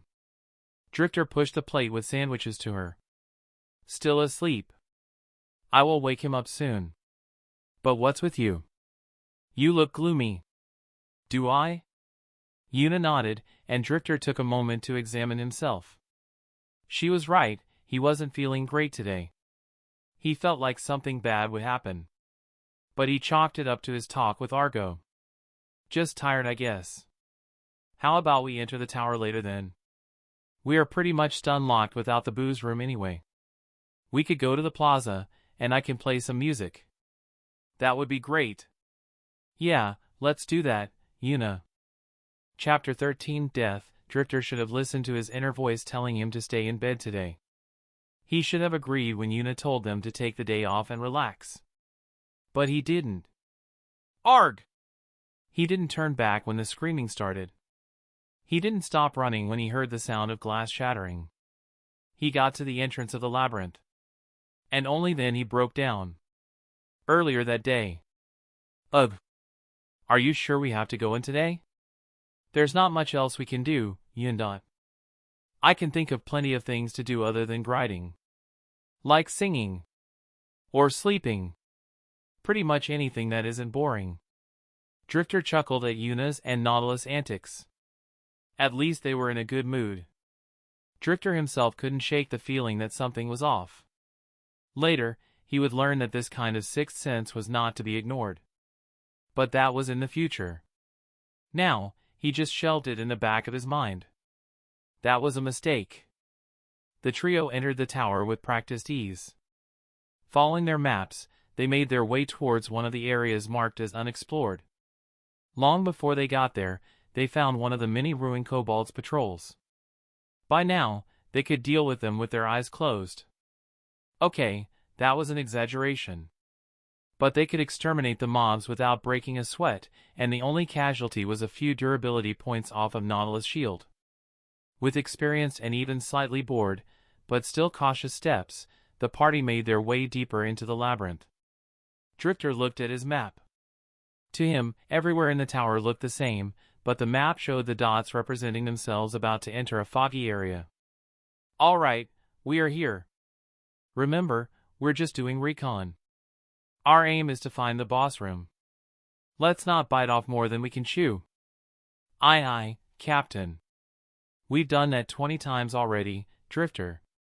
We know. Still not a reason to be careless, Yuna. The songstress pouted, but Drifter knew this was just banter. They knew what to expect of the labyrinth, and could even take on 2 kobold patrols, if not easily, then at least safely. But they still took all precautions. At this point in the game, no one still alive would be reckless inside the labyrinth. And yet, SAO claimed more lives every day. Spear drawn, Drifter advanced into the labyrinth, keeping Yuna to his left, while Nautilus stood on her other side. Mobs could spawn anywhere, and as the one with the lowest defense stat in their party, the musician always found herself flanked by her 2 companions.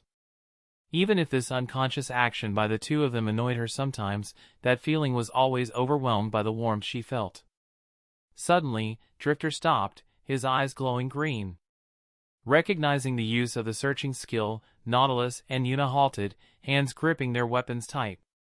Drifter? Kobold patrol just around that bend. Just one? Should we?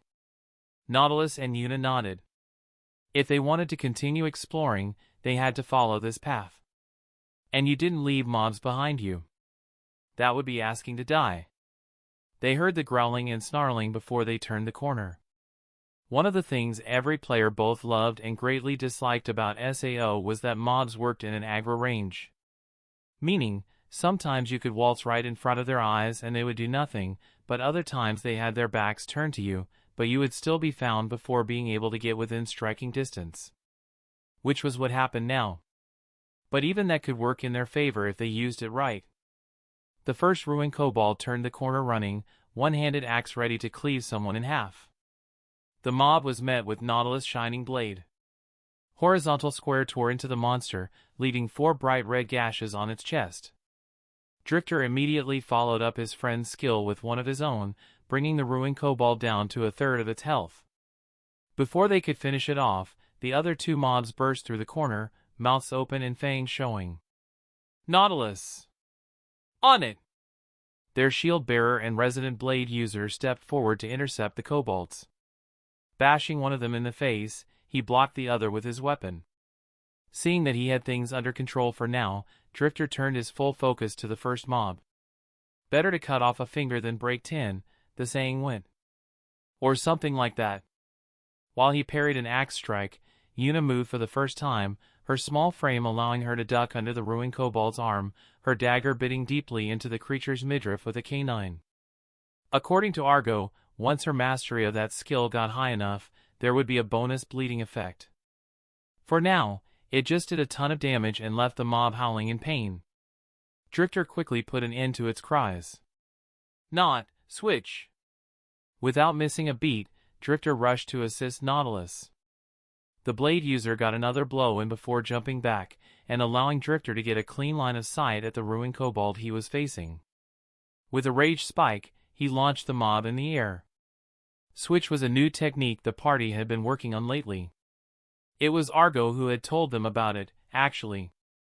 And free of charge, to their shock and suspicion. Apparently it was something commonly used in other MMOs. To keep control of the rhythm of the battle, players would trade places, allowing the one who was just at the front lines to catch their breath. This also allowed them to fill the gap after a skill had been used, both dishing out more damage and stopping the mobs from taking advantage of that opportunity. Their switch was far from perfect. They learned that when they moved on from training against dire wolves to ruin kobolds. Turns out, every mob has its own speed, stats, and attack patterns. That was painfully obvious, but it had somehow slipped their minds. To make the move work, you needed to take into account everything, from how much knockback the mob took, to how fast it recovered. Not to mention, you needed to be in sync with the one you were performing the switch. And that changed with every player. More than once they tripped into each other because Drifter tried to switch with Yuna the same way he did with Nautilus. But this time the switch worked well. Ruined kobolds were just first-floor mobs, after all. Their AI was predictable. That left some room for error even if they somehow messed up. Unfortunately, even if Drifter's party did everything perfectly, fate had unavoidable troubles in store for them. Just as he prepared to hit the mob again and bring it down to red, that very same bad premonition he had been having since early came back, and stronger. He just had to look around to find the source. Well, shit. Language, not. I don't know, Yuna. I think he summed it up pretty good. Shit. 3 sources of light indicated the arrival of 3 more ruined kobolds. And they couldn't have spawned in a worse position, right behind the party, surrounding them and cutting off their escape path. Drifter's mind briefly went to that survivor he saw the day he arrived in Talbana. It was probably like this that his party was wiped out. No way in hell I'm allowing that to happen. Nautilus, Yuna, we're gonna have to fight our way out. Saying that was unnecessary. The moment they saw the ruined kobold spawn, Nautilus redoubled his efforts in killing the one he was facing against. Even one less mob would already increase their survival odds exponentially. On the same wavelength as her childhood friend, Yuna stabbed the monster with her dagger. What she lacked in technique, she made up for in speed, which was exactly what they needed. Meanwhile, Drifter was abusing the longer reach of his spear to keep the newly spawned patrol at bay. Ha! With a shout, he cast Horizontal Arc, knocking back 2 of the mobs. The third one managed to get through and struck with its own spear, drawing a red line along his arm. Panicking ever so slightly, Drifter pulled back his arm and used his tried and tested specialty, and kicked the ruined kobold in the groin. He had no idea if that did as much damage as it would to a human, probably not, but it worked well enough to push the mob back. Quickly thrusting forward twice, he managed to poke 2 holes in the other mobs, and heard Yuna and Nautilus cheer as the second of the original ruined kobolds shattered. Their joy was short-lived, however, and Drifter heard Yuna yell in fear. Unable to stop himself, he turned his head and saw the songstress with a long red gash on her shoulder. The remaining kobold she and Nautilus were facing still had his axe glowing red from double cleave. "Yuna! Yuna!" Both men shouted, and Nautilus turned his sword onto the offender with such ferocity even Drifter would be scared if he saw it. But in his moment of distraction, a ruined kobold managed to slip through his guard and buried its axe in Drifter's side. His health fell into the yellow zone, and he was forced to forget Yuna's peril in favor of his own.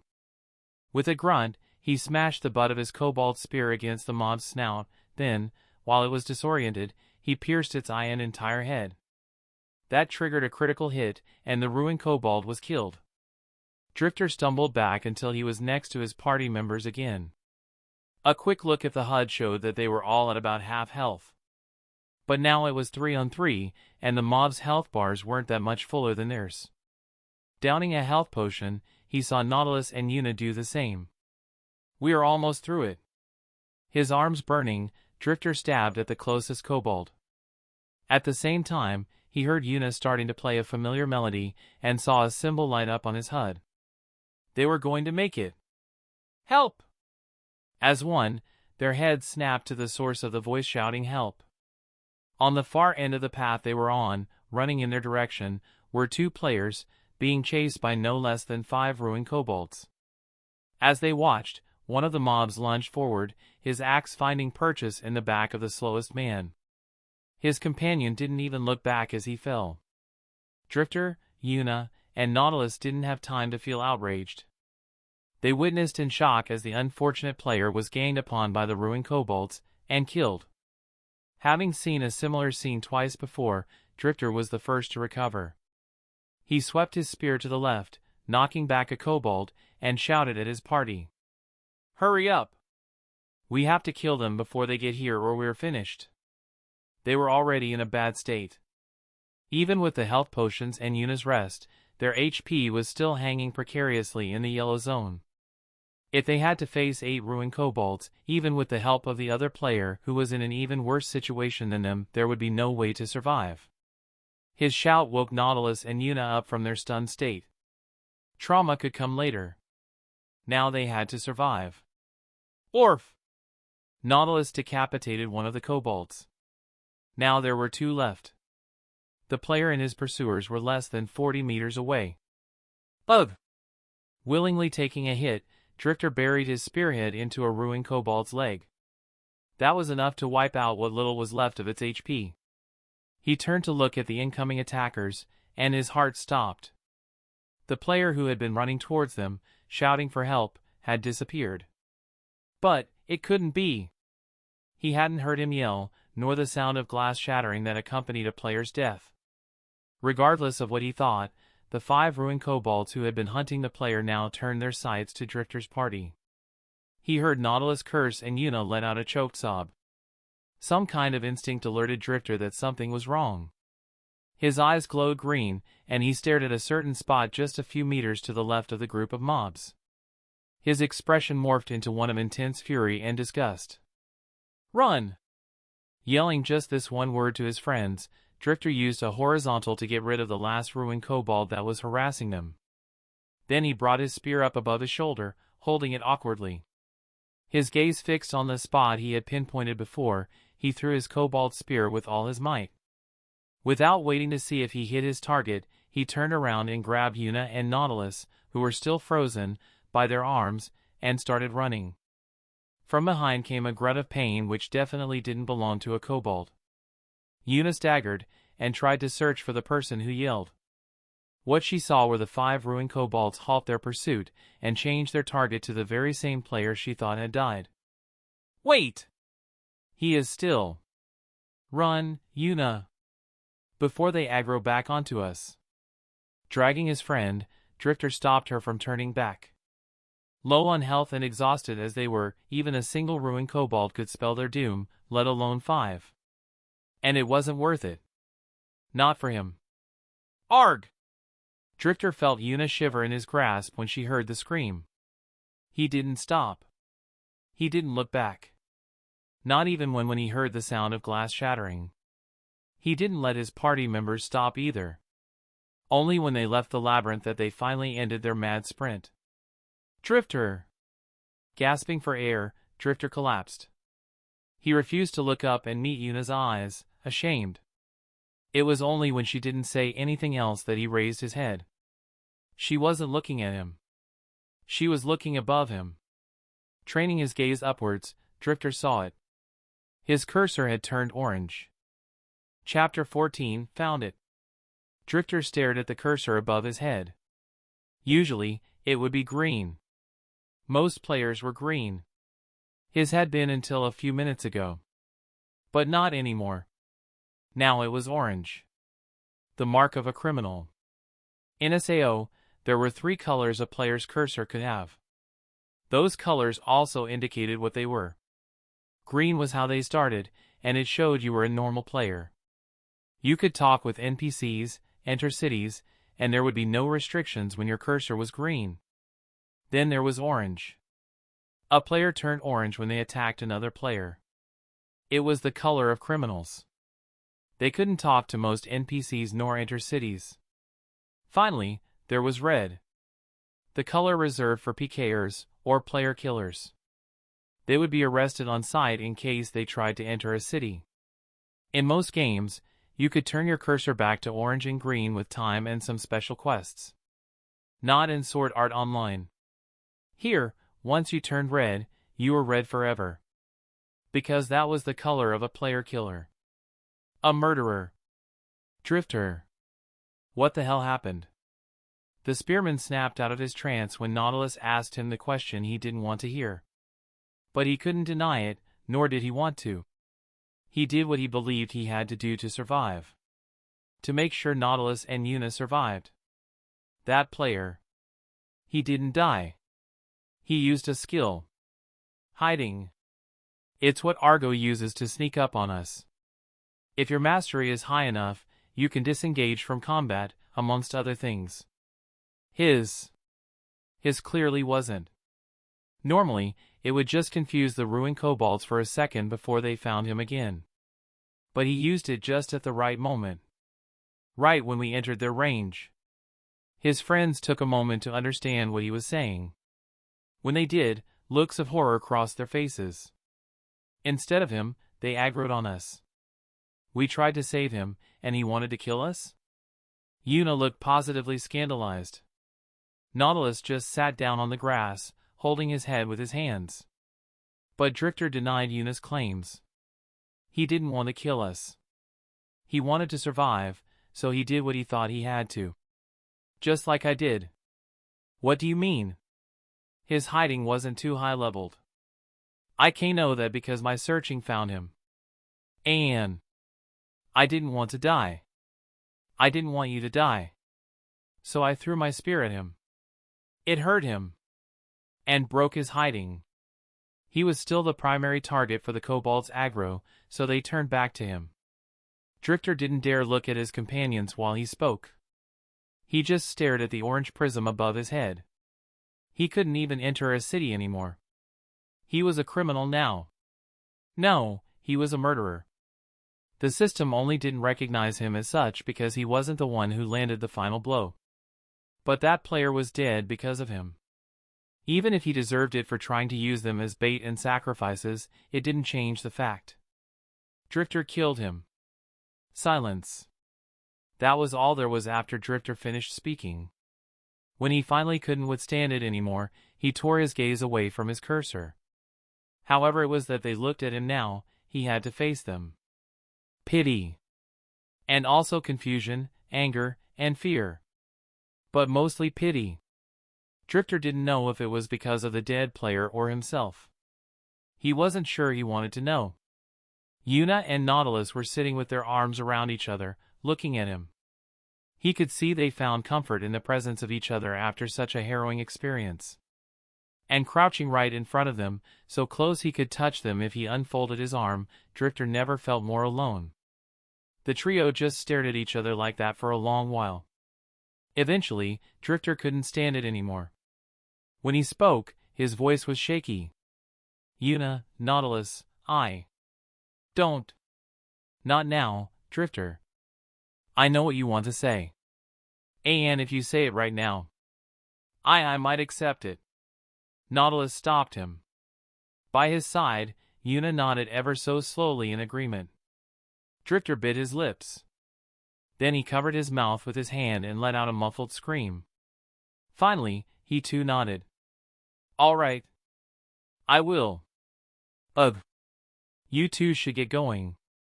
Go to the inn, get some rest. I can't enter the city.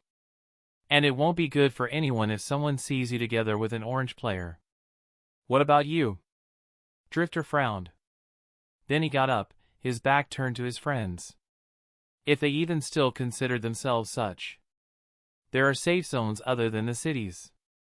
I'm going to sleep on one of them. When my orange status wears off. Tomorrow. Tomorrow we're going to talk. Yeah. Okay. Come on, Yundot. Drifter heard their footsteps getting farther away. Once they were completely gone, he set off to one of the caves marked as a safe zone on his map. He couldn't get the image of Yuna's light brown eyes burrowing into his during the entire time he was talking to Nautilus. He didn't know what emotions he saw in them, if any at all. Yuna hadn't spoken a single word after she understood what he did. And that hurt him more than what happened in the labyrinth. It hurt him more than he ever thought possible. Yun. Please say something. Nautilus looked at his oldest friend. They were sitting on her bed back at the inn, after having dodged Agil's and Liz's questions about why Drifter wasn't with them. And the entire time, Yuna hadn't opened her mouth. Nautilus was worried about her. It was the first time he watched someone die. And two people at once, one of them having died as a direct consequence of one of his party members or former party member, as he noticed Drifter had dissolved the party even before they arrived in Talbana actions. It was a lot to take in. He knew the only reason he wasn't throwing up was because Kayaba hadn't coded that into the game. He was still trying to get over the fact that the player had wanted to kill them. Maybe that hadn't been his objective at the start. Maybe he just wanted to survive, like all of them. But to think that someone would so readily sacrifice others, people who were willing to help, even if they knew it might be impossible. It left Nautilus shaken to the core. He is so scared, not. So scared. Yuna's voice was a whisper, barely audible. But he heard her. And he didn't need to ask who she was talking about. Nautilus didn't say anything. He just tightened his hold on Yuna, hugging her with one arm. He wanted to say we should split up, didn't he? That we should break up the party. Permanently. That's what I think too. And that's why I didn't let him speak. I was afraid I would accept. Yuna choked, trying and failing to force back a sob. Her tears started spilling out, and she buried her face in Nautilus' shoulder. Why? Why would he suggest that if he was so scared we would agree? That was the question that was bothering Nautilus too. Even when Yuna cried herself to sleep, he still didn't have an answer. Laying his friend in her bed, he got up and returned to his room. He didn't want to close his eyes tonight. He was afraid of what he would see. Dawn of the next day found Nautilus and Yuna silently eating their breakfast at the inn's dining room. They had yet to message Drifter, or talk about it. They were both still in shock. Which was why Argo appearing now of all times couldn't be worse. Scratch that, it could. Because the info broker's gaze immediately found them, and she stomped her way to their table in a way that was surprisingly threatening considering her size. What happened? What do you mean, Argo? Don't give me this shit, Nautilus. I want to know what happened to Drifter. The fact that Argo was speaking normally was scary. That she knew something had happened, and that it involved Drifter, was frankly terrifying. Nautilus and Yuna exchanged glances, before the songstress meekly spoke up. We can't tell you, Argo. Not without speaking with him first. And how will you do that, huh? He set his messages to private. I know that because I've been trying to reach him the whole night, since you two arrived alone, and nothing gets through. I went to the Monument of Life to make sure he was still alive. Nautilus didn't think he had ever heard Argo yell that loudly. Luckily the inns had a good sound insulation system, or the whole of Talbana would have come to check out what was happening. Argo. Tell me. What happened? Once again, Yuna and Nautilus looked at each other. They knew they weren't getting out of there without spilling everything. And Argo was Drifter's oldest friend. All right. Yesterday we went into the labyrinth like always. 5 minutes later, Yuna had finished explaining what happened, somehow managing not to break down again in the middle of it. Argo's chocolate brown eyes stared at her the entire time, as if to make sure she wasn't hiding anything. When Yuna was finished, the info broker snarled. That's it? What do you mean that's it? 2 players died. And one of them was because of us. Argo scoffed at Nautilus.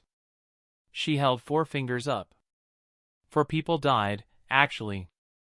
Valadin's party didn't come back last night. It lines up with what you told me. But that's not important. What is important is that, because Drifter became an orange player, you abandoned him. Argo shouted, and this time it definitely did turn some heads their direction. But Yuna couldn't care less. She recoiled, stung by the anger in the info broker's words. Suddenly, she forgot everything else. Now, she just felt pathetic. While she was over here feeling conflicted about Drifter having caused someone's death to save their lives, the infamous Argo the Rat was so worried about his well-being that she was willing to throw her reputation away. She wasn't even his party member. They were. We didn't abandon him. We just. Seeing Yuna being berated, Nautilus jumped in her defense, but one stare from Argo effectively shut him down. The fact that Yuna seemed too shell-shocked to argue didn't help. We did abandon him, didn't we? The songstress voice, usually so clear, was a rough whisper. Argo's expression softened a little. Yes, you did. I can tell you didn't mean it, and just needed some space, but it doesn't change that. Dri boo. He told you too about what happened before Kaiba went megalomaniac on us, didn't he? Yes. He was partying with someone, and she disconnected in front of him. He didn't think it meant anything at the time, but... And what else? What do you mean? That's all. Nah, it ain't. Dribu feels sad about that player, but he knows there was nothing he could have done. But he also saw someone else die on the first day. A player who suicided off of the town of Beginning's edge. Both of those hit Dribu hard. One of the reasons he left the town of Beginnings was cause he wanted to get stronger and not feel so powerless again. And now, before he could accomplish that, he was the direct cause of another player's death. Can you imagine how he's feeling right now? 'Cause I can't. But I know it's bad. Argo's voice got lower the more she spoke. By the end, it was all but a whisper under her breath. But each word impacted Yuna and Nautilus like thunder. Talk to him. Don't leave him alone, or I dunno what he's gonna do. But don't hurt him. Or am I gonna make your life here miserable? Neither of the two doubted the info broker could carry out the threat. But they didn't need the added incentive.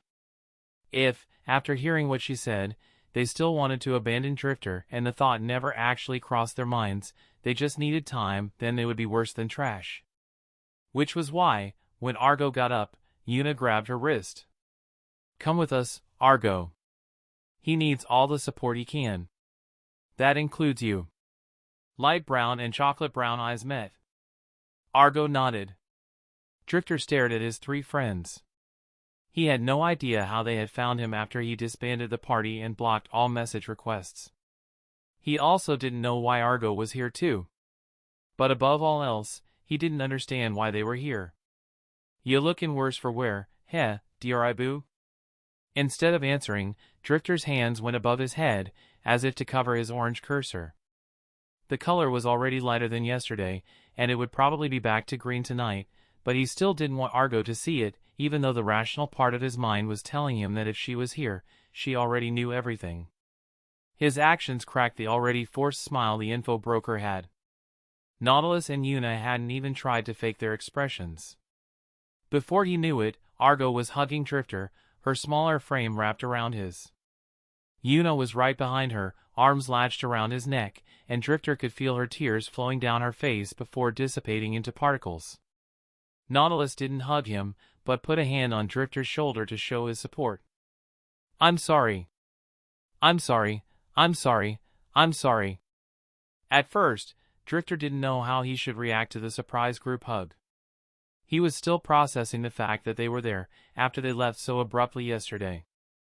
But when Yuna started repeating the same 3 words with her face pressed to his neck, he returned the hug. He didn't ask why she was apologizing. It was pretty obvious she felt guilty. "Shoo. It's okay. Everything's fine."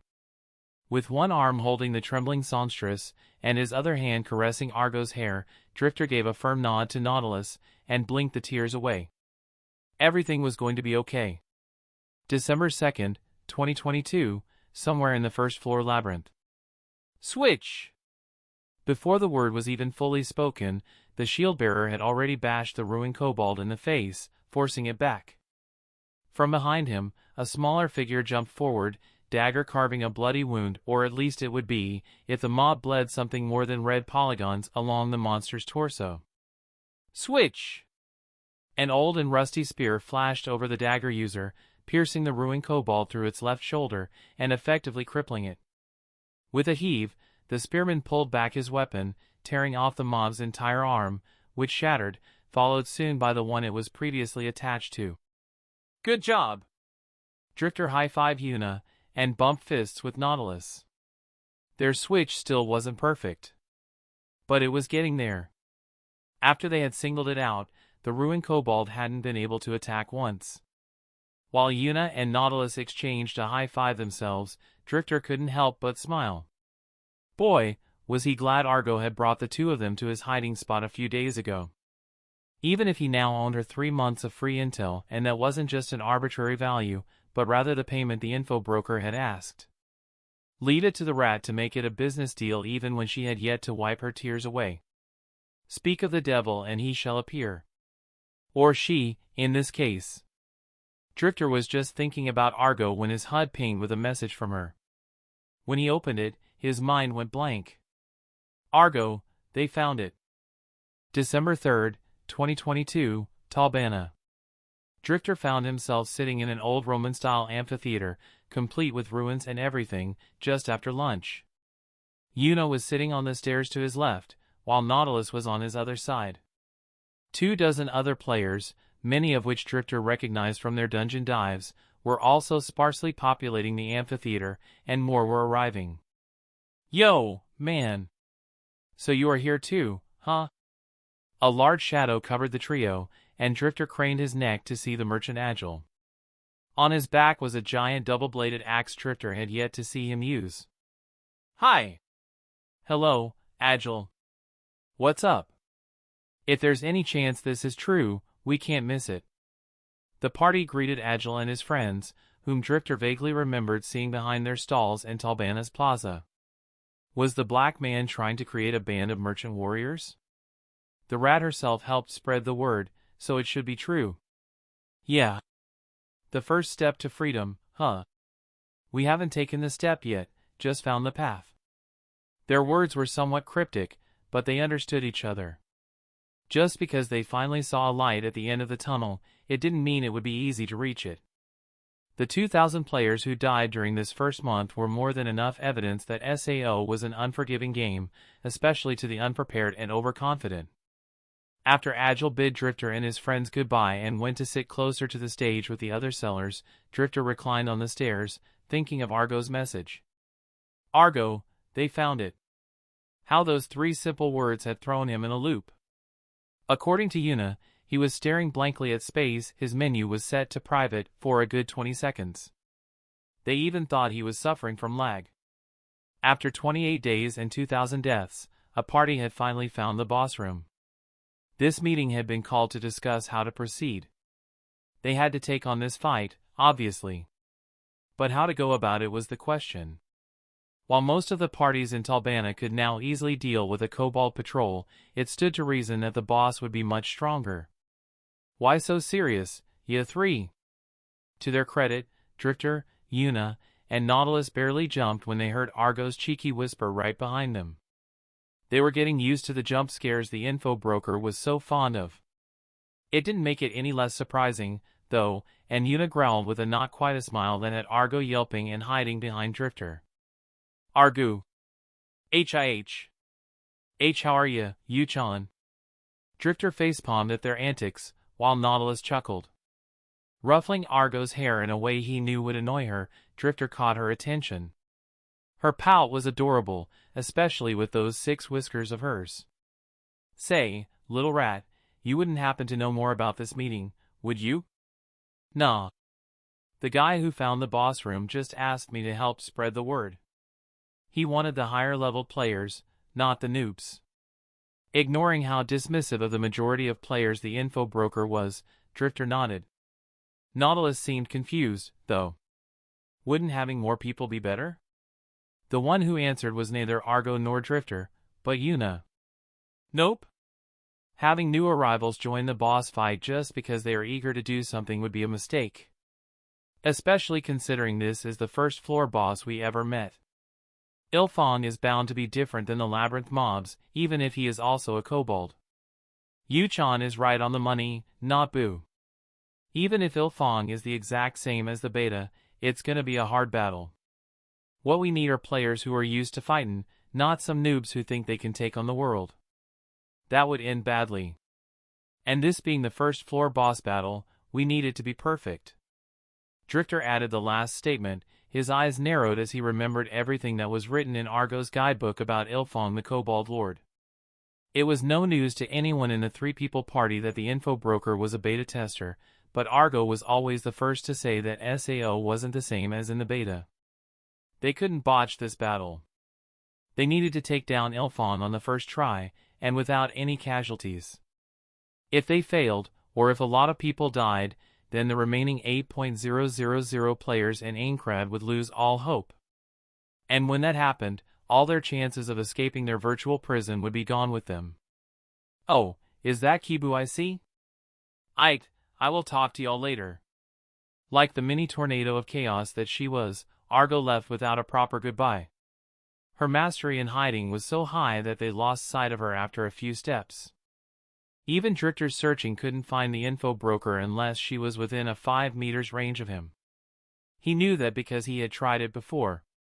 That was a bet he was never going to take again.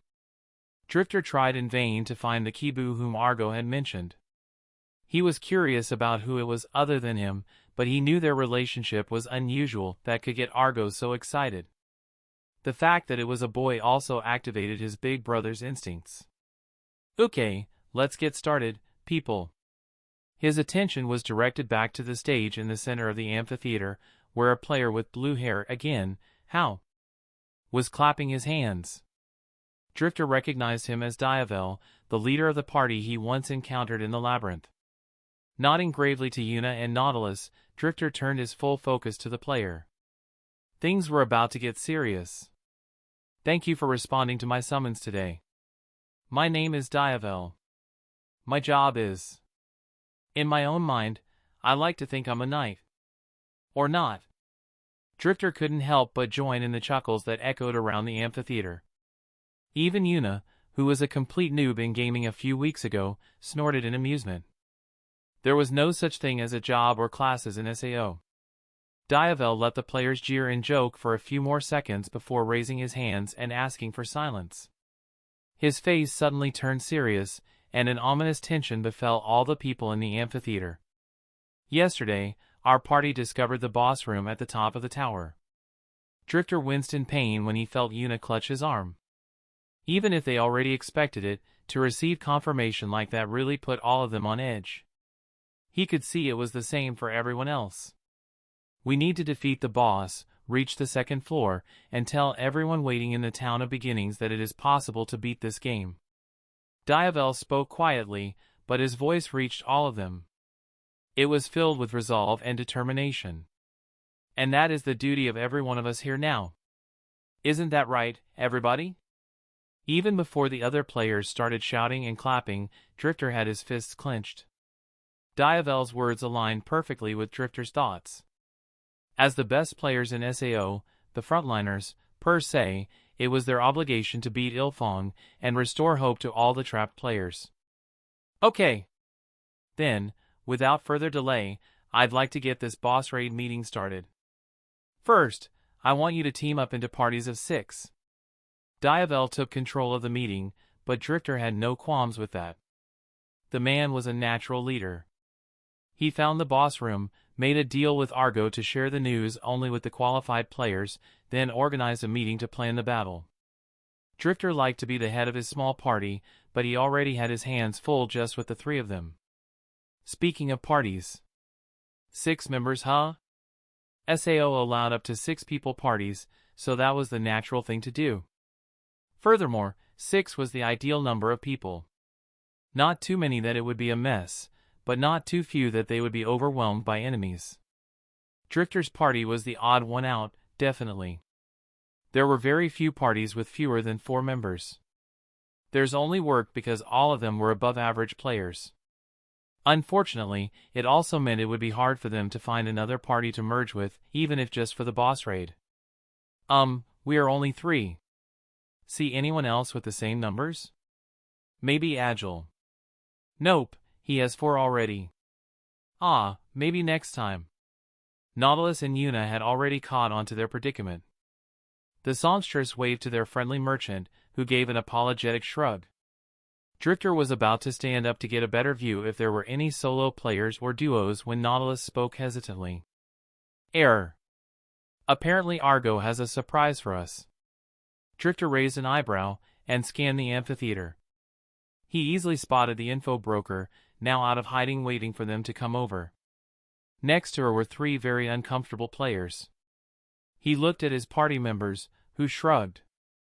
Let's see what she has in store for us then, shall we? Argo was having the time of her life. She already knew about having to form 6-people parties because she had discussed everything about this meeting with Diavel beforehand. They knew each other from the beta, even if their relationship wasn't close. She had just conveniently forgotten to mention it to any of her contacts. The truth was, obviously, that she wanted to laugh at Drifter, Yuna, Nautilus, and Kirito's reactions. And boy, had she gotten a chuckle out of them. Mostly Kirito, since he was a solo player, but seeing Drifter cranking his neck around to find other 3-people parties, which she knew for a fact there weren't any, had also been entertaining. And before she called Drifter and the others over, she got to watch another show. Namely, how 3 very interesting solo players got together. The stammering Kirito, who always hated to work with others, the silent hooded girl whose name she didn't know, and who didn't say a word, and the rookie Sinon, with piercing gray eyes, who always ordered a bunch of throwing pics from Liz. When the 3 were finished forming their party, after not just a little confusion, and during which Argo learned the hooded girl was called Asuna, the info broker jumped on Kirito's back, startling the boy enough that he fell a step. "Aye, Kibu. How are ya? Making plenty of friends, huh? Pretty gals on top of that, ye are gonna make a bunch of enemies if you keep hogging them all to yourself." Before her favorite beta tester could muster an answer, Argo had already turned to the 2 girls with a big grin, which only got wider when she saw Sinan's very guarded expression. "Heya, Sinchan, Aichan. I don't believe we've been properly introduced. Name's Argo, best info broker on this side of Aincrad. Delighted to meet ya." Asuna still didn't say anything, but Sinan took her hand off of her dagger's pommel and shook the one Argo was offering, very, very warily. "I've heard of you. They say you know everything, and that as long as the price is right, you will sell it." Aye. Glad to see the word spreadin'. You know that's what my business thrives in. Though I don't know everything, but I can always find out. Say, if our Kibu here was looking to know your 3 sizes, could I interest you in? Hey! Argo was brutally interrupted when someone grabbed her by the scruff and lifted her up.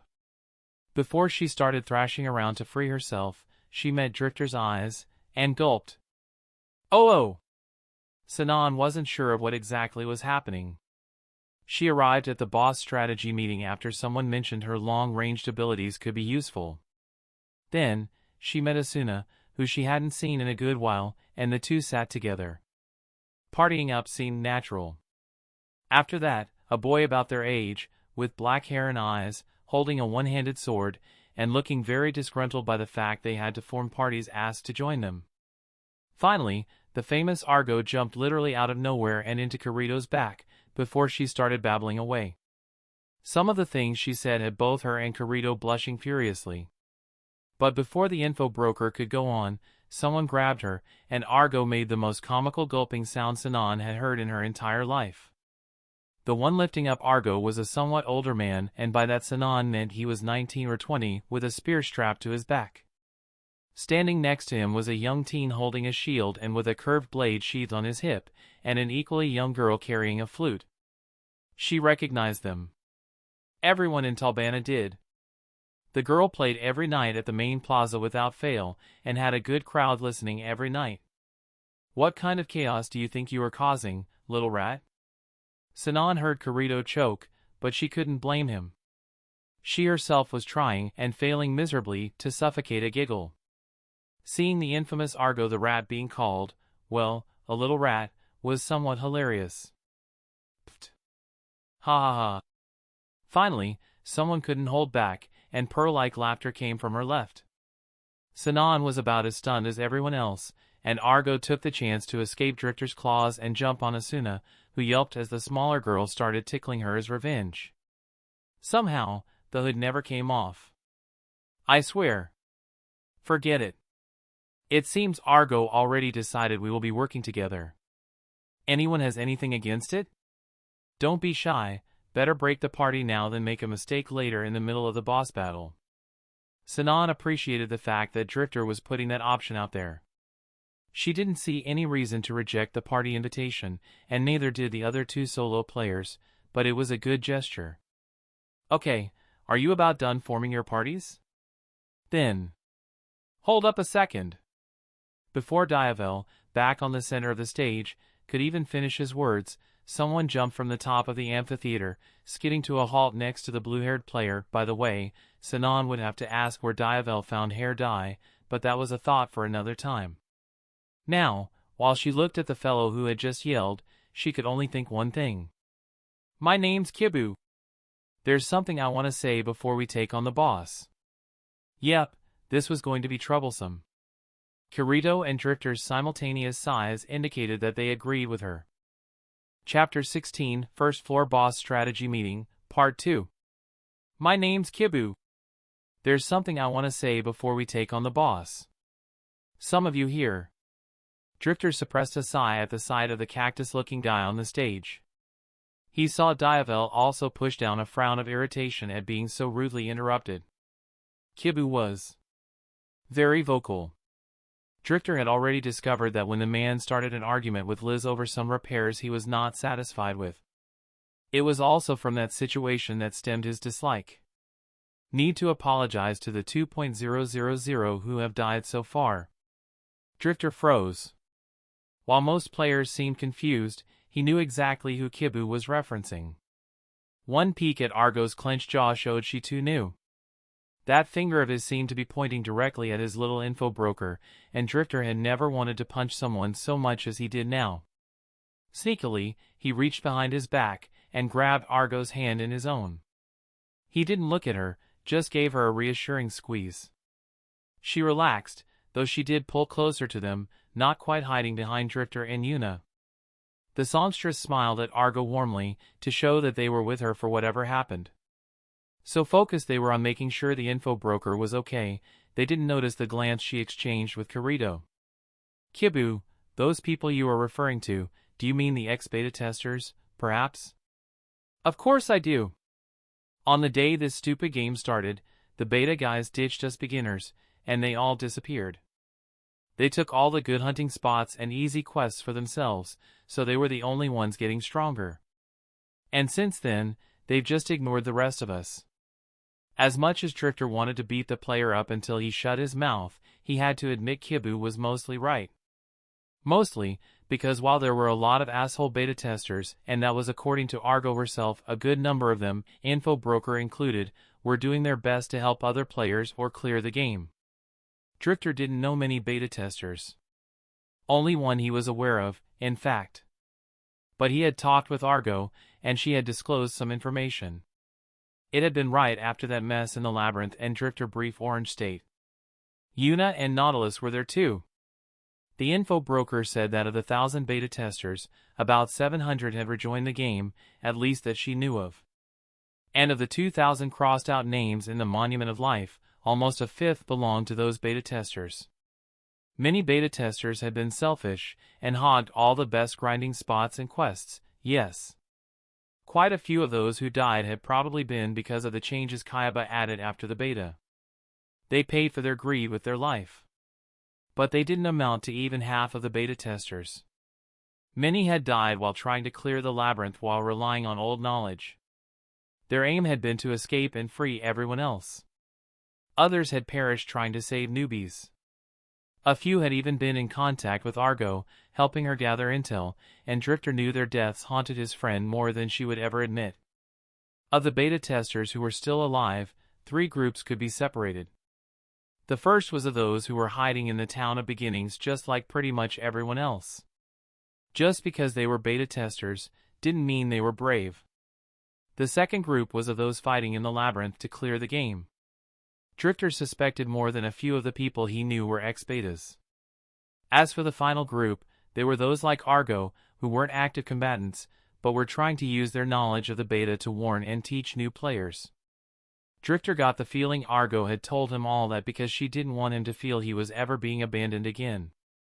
She probably was also afraid he would hate her if he found out through anyone else, such as what was happening right now with Kibu. As if he could ever get angry with his little rat. There's got to be some of them here. Guys who were beta testers. We should make them get on their knees and apologize, and give up all the items and money they've hoarded. Drifter had to hold back the urge to scoff. Surely the man could not be that stupid, right? Any hope the beta testers would show themselves and offer help went right out of the window when he demanded they gave up their items which were effectively keeping them alive.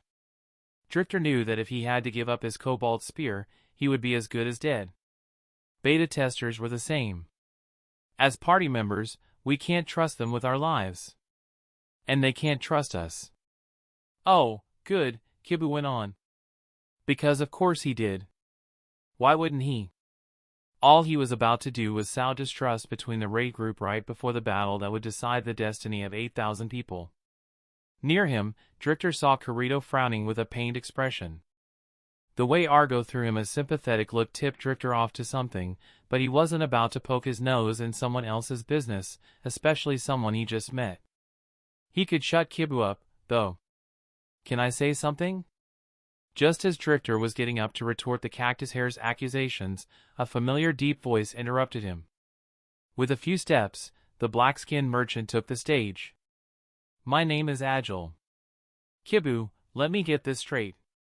You are saying that because the ex-beta testers didn't take care of them, many beginners died. That they should take responsibility, apologize, and provide compensation. Is that right? Why yeah. Kibu unconsciously took a few steps back when Agile walked right up to him. Drifter had to admit that seeing the merchant so serious was much more intimidating than his business persona normally was. You received this guidebook too, didn't you? It was provided for free at the item store, after all. Sure, I did. So what of it? It was the ex-beta testers who were distributing these. Kibu scowled, seeing his momentum halted, and Drifter almost cheered for Agile when the man turned around to show the booklet to the attending players. They were all very familiar with the book and the 3 pairs of whiskers printed on the cover. Some more than others. Drifter grinned, and, before Argo could escape, ruffled her hair. Kirito seemed especially taken aback by the fact the info broker didn't claw his eyes off. See, little rat? We are here.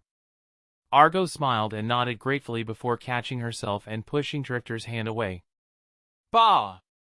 Anyone with a brain could tell it was a beta tester who made those. I'm sure she is an amazing and beautiful heroine. I would love to meet her one day.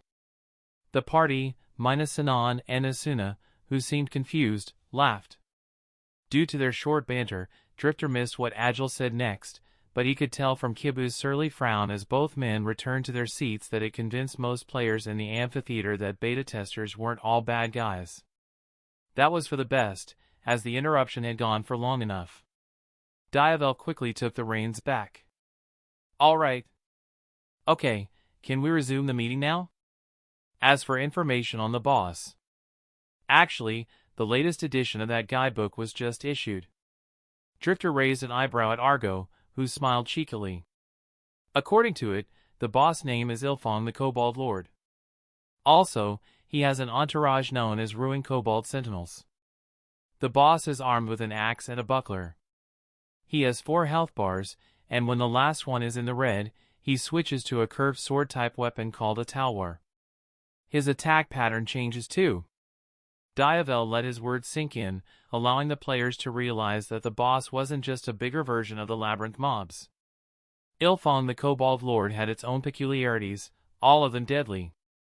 Drifter had already read through the entire guide, even if it wasn't the latest version, and forced his party to do the same, so they weren't surprised. The light blue-haired player then went on to talk about money, experience, and item distribution, before dismissing the meeting. Drifter nodded. It was better to solve this now than have a problem later. Alright, it seems this is it for today. The fight is tomorrow, huh? After a month, I can't believe we are finally getting round to it.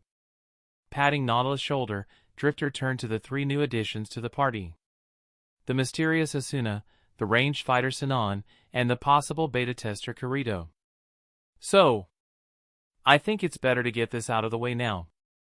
You 3 are all solo players, while we have been in a party for some time now. There's a big difference between fighting solo or with others, so there's bound to be some trouble and miscommunication. If y'all don't mind, we could sit down for a meal, then discuss roles, tactics, and whatnot. What do you say? Drifter knew he was kinda talking like he was calling the shots here, but he couldn't help it. His biggest worry was one of the 3 new players making a mistake, or fighting like they normally do, and putting Yuna or Nautilus in danger. Luckily, they didn't seem to mind. Sinon and Asuna nodded, while Kirito pointed at somewhere behind Drifter. Sounds great, but I think someone's coming over. Drifter spun around, and, lo and behold, Diavel was walking towards them. With the corner of his eyes, he noticed Argo disappearing, followed by a short message from her saying there was work to be done. He typed a quick reply before the raid leader arrived. So we see each other again. Glad you could come. Diavel offered his hand to Drifter first, then greeted everyone else. Asuna and Sinon answered with just a nod, as expected, but Kirito shook the man's hand. Both stared at each other for slightly longer than it was necessary, and Drifter got the distinct feeling the 2 players knew each other, but also sort of didn't. I wanted to discuss your party's role. No offense, but you are mostly a group of randoms, so I would like it if you could hang back and take care of the ads. Meaning, Diavel didn't trust them to handle the boss, and wanted them to handle the Ruined Kobold Sentinels. Instead of giving an answer directly, Drifter turned to the rest of the group. I agree. No problem. If everyone else is cool with it. Receiving affirmative responses, Drifter gestured with his head to Diavel, signaling their agreement. The player smiled brightly, and bid farewell to them, but not without giving another look to Kirito. Well, who's hungry? As if on cue, Nautilus and Kirito's stomachs rumbled. Drifter snorted, and Sinon and Asuna giggled. Yuna patted the blushing boys in the back. I know the perfect place. They might even let me sing later. Chapter 17 Ilfong the Kobold Lord. Rubbing his belly after what was probably the best meal he had in weeks, Kirito sighed in contentment. He usually would have saved his money to enhance his gear, and made do with just bread and that reward sauce he got from a quest, but today was a special occasion. He joined a party. Sure, it was only for the boss fight, but to him, it was a monumental occasion. Okay, maybe that was a bit of an exaggeration.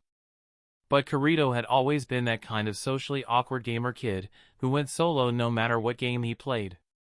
One by one, he looked at the other 5 on the table with him. To his left was Sinon.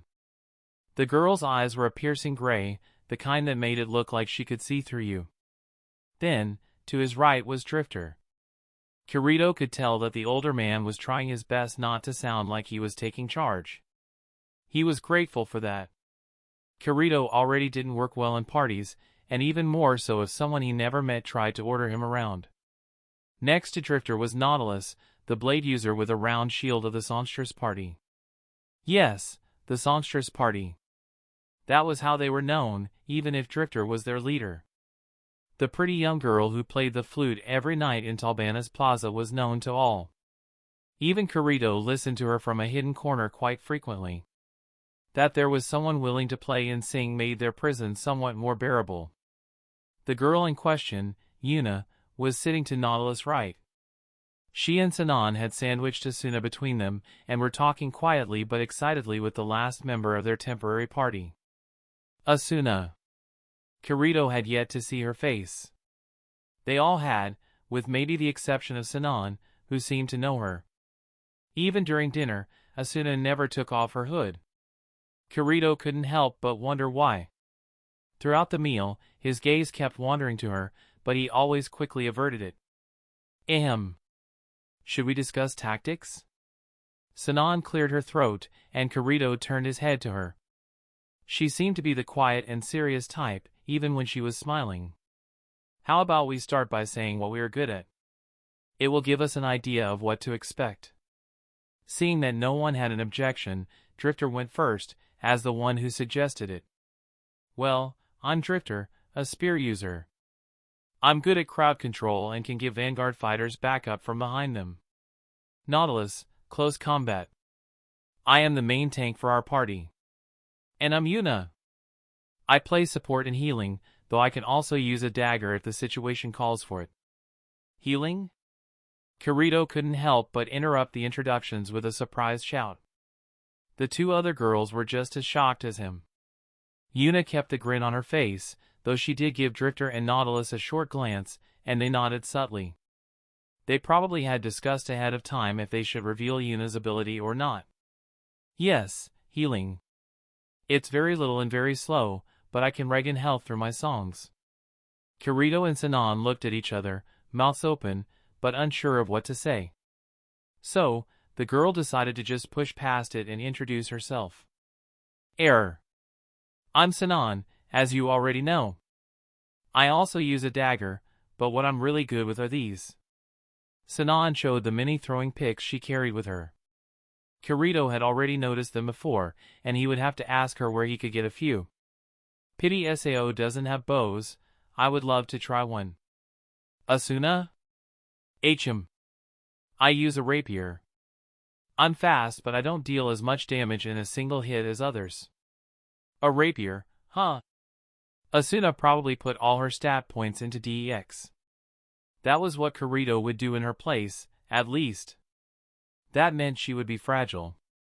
Asuna and Drifter could probably partner up as crowd control, or maybe the swordswoman might be better placed on standby, ready to switch in at a moment's notice. Kirito? Startled, he realized everyone was looking at him, waiting for the last member of their party, him, to introduce himself. Meanwhile, he had been staring at Asuna, deep in thought, for the last few seconds, trying to think how to better coordinate with her. Kirito felt his cheeks burning. Wah. I'm Kirito, and I use a one-handed sword, no shield. My major attributes are STR and DX. The group lapsed into silence after they finished the introductions. Drifter seemed to be thinking, his fingers scratching his chin, while the others were just quietly looking at their empty plates or each other. The one who broke the silence was Sinon. I guess. Nautilus and Kirito are our vanguards? Drifter, Asuna, and myself are the second line, and Yuna supports us from the back? Kirito found himself nodding, and so did the others. That was the best party configuration they could use considering they knew practically nothing about each other. Drifter seemed to think the same. We don't have time to train together before the boss raid, so we will have to make do. I believe it would be for the best if, during the fight, we each did our own thing, but keeping an eye open. Temporary party we may be, but we must have each other's back. The way the spearman said that left no room for discussion. Especially that last sentence. Kirito, no, not just him, everyone sensed the steel-like resolve behind it. The kind that had a very good reason, and probably not a pleasant one. What about the switch, Drifter? Nautilus raised a question that had Asuna and Sinon tilting their heads in confusion, or at least that was what he thought the slight moving of the hood meant. Kirito, on the other hand, nodded thoughtfully. Right. Do any of you know how to switch? Sorry if I'm being blunt, but it is a technique that involves 2 players, and you are all solo. Kirito raised his hand. Asuna and Sinon didn't. He saw Drifter consider things for a moment, then pull up his menu. From how his eyes moved, he guessed the spearman was looking at the clock. Then he looked back at the group. Switch is a must-know. Do you think we can get some training in today? It's night already. I don't mean in the tower, just the wolves and pigs outside. We can have 2 of us keeping watch while the others practice. That could be a good idea. Even if there isn't much time, just understanding how a switch works would be beneficial. It would also give us a chance to fight as a party. The ruined Cobalt Sentinels spawn in duos or trios according to the guidebook, so we can target fighting multiple enemies too. Error. Sorry, but can I ask what is a switch? Kirito had been so focused in his exchange with Drifter, how had that even happened anyway? That Sinon was forced to interrupt both of them. Kirito scratched his head somewhat embarrassed, while Drifter only smiled. Sorry, we got too distracted there. By the way, I'm glad to see you opening up more, Kirito. That's some quick thought you've put into this night outing. This time Kirito definitely blushed at the praise. Drifter grinned, then turned to the rest of the party. I don't think we should decide on a party leader, considering we know almost nothing of each other. I would. I am reluctant to entrust my life to you, no offense. I believe you should feel the same. Which is even more reason why any and all suggestions should be shared, even if you think they are dumb. Better that than to regret it later on, don't you agree? When several heads nodded, Drifter smiled, and Kirito saw once again that glint in his eyes. Then the spearman turned to him, and Kirito suddenly had the feeling he should have kept his mouth shut. Back to your question, Sinon. Kirito, would you mind explaining?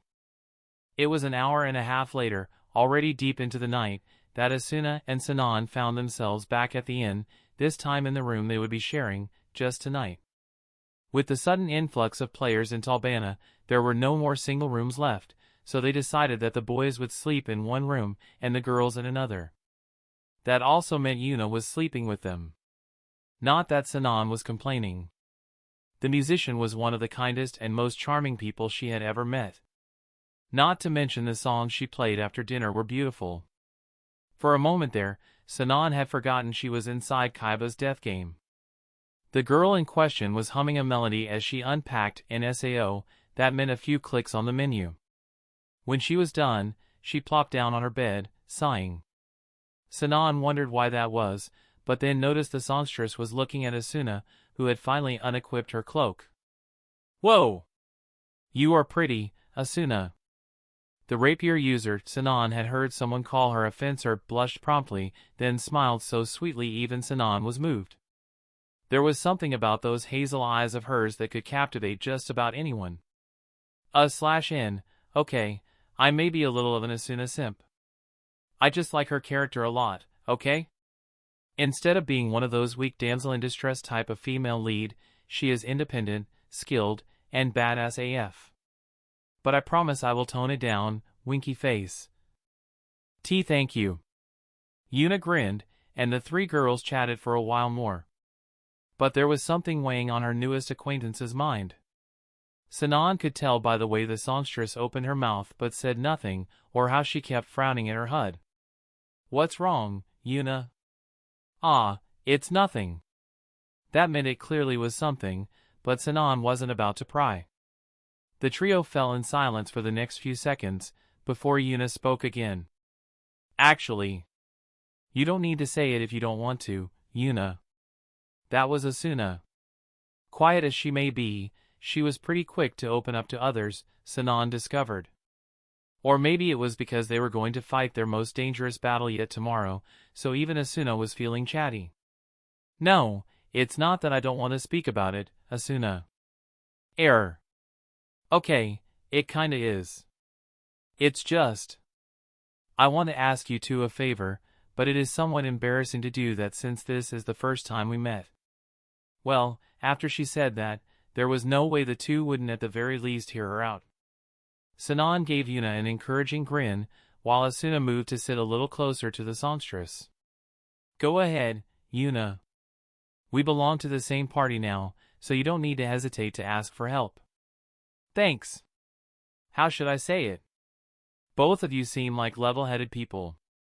I will be at the back playing, so I wanted to ask if you could keep an eye out for Knot and Drifter. They can both get quite into it during a fight. Especially Drifter.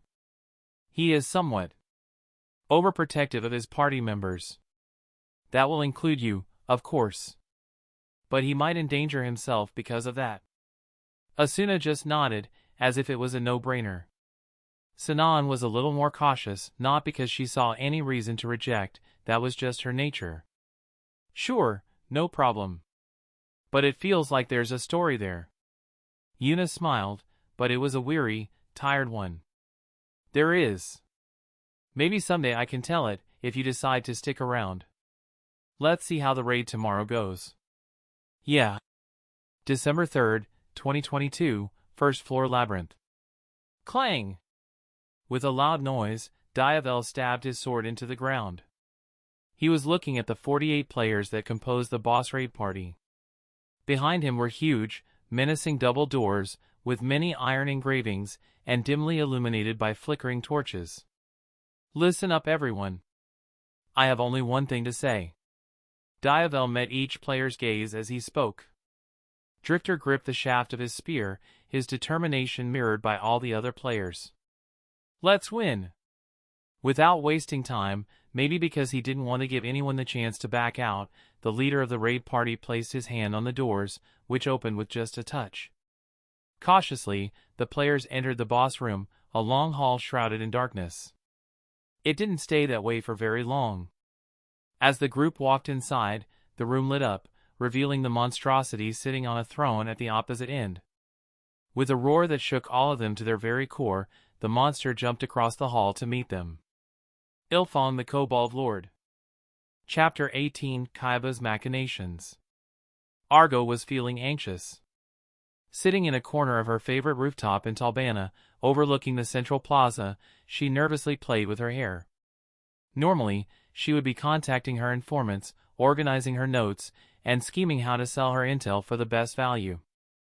But now, she couldn't put her mind at ease. Kirito had just sent her a short message saying they were in front of the boss room.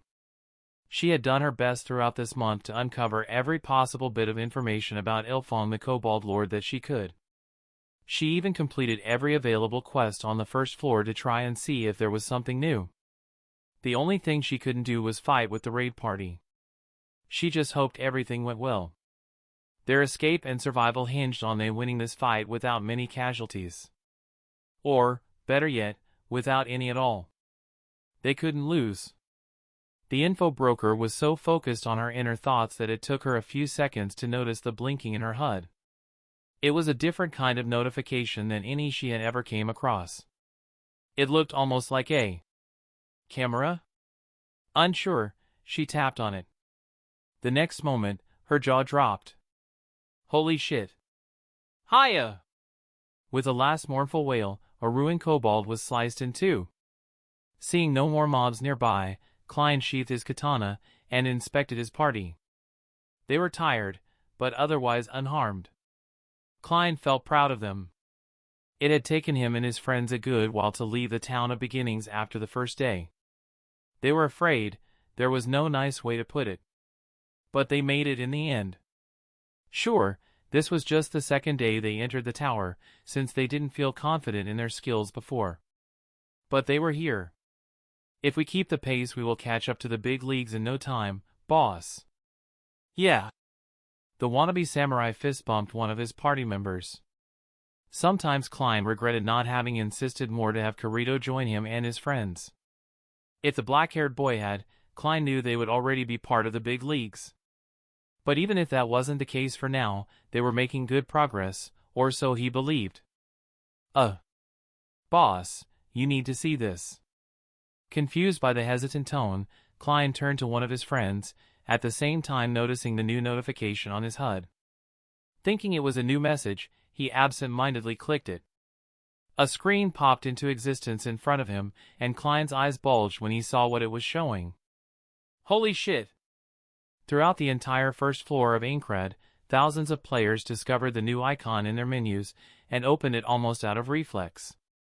Those same thousands of players then did a double take, absolute shock coloring their faces. They watched on the screen in front of them as 40-some players warily entered a dark hall. Then they saw that same hall light up, and a monster well over 3 meters tall confront the players. Roar! The beastly scream echoed throughout the first floor, especially in the town of Beginnings and Talbana, where thousands of players were gathered. They watched in fear and horror as a couple of words appeared above the monster. Ilfon the Kobold Lord. The players were so focused on the scene showing that they barely noticed the title manifesting into existence above the screens in a dramatically late way that screamed Akihiko Kaiba. First floor boss livestream. Somewhere in Japan, a man in his mid-30s slept in a position that was certain to give him a neck ache, body bending over his desk, head resting on his crossed arms, and glass crooked, somehow managing not to fall. Sir! Wah! What? With a loud noise, someone barged into the room so forcefully that the door swung open and smacked into the wall, waking up Kikuka Seijiro. What is it? The leader of the Sword Art Online Case Victims Rescue Force smoothed the wrinkles in his suit, not quite happy with how abrupt his awakening had been, or that it had happened at all, really. The number of deceased SAO players had just reached 2,000, and his team had yet to make any progress in cracking Kaiba's system and freeing the victims. He was under a lot of pressure, and hadn't slept well in days, as it was proved by him dozing off in his office. I'm sorry, sir, but you need to see this. Something about the way his subordinate was behaving told him this was serious, however. The way the man's eyes were bulging, and the urgency in his voice worried Kikuka. He grabbed the tablet the man offered him, and frowned. He didn't quite comprehend what he was seeing. What am I looking at? It's a live stream of the SAO players battling against the first floor boss of Aincrad. Kikuka almost dropped the tablet. Those are SAO players? And this monster. They are going to fight it? His subordinate gulped and then nodded. Kikuka watched for a few more seconds as the monster, which appeared to be called Ilfon something, growled. A few of the players stepped back, fear and apprehension clear on their faces, but none ran away. How did you get this? Did we finally manage to get inside the cardinal system? And no. Not exactly. His gaze shot to the man, who was looking incredibly uncomfortable and ashamed. Then how? Once again, his subordinate gulped, his forehead covered in sweat. He turned on Kikuka's computer and put it on a video streaming website. Then, he tuned the television in the corner to a news channel. By now, Kikuka had a very bad feeling, which only got worse as he watched the very same video playing on the tablet in his hands, being shown in the other two electronics. Sir! It's everywhere. Not just in Japan, but all around the world, thousands and then millions of people stopped what they were doing to watch as 4 people battled for survival. Many didn't understand what they were seeing at first, but those who had heard of the SAO incident were quick to realize and share the news. For the second time in a little more than a month, the world was shaken. When news were first released that some madman had trapped 10,000 souls inside a death game, many didn't believe it. But as more and more players died, the rest didn't wake up, and news organizations around the world reported it, everyone realized it was real. When nothing else but deaths happened in the following month, most people, especially those from other countries, quickly classed it as another tragic incident and forgot about it. But now, the world watched in trepidation as players risked their lives, almost as if they were gladiators in ancient times. Governments tried and failed miserably to contain the news. As soon as they took one video streaming website down, another 10 popped up. Eventually, they gave up. It was very obvious that Kaiba wanted the world to watch, and he would make sure that happened. To someone who could hold 10,000 people hostage in a video game, it wasn't that surprising that he also could hack his way into getting what he wanted. But Drifter had no idea any of this was happening. He didn't even know the other players were watching, much less the real world. And even if he did, he wouldn't care right now. Not when a 4 meters tall monster with a gigantic axe was roaring at him. Drifter had fought wolves and boars, and even fish before, which didn't sound all that impressive, but one had to remember that those same mobs had killed hundreds of players. He also had a great deal of experience with ruined kobolds, so he thought that their lord wouldn't be much different. Stronger, scarier, and much more deadly, sure. But at least similar. This was not what he was seeing in front of him. What he saw was a true monster. Ilfong had blood-red fur and cruel eyes, red too. When he snarled, saliva flew everywhere. At the same time, 3 ruined kobold sentinels spawned. They were a lot different than the other labyrinth mobs, using some kind of plate armor that covered their entire body and heads. Each of them was using a mace that looked more like a huge boulder on a stick. No doubt they could crack open someone's head with a single swing. Diavel trained his sword on the boss, and yelled a command. Drawing courage from who knows where, the raid party, Drifter included, shouted and charged forward to meet their enemies. While Diavel and 3 of the smaller parties they were split into fought Ilfong, Drifter faced one of the add-ons the boss had spawned. As they discussed before, Nautilus was the first to clash against the mob. Knowing he had a shorter reach and as such wouldn't be able to land the first blow, the ash-haired player raised his shield and braced for impact. The force behind the hit still sent him stumbling a few steps back, and took a few percents off of his health bar. Ugh! Be careful, they hit hard. Without needing prompting, Yuna started playing rest. Meanwhile, Kirito jumped forward and struck the mob with a horizontal square. Switch! Drifter! The spearman advanced, spearhead snaking forward, aiming for the opening on the helmet, but the ruined kobold sentinel moved its head, and Drifter's weapon hit cold metal before deflecting harmlessly to the side. Muttering a curse under his breath, he decided to be less ambitious with his next strike, and targeted the uncovered forearm of the creature, this time being rewarded with a growl of pain. Switch! Stepping to the side to dodge an overhead blow from the maze, Drifter called for a switch, and realized his mistake only when Nautilus and Asuna advanced at the same time, saw each other going for it, and hesitated.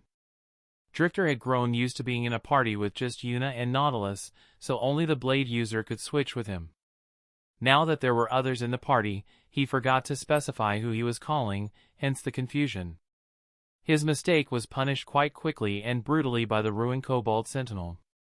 Drifter only had time to shift his body a little to try and cushion the blow before he was sent rolling back by a maze crushing down on his side.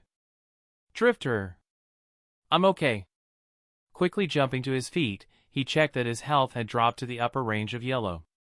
It was quite a bit of damage, but not enough he would be in a life-threatening situation. Looking up, Drifter saw that Nautilus had already gotten hold of the mob's aggro, and was working with Kirito to force it back. A well-placed throwing pick from Sinan nailed the kobold right in the face, through the opening Drifter had failed to hit before.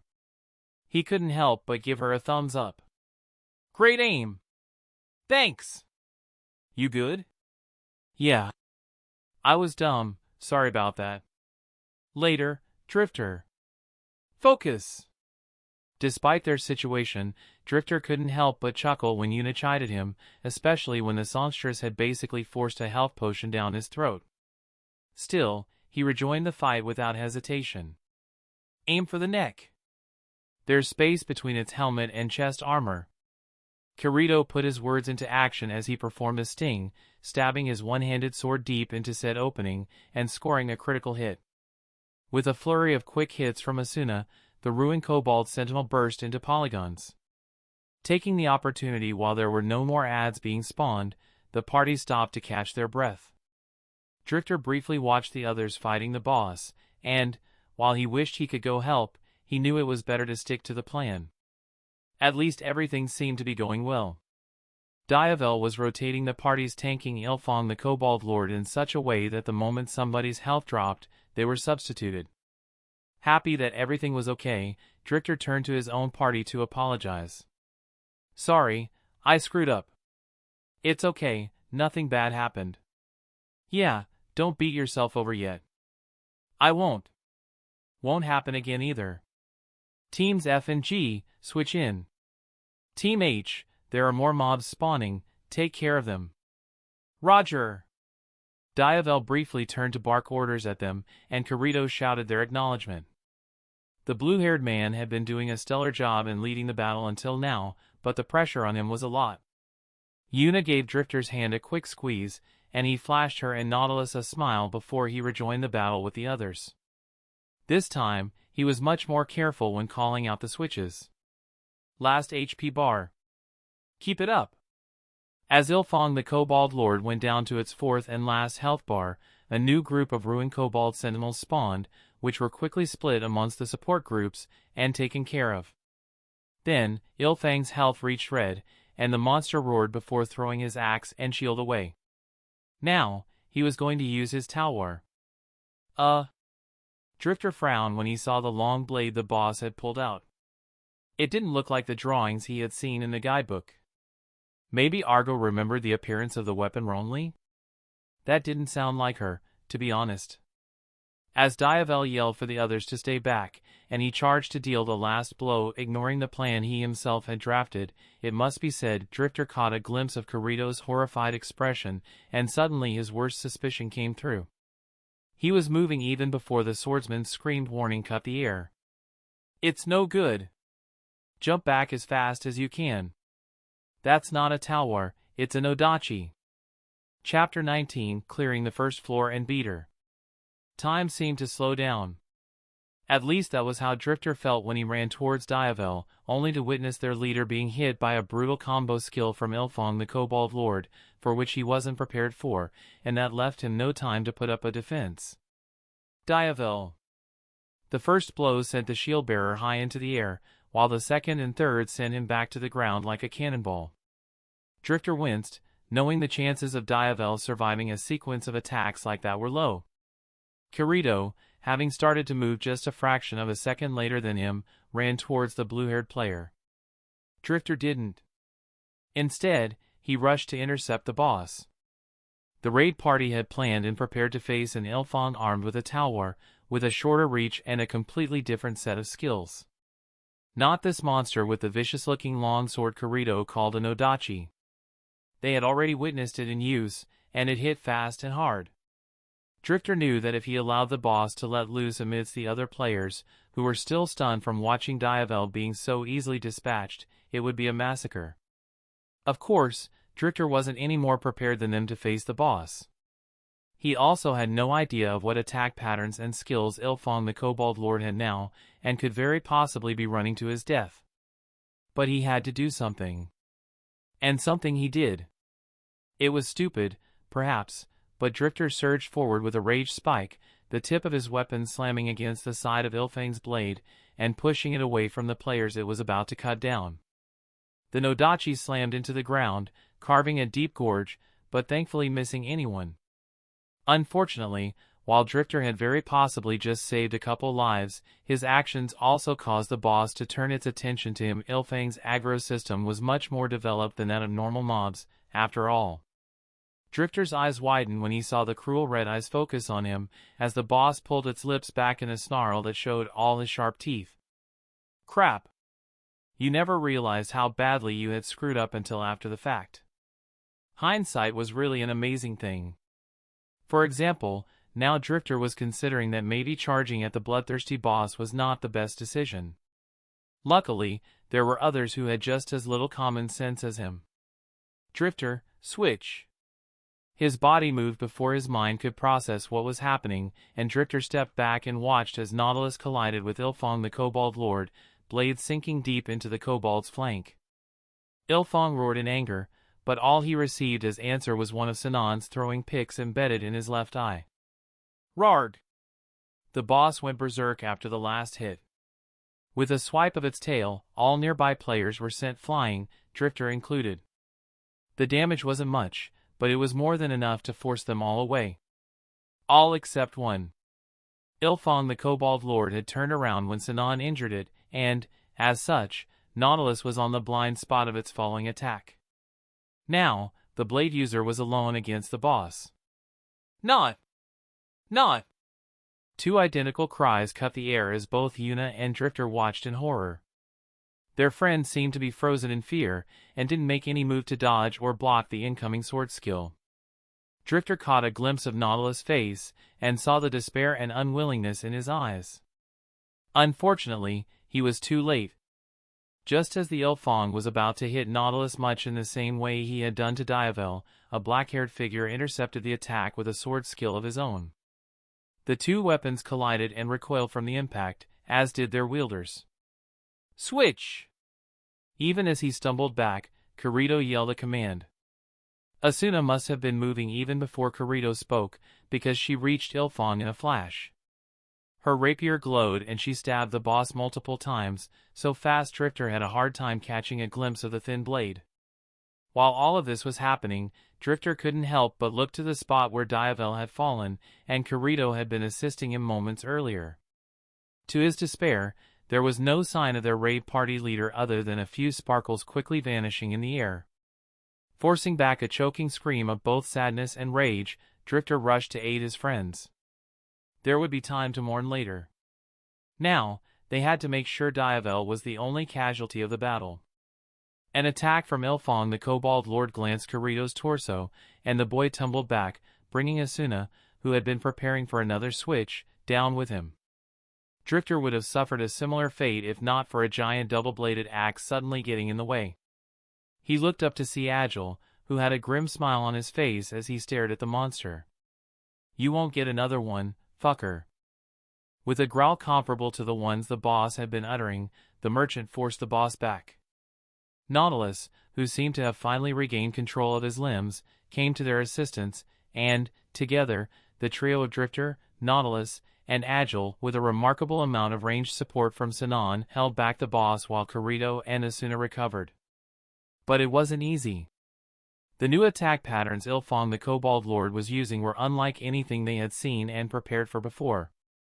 Suddenly, Drifter had an epiphany. There was someone amongst them who had witnessed an Odachi in use. He exchanged a quick glance with Agile, knowing the merchant to be quick on the uptake. He wasn't disappointed. While Drifter and Nautilus did their best to deflect and block the boss offensive, Agile spun around to face the young swordsman. We'll hold him off till you recover. Kirito nodded, and quickly drank a health potion, before turning to discuss something with Asuna. Drifter really wasn't paying attention to that, as he was occupied trying not to die. After dodging a particularly vicious attack from Ilfong the Kobold Lord, he glared at Kibu and the other players, who were still stunned by Diavel's death.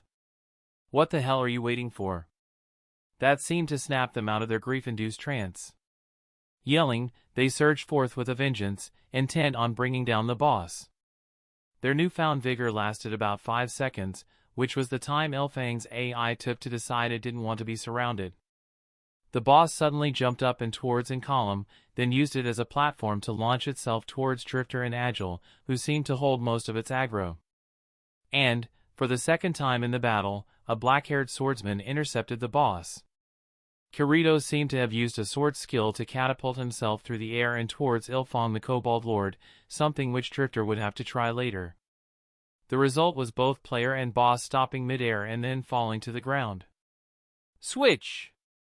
Already in position, Asuna promptly obeyed the command, and, with uncanny coordination, beat back Ilfong just enough that Kirito's next skill, a simple vertical slip right through the boss guard, stabbing deep into his gut, then tearing a red line upwards, almost separating the monster's right arm from its body. With a cheerful noise, Ilfong the Kobold Lord shattered. Congratulations. Af. Af. Kirito went down on one knee, sword still gripped tightly in his fingers. For a moment, his labored breath was all that could be heard in the boss room before someone finally broke in cheer. We won. Whoa! While others jumped and hugged in celebration, Drifter sat down, panting. He was feeling just as euphoric as everyone else for finally taking the first step towards escaping SAO, but he had been the one to take on the brunt of Ilfang's last berserk rampage. How are you feeling? Well, not just him. Nautilus and Agile collapsed next to Drifter, feeling just as tired.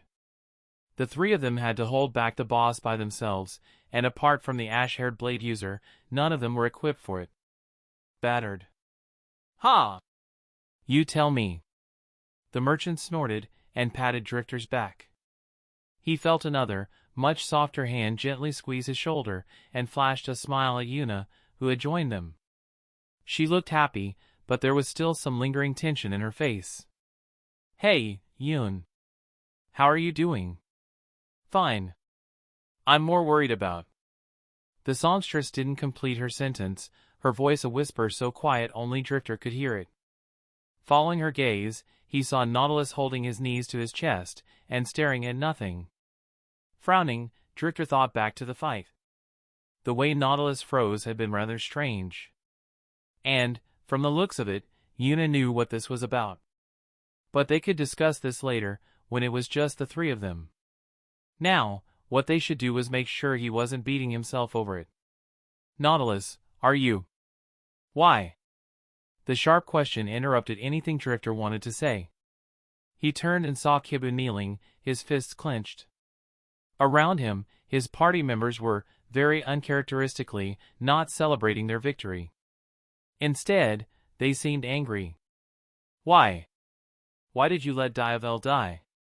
The question was directed at Kirito, who was still in the same spot. Slowly, the players who had come over to congratulate him stepped back, leaving a clear line of sight between him and Kibu. You knew the boss moves. If you shared what you knew beforehand, he wouldn't have died. There were tears in Kibu's eyes, but at the moment Drifter couldn't bring himself to feel pity.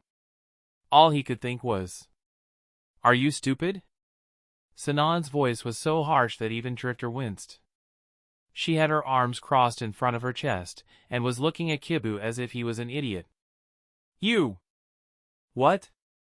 Do you think Kirito wanted Diavel to die? We all read the guidebook, it clearly said Ilfang would use a Talwar. No one could have known Kaiba would make changes to the boss. Kibu flinched away from Sanon's piercing gaze, and Drifter didn't blame him. It was always the quiet ones who were scarier. But his party members weren't going to stay quiet. One of them pointed to Kirito accusingly. He must be a beta tester. That's how he knew all the boss attack patterns. He knew, but didn't tell us. There must be other beta testers here too, right? That player simply ignored whatever Sanon had said, and, to Drifter's horror, other players soon started echoing his words. Suspicious glances were thrown around, and he could foresee the raid party falling apart right there and then. But there was one more urgent worry. Motioning for Yuna and Nautilus to follow him, he went to stand next to Kirito, Sanon, and a pretty chestnut-haired girl he had never seen before. Asuna was nowhere to be seen, though she was still in their party, so she must be alive. Oh! It took him a few seconds to make the connection, and realize said new girl was Asuna. Her hood must have broken during the battle, or she unequipped it. Drifter, this ain't looking good. No, it isn't. Maybe Drifter shouldn't be surprised that Agile had followed him, the much larger man now standing in front of Kirito. They both understood that whether Kirito was a beta tester or not didn't matter anymore. The other players seemed ready for a public lynching. Ha ha ha. Ha ha ha. The spearman was still trying to find a way to defuse the situation when cold, bitter laughter cut off his train of thought. He spun around, and saw Kirito getting up with a disdainful expression that would have made Drifter want to punch him if it weren't for how obviously fake and forced it was from up close. A beta tester? Pfft. I wish you wouldn't compare me to those newbies. As he spoke, Kirito pushed past Asuna and Sinon, but both girls were too stunned by his sudden change to react. With unhurried steps, the young swordsman made his way towards the set of stairs that had appeared after they defeated Ilfong the Kobold Lord. What? Most of the 1,000 beta testers were beginners who didn't even know how to level up. You guys are better than they are. But I'm not like them. I made it higher than anyone during the beta test. Kirito stopped and put a hand on his hips. The reason I knew the boss skills is because I fought monsters with katana skills on floors far above us. I know a lot more. Way more than any information broker. The boy scanned the crowd with a despising gaze, oozing superiority. Drifter didn't believe it even for a second. But others did. That's even worse than a beta tester. You are cheating. A cheater. Parroting Kibu's words, the players who had been moments later praising Kirito for his masterful display of sword skills, now cursed him. Hey! That's not. Drifter stopped Asuna by holding her shoulder, and Nautilus did the same with Yuna, both girls having been about to jump out to defend their party member. They glared at the boys, but Drifter shook his head surreptitiously. Let him. This is not something we can stop now. We will talk later. He added that last sentence to avoid misunderstandings. Drifter and Agile, being slightly older and having more real-life experience, had some idea of the play Kirito was putting on. And, as much as they hated to admit it, it was the best option. Not the most correct or fair, but the best nonetheless. A beta tester and a cheater. He is a beater. Drifter didn't know who was the first to come up with the play of words, but it caught on fast. Soon, most of the players were yelling it in accusing tones. But of course, Kirito was not done yet. With a few quick taps on his menu, a black coat draped itself over his shoulders. A beater. I like it. That's right, I am a beater. From now on, don't confuse me with other testers. Heh. His coat fluttering to some unseen wind, Kirito pushed open the doors leading to the second floor and stepped through. At the same moment, Drifter, Yuna, Nautilus, Sinon, and Asuna received a notification telling them that he had left the party. Chapter 20 Not Alone. With narrowed eyes, Drifter stared at Kirito's departing figure. Then, he turned to Asuna, who was glaring daggers at him. How was a 14 or 15 years old girl so scary? Explain. Not here. It would ruin everything Kirito has done. Come on, we should catch up to him. He tried to impart as much calmness as he could, lest the girls started arguing right here in the middle of the boss room. Thankfully, Asuna gave him the benefit of the doubt and nodded curtly. Drifter scanned his gaze over the other members of the raid party.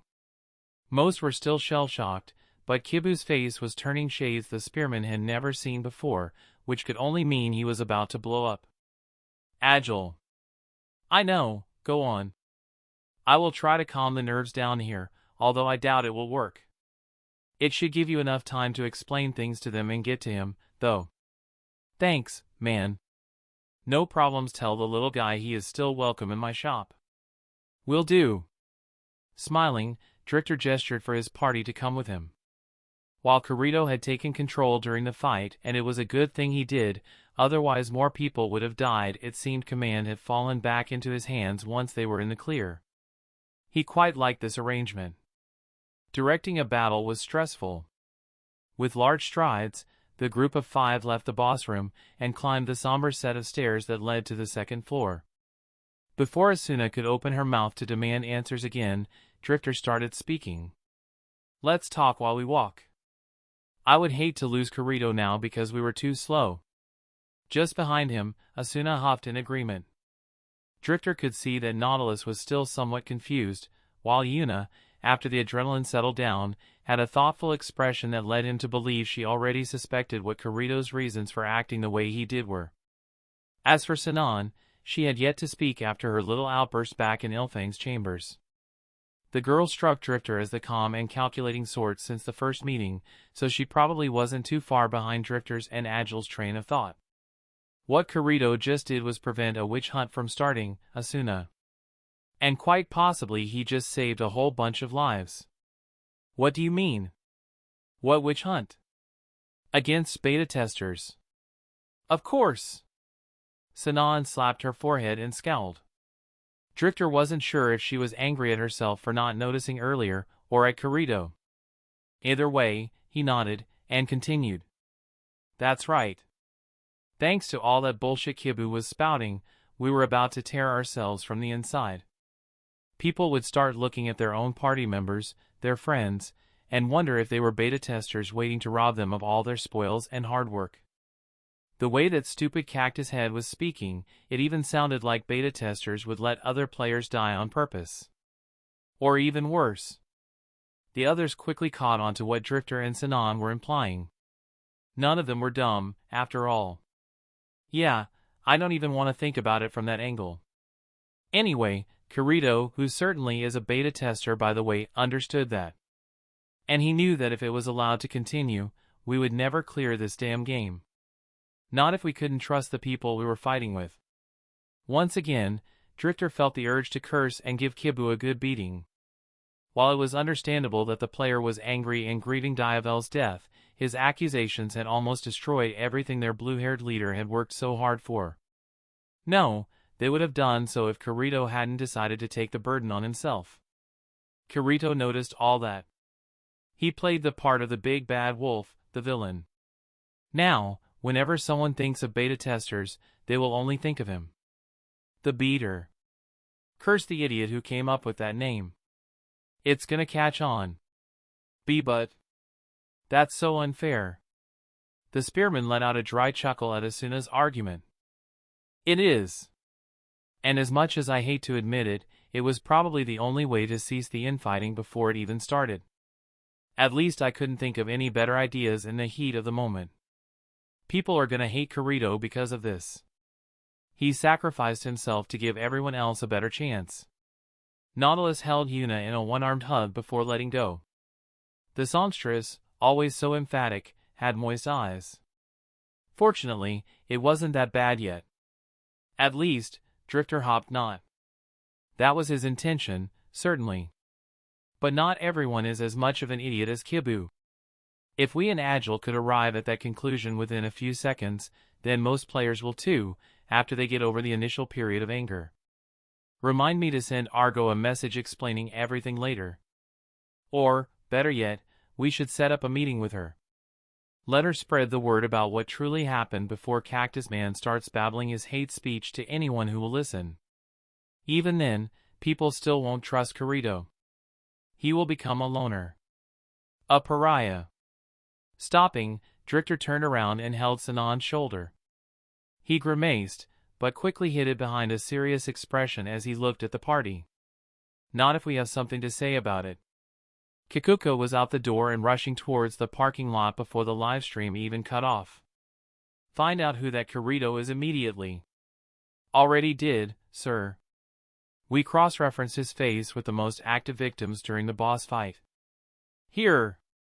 Kikuko grabbed the tablet his subordinate handed him, showing a teenager boy's face, with messy black hair and black eyes. He quickly scanned the file while getting in the back seat of his car. Kirigaya Kazuto. 14, deceased parents, lives with his aunt, uncle, and cousin. Hacked a government database to find out who his parents were when he was 10? Raising an eyebrow, Kikuko quickly reread that last line. He wasn't sure if he should be feeling as impressed as he was considering what the boy did was illegal, but then again, he had been just a kid. It wasn't important now. Naguka-kun, please call the boy's family, and tell them to meet us at the hospital as quickly as they can, if they are not already on the way. Yes, sir. I need to. Shit, I left my phone in the office. Chi-chan, lend me ours. The driver nimbly pulled her phone out of her pocket, unlocked it, and threw the device to her boss. On the passenger seat, Naguka was hurriedly speaking with Kirito's family. From the snippets of conversation he overheard, they were already almost at the hospital Kirito was staying. Hello? Chi? It's me, Ogaka-san. Sir! You saw the SAO transmission, didn't you?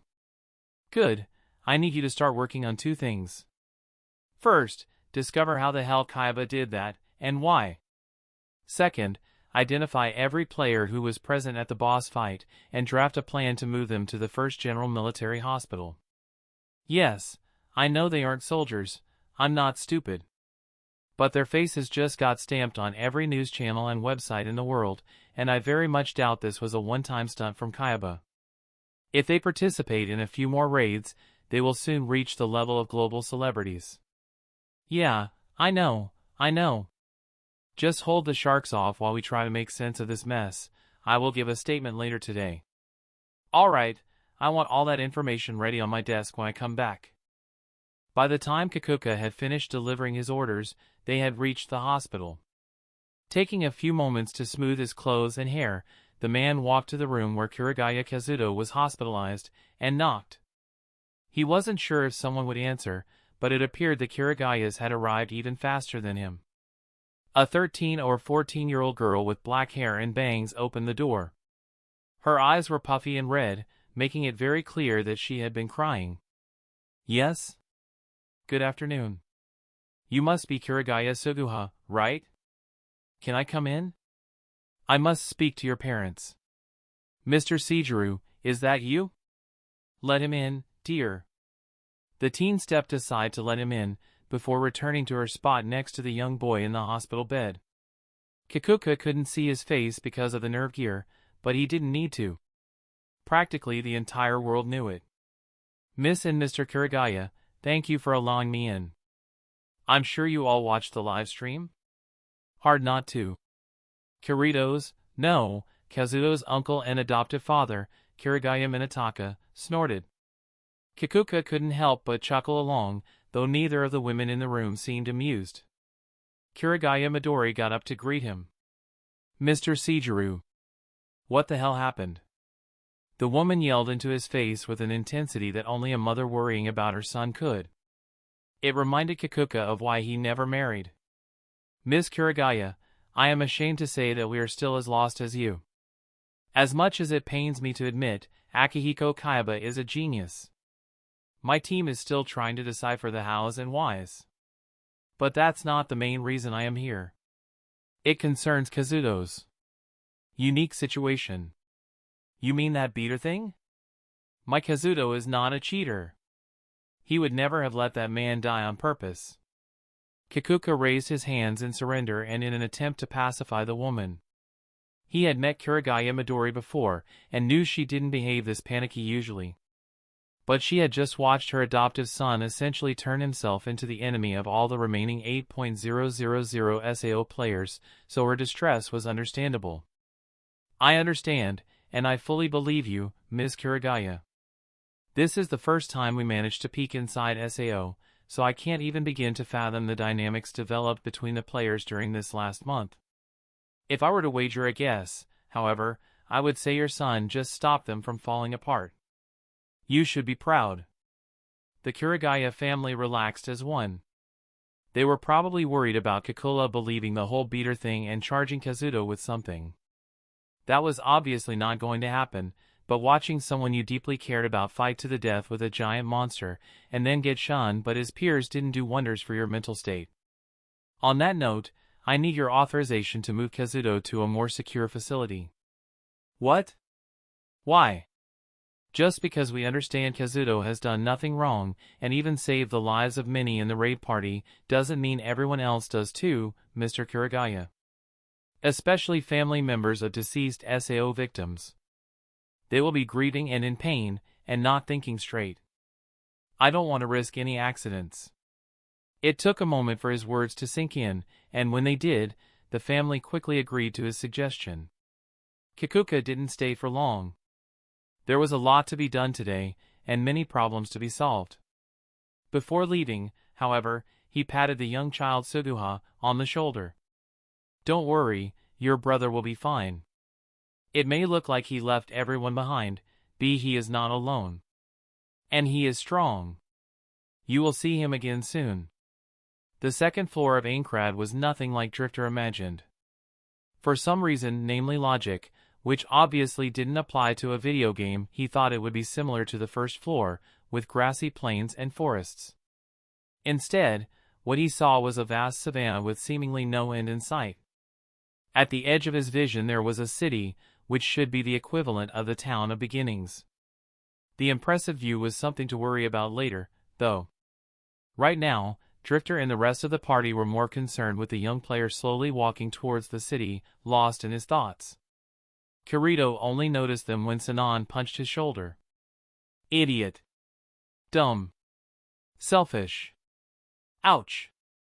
Drifter snickered at Kirito's confused and somewhat hurt expression. When the boy turned to him, his mouth stretched into a grin. You deserve that, Kirito. I think I do. But why are you all here? Sinon, you can punch him again. The whole group, minus Kirito, laughed at what Nautilus said.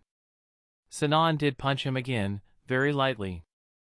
And, while Kirito was still befuddled, Asuna schooled her expression and stepped towards him, hands on hips.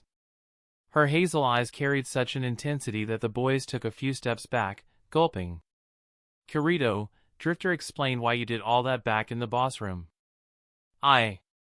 We understand it now, but it doesn't mean we like it.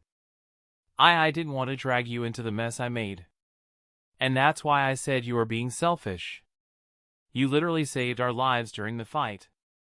Did you really think we would abandon you? Sorry. Taking the chance after the scolding was finished, Drifter sent a party invite to Kirito again. Furthermore, once the boy accepted, he made him into the party leader. To his questioning glance, he had a simple answer. You got us through Ilfong. I will feel a hell of a lot safer if it's you leading us. Not to mention, being just a party member is a lot less stressful. Good luck. After opening and closing his mouth a few times, and seeing the others not even trying to hide their laughter, Kirito gave up trying to argue he was a solo player. He still didn't believe he was fit to be a party leader, but honestly he was overwhelmed enough by the fact Drifter, Yuna, Nautilus, Sinon, and Asuna wanted him on their party that it kinda slipped his mind.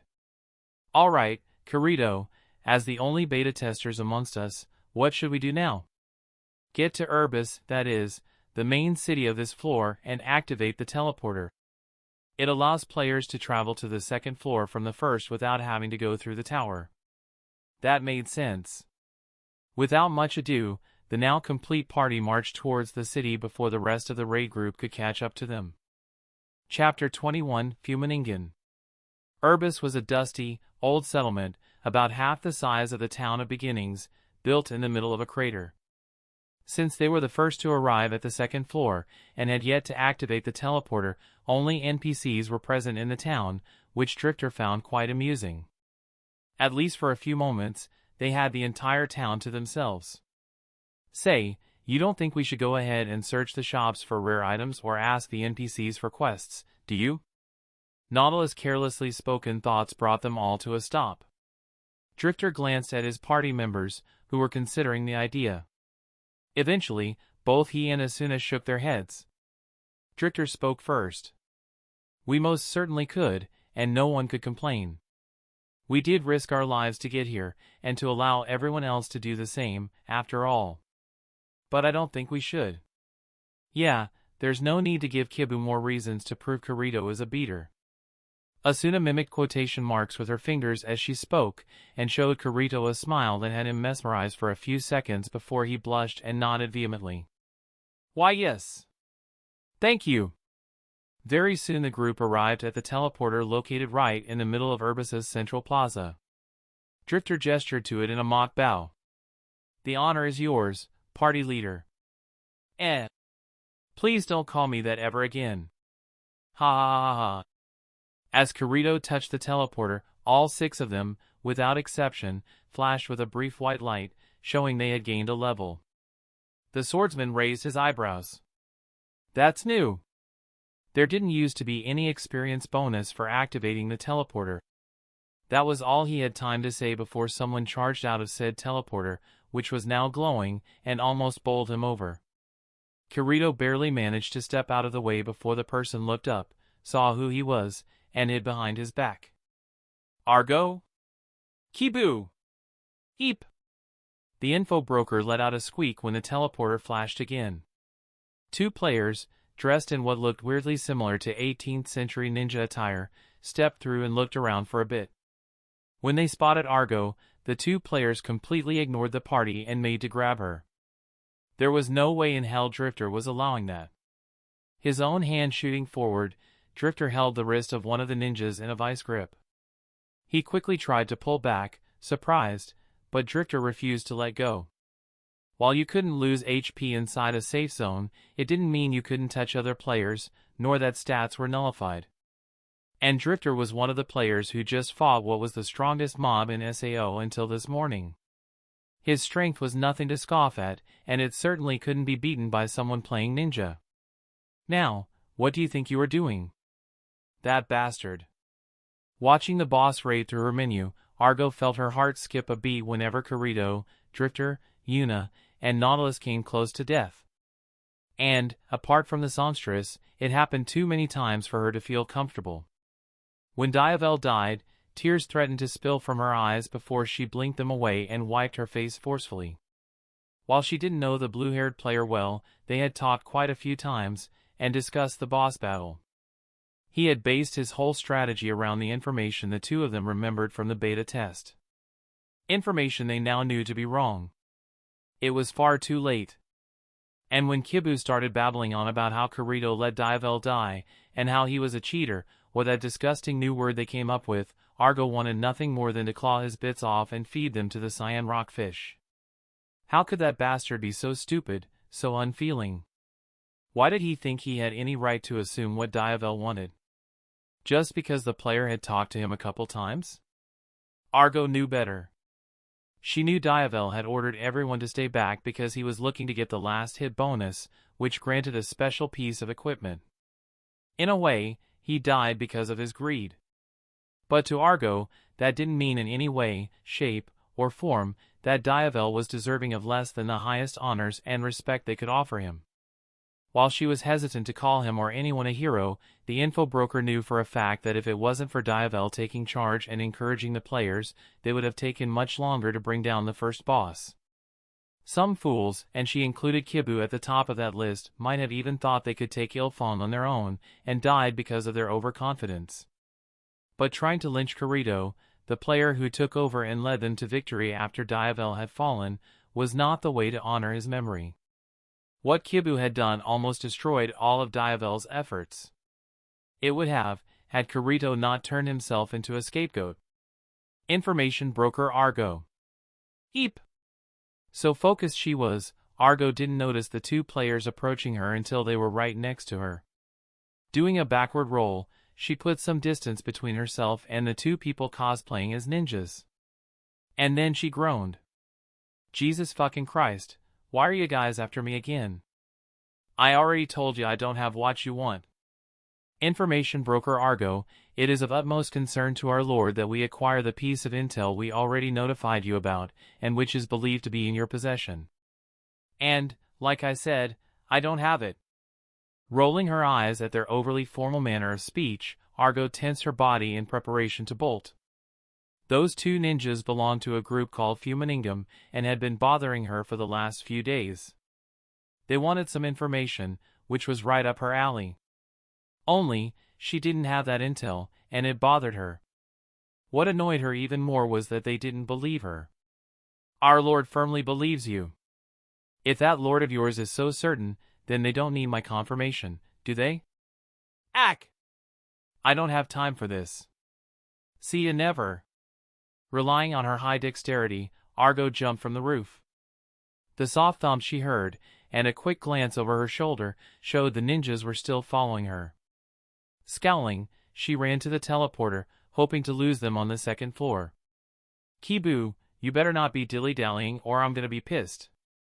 It seemed someone heard her prayers, because just as she reached the previously deactivated teleporter, it suddenly glowed brightly, startling the nearby players, who were still discussing the boss battle. Without hesitation, Argo stepped into the device. Urbis! She saw Kirito as soon as she arrived on the second floor, and immediately hid behind him. Then, when the two ninjas came through, the info broker felt all warm and fuzzy inside when Drifter's eyes hardened and he stopped them, while the rest of the party also moved to position themselves between Argo and her pursuers. Now, what do you think you are doing? The ninja drifter was holding struggled for a while to free his hand before giving up. He and his partner then proceeded to give the party a dirty look, which they summarily ignored. Well? Our words are only for the ears of information broker Argo, fellow prisoner. Drifter raised an eyebrow and turned to Argo, who silently mouthed the word cosplayers. Letting go of the ninja, he pinched his nose bridge. Look, I don't know why you are talking or dressed like that, but we are, as you put it, fellow prisoners. I dunno what intel Argo has that you want, but she made it very clear she either doesn't have it or is not willing to sell it. Don't you think you are being obnoxious by chasing after her when she already said no? The two players exchanged glances, but didn't back off or offer any answer, really. Drifter really wasn't looking forward to having to deal with them on top of everything that happened today, but it wasn't like he had a choice. Let's take a step back. Who are you, exactly? Our names are unimportant, fellow prisoner. We are but blades in service of our lord. They belong to a cosplay and wannabe guild called Fumaningdom. Wait! Do you mean those three guys who went around pledging loyalty to random people back in the beta? Now that the cat was out of the bag, Kirito didn't have nearly as many concerns about making references to the beta test as he did before. His outburst caused the ninjas to look at him, instead of just staring straight through him and at Argo, like they had been doing. When that happened, Drifter saw the exact moment their eyes bulged behind their masks. As one, they bowed. Our apologies, mighty warrior. We weren't aware we were in the presence of the one who has slain the foul beast keeping us captive to the floor below. What? That had both Kirito and everyone else halting right in their tracks. It wasn't difficult to understand what the cosplayers were referring to, but the question was, how did they know? Argo snickered when she saw Drifter's dumbstruck expression. It was not one she got to witness very often. Unfortunately for her, after presenting their apologies, the ninjas ran away and disappeared into an alleyway, as it should be expected. That made everyone turn to the info broker, and she gulped when she saw the not quite a smile Drifter had. I think you have some explaining to do, little rat. Hee hee. Not much later, the group found themselves in one of Urba's hidden cafes, courtesy of Kirito's beta knowledge. They had decided the boss raid was more than enough excitement for the day, and that they would take the remainder of it to talk and rest. Where should we start? How about why the ninjas were following Argo? Yay, must you come after me immediately, Yu-chan? Considering we just saved your hide, Argo, I think it's a fair question. The info broker showed a pained expression that fooled no one. Finally, Argo broke into a huge grin. I. That's gonna be a freebie only 'cause you helped me, okay? They wanted to know about a certain skill from the beta. Since it only becomes available after the second floor is unlocked, and seeing all the changes old Kaiba made, I didn't want to sell it to them before verifying it, but Fumaningdom wasn't willing to wait. Who are those guys anyway? Before Argo could demand payment, Asuna and Sinan still weren't used to how the little gremlin's mind worked. Kirito answered, ignoring her pout. There were only 3 of them during the beta. They cosplayed as ninjas and shinobis, and, whenever they met someone, they would either assassinate them or try, at least, or offer them their services, as if they were their lords. They are a weird bunch. Kibu's right. And they got more people who go along with them. Stop the assassination business though. Cosplay's still going strong, but even they understand the situation. There were nods from around the table. In the end, Fumaningdom wasn't harming anyone. They were willing to pay Argo for the intel, even if they were somewhat forceful about it. Only, she wasn't willing to sell it. Drifter knocked on the table to catch everyone's attention. That out of the way, there's something I am more concerned about. One of the ninjas recognized Kirito as the one who has slain the foul beast. He can only mean Ilfong. If word's traveling that fast, it will only be a matter of time before what happened after becomes known too. Once again, The party nodded in agreement. Only Argo looked confused, but what the info broker said next had all of them sputtering. You mean the whole beater thingy? How do you? Wait, you mean you don't know about the live stream? Seeing the dumbfounded looks Kirito, Drifter, Asuna, Sinon, Nautilus, and Yuna had, Argo whistled. Well, shit. No wonder y'all are so calm. Kaiba came up with a few new ideas since the beta. See that new camera icon in your menus? It's gray now, but during the raid it streamed the fight from a bird's eye view. Scared the crap out of me when it appeared. I never knew how anxiety-inducing watching someone else fight could be. But that means all the players saw it. Yep. And what happened later too? The transmission only stopped once everyone left the boss room. But for what it is worth, I'm with you, Kibu.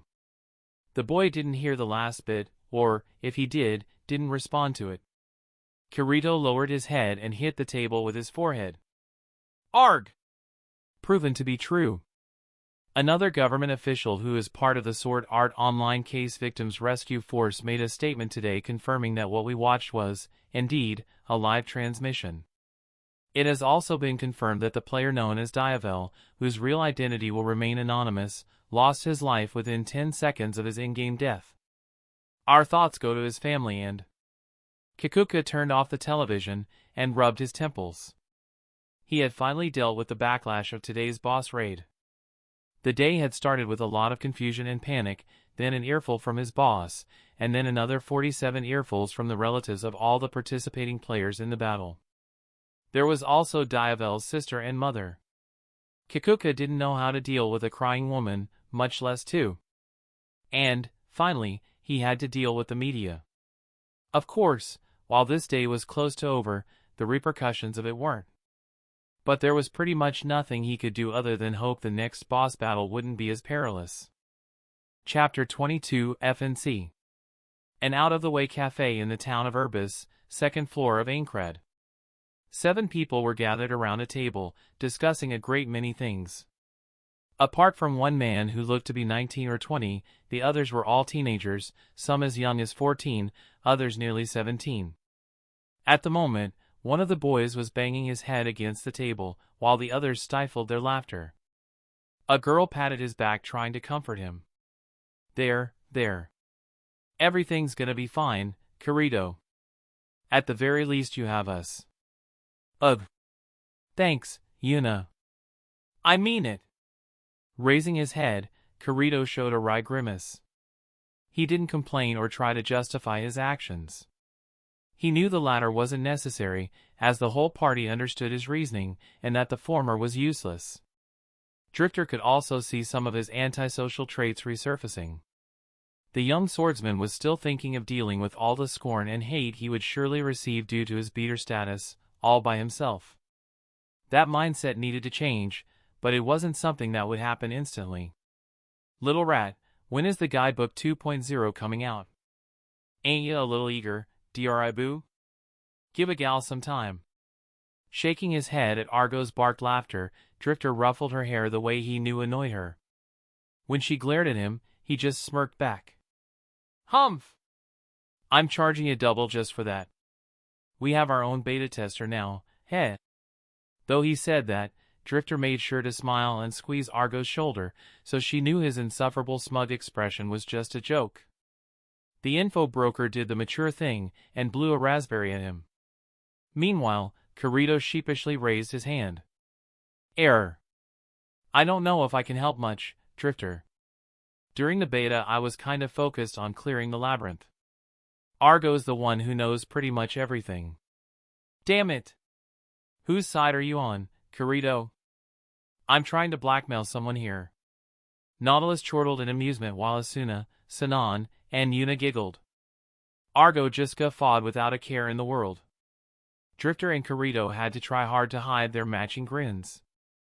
The swordsman gave the spearman a grateful nod, knowing Drifter had done all that to take his mind off of the whole beater conundrum. Right then. Our dear info broker, when you do complete the guide, make sure to send us a copy, would you? Meanwhile, we will be exploring the second floor. Sinan tapped on the table to get their attention, and they all nodded.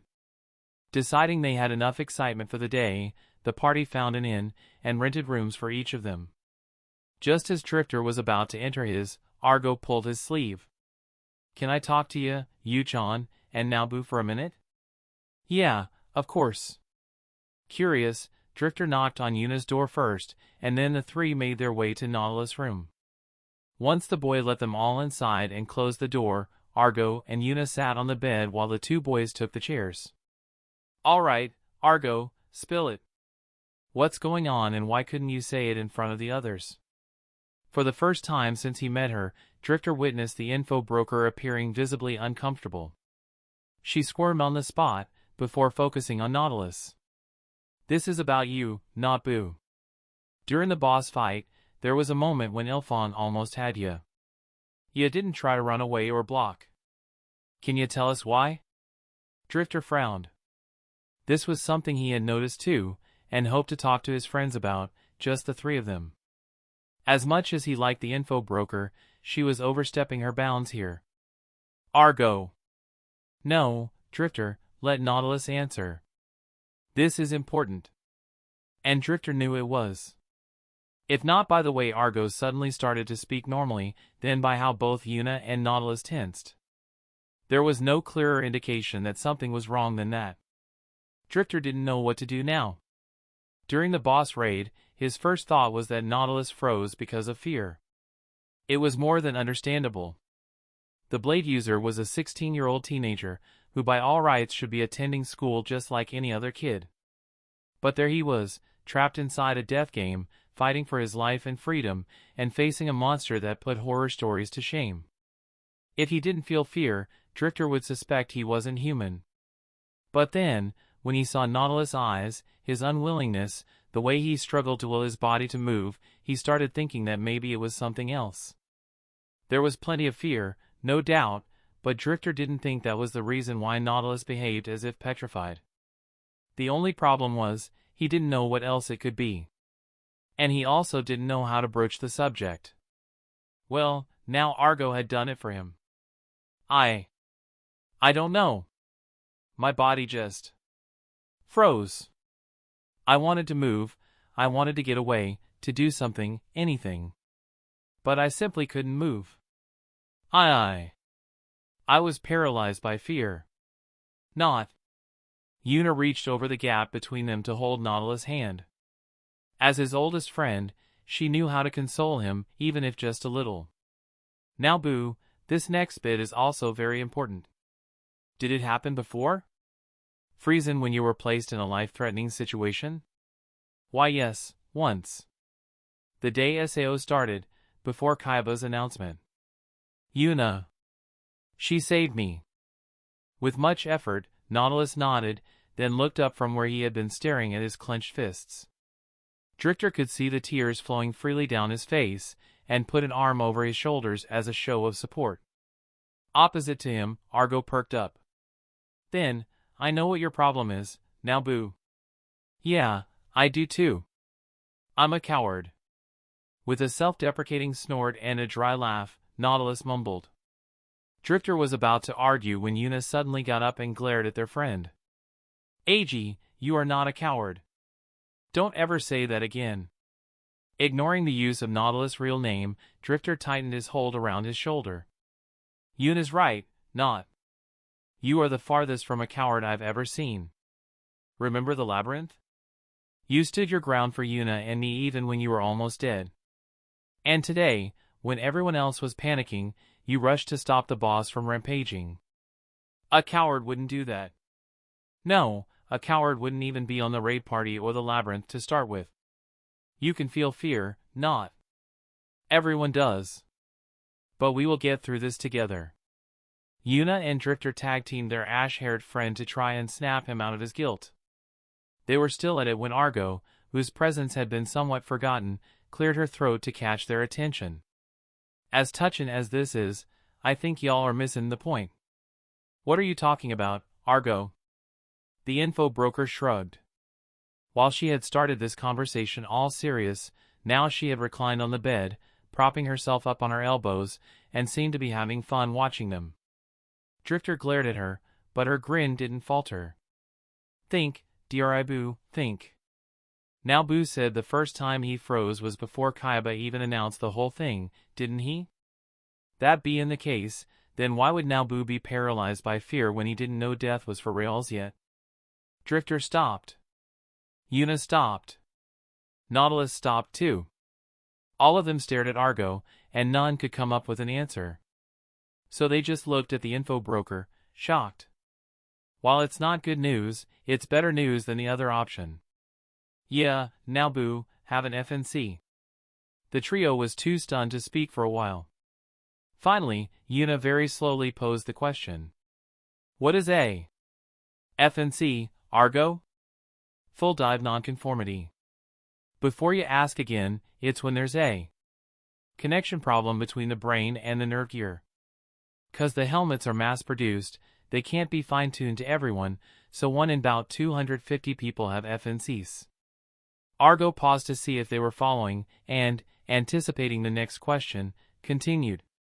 Mind ya, I saw quite a few FNCs during the beta, so the real ratio is above 1 to every 250. And they come in many forms. Some were players who couldn't even properly walk 'cause while their brain was telling their left leg to step forward, the nerve gear misunderstood they wanted to flex their right elbow or something like that. Others feel nausea and or dizziness. And a whole lot more. Basically, everyone's FNC, if they have it, manifests differently. Giving them some time to absorb what she said, Argo opened her menu and took out a piece of sweet bread she had bought in the cafe earlier. Then, Nautilus' problem is because he and the nerve gear don't fit well together? And not because he becomes paralyzed in fear? No offense, not. The boy quietly shook his head to show that none was taken. Meanwhile, Argo nodded in acknowledgement of Drifter's question. Basically, yeah. Or at least I think that's it. Can't see any other reason why, really. When you are in a tense situation and adrenaline's pumping through your veins, your brain and the nerve gear are sending certain signals to each other. In some occasions, some kind of miscommunication happen and you simply freeze. That's what happened today. Due to her behavior, Drifter sometimes forgot how smart Argo actually was. But the fact a teenager like her could keep an information network as large as the one she had was a testament to her capabilities. Rubbing the bridge of his nose, he sighed. I think that is enough for today. Nautilus, we will find a way through this, understand? You are not allowed to feel down because of it, not when you have people who care about you as much as we do. And Argo, thank you. Though you could use a little more tact next time. The info broker stuck her tongue in him, and Drifter grinned. Then, he turned to Nautilus, who did his best to mask his sadness by putting on a wry smile. He patted his shoulder, and got up. The blade user was decidedly, and understandably, depressed by the news. He was the tank of the party, the one who was supposed to protect the others from harm. How was he supposed to do that if he could, at any moment, become paralyzed? Not to mention, of course, the danger to his life. Drifter knew that at the moment, Nautilus had to be going through an assortment of feelings. Fear, dread, shame. And there was little they could do to help him. After some more hugs and whispered consolation, Yuna followed the other two out of Nautilus' room. As soon as the door was closed, the songstress broke down crying. Argo instantly drew the taller girl into a hug. Shush, shush Yu-chan. Now Boo is strong, much more than he believes he is. Now you have to be strong for him too. Yuna sniffled, and nodded. Hesitantly, Drifter approached them, and put his arm around Yuna's back, holding her tightly. Then, he guided her to her room. After the songstress opened the door, he turned to the info broker. Argo, think you could stay with her a little? Just to make sure? You can count on it, Dri Boo. Come on, Yu-chan. After hugging Yuna once more, Drifter went to his own room. Unequipping his armor and weapon, he lay belly down on the bed, with his face pressed against the pillow. Fuck. Chapter 23, Second Floor. The next morning, the other three members of the party could tell there was something off with the original three. Neither Nautilus, Drifter, nor Yuna had completely gotten over what they learned the previous night. On one hand, they, especially Nautilus, were glad to know that the blade user didn't freeze simply out of fear. He was not a coward, as he so eloquently put. But on the other hand, learning that he suffered from an FNC was maybe worse. After all, fear could be overcome, but what could they do about what was basically a sickness that could flare up at any given moment? Either way, Drifter wouldn't mention it to the others if Nautilus didn't first. As much as he liked Kirito, Asuna, and Sinon, he didn't trust them nearly as much as he did Yuna and Nautilus. If, and that is a big if, the six became a permanent party, then he might talk to Nautilus about it. Thankfully, the three younger members of their party didn't ask anything. Maybe they thought Drifter and the others were still down because of Diavel's death. Kirito. Yeah? After having scoured the markets of Urbis for useful or unusual items, the party made a small upgrade to their armor, and were now leading the city to grind. After they crossed the gate, and were away from the prying eyes and ears of other players, and there were many who recognized them, thanks to the live stream, Drifter signaled for the party to stop. I know the fact that you are a beta tester is what started that whole mess, but it would be dumb of our part not to take advantage of the knowledge you have. And this is not us being unfair, like Kibu would say, okay?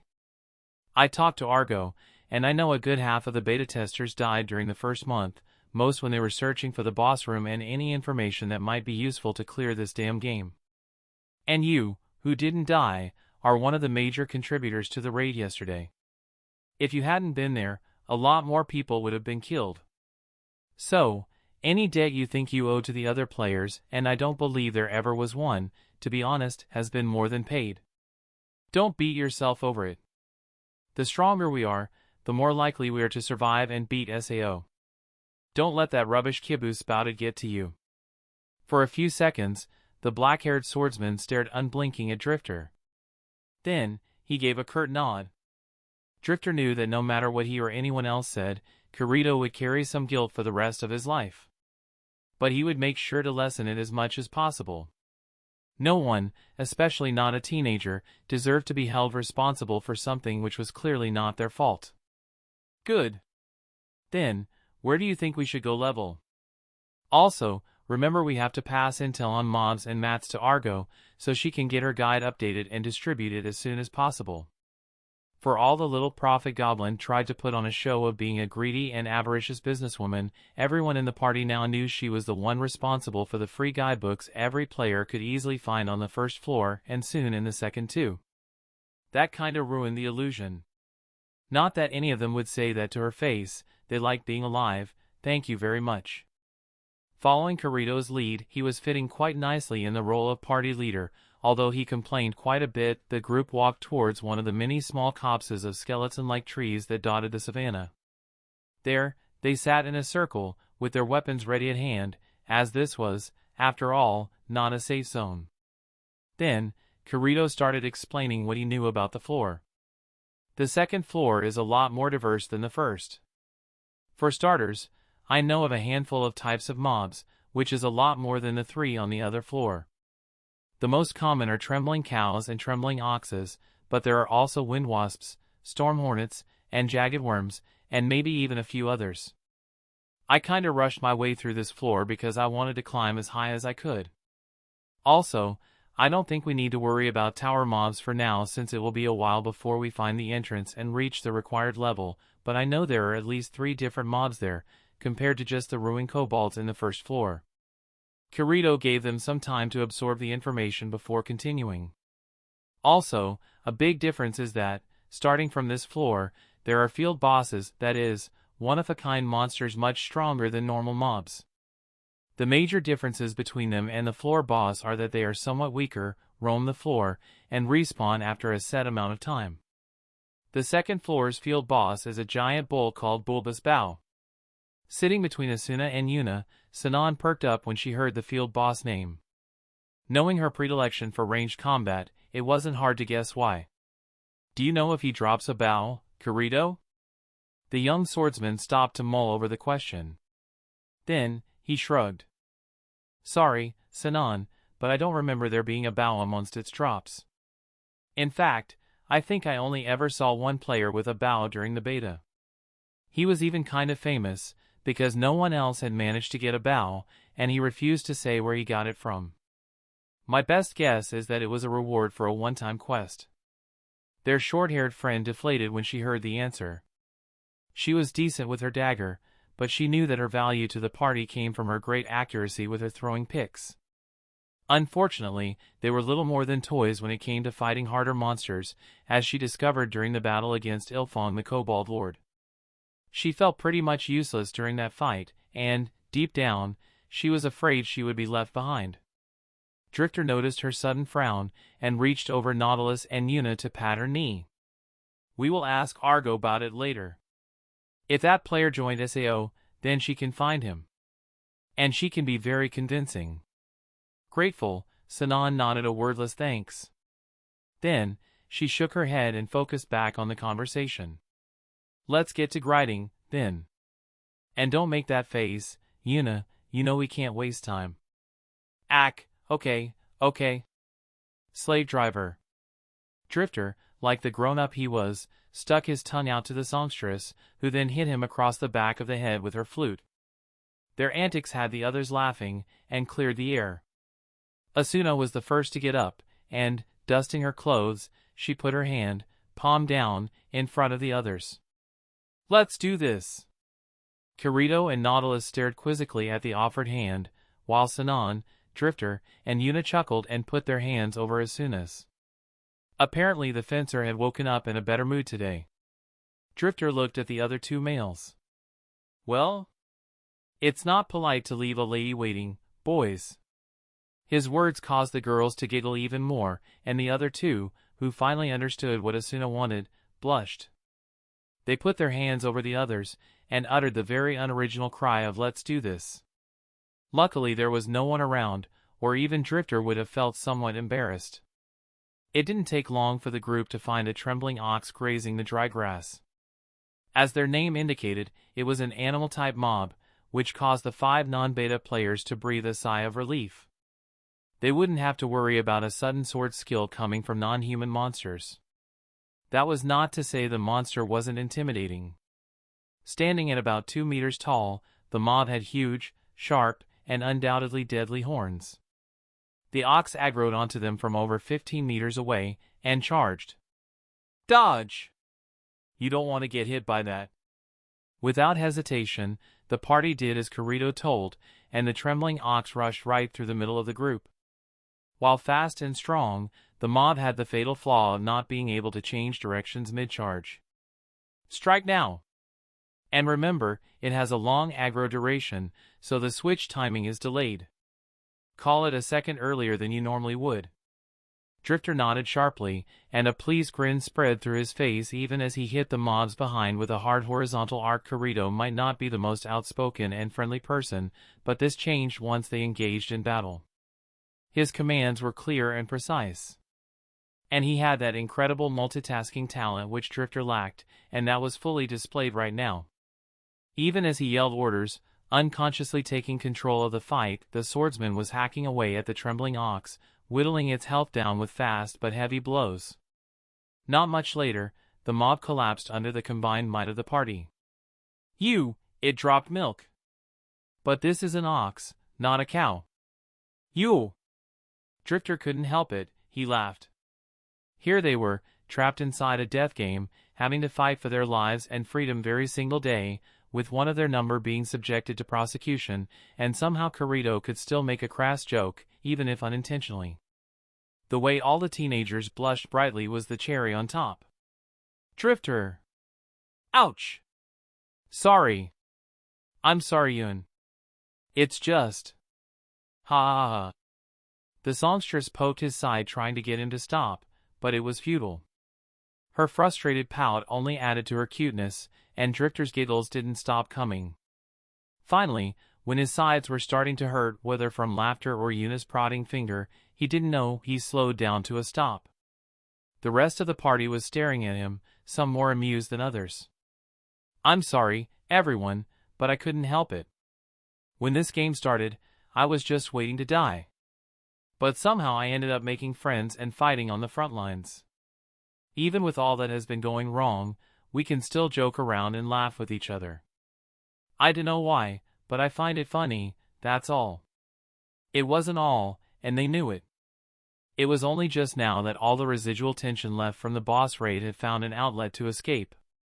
But they weren't going to call him out on that. Shall we continue? Asuna rolled her eyes while the others sighed, and then laughed too. The party continued riding trembling oxes and the occasional trembling cow, which was basically a bigger and angrier version of its male counterpart. Luckily, both types of mobs came alone, or at most in pairs, allowing the group to easily deal with them even if unexpected situations arose. At least the experience is good. By the time the sun had fallen, each of them had filled a fair amount of their experience bar. It was just as they were killing the last mob for the day that Yuna let out a shout of pure happiness and euphoria. Yay! I did it! I finally did it again. Congrats, Yun. What exactly did you do? The songstress stuck her tongue out at Nautilus' lackluster congratulations and brought her flute to her lips. As soon as she started playing the instrument, Drifter knew it wasn't rest. The melody was fast-paced, harsh, blood-pumping.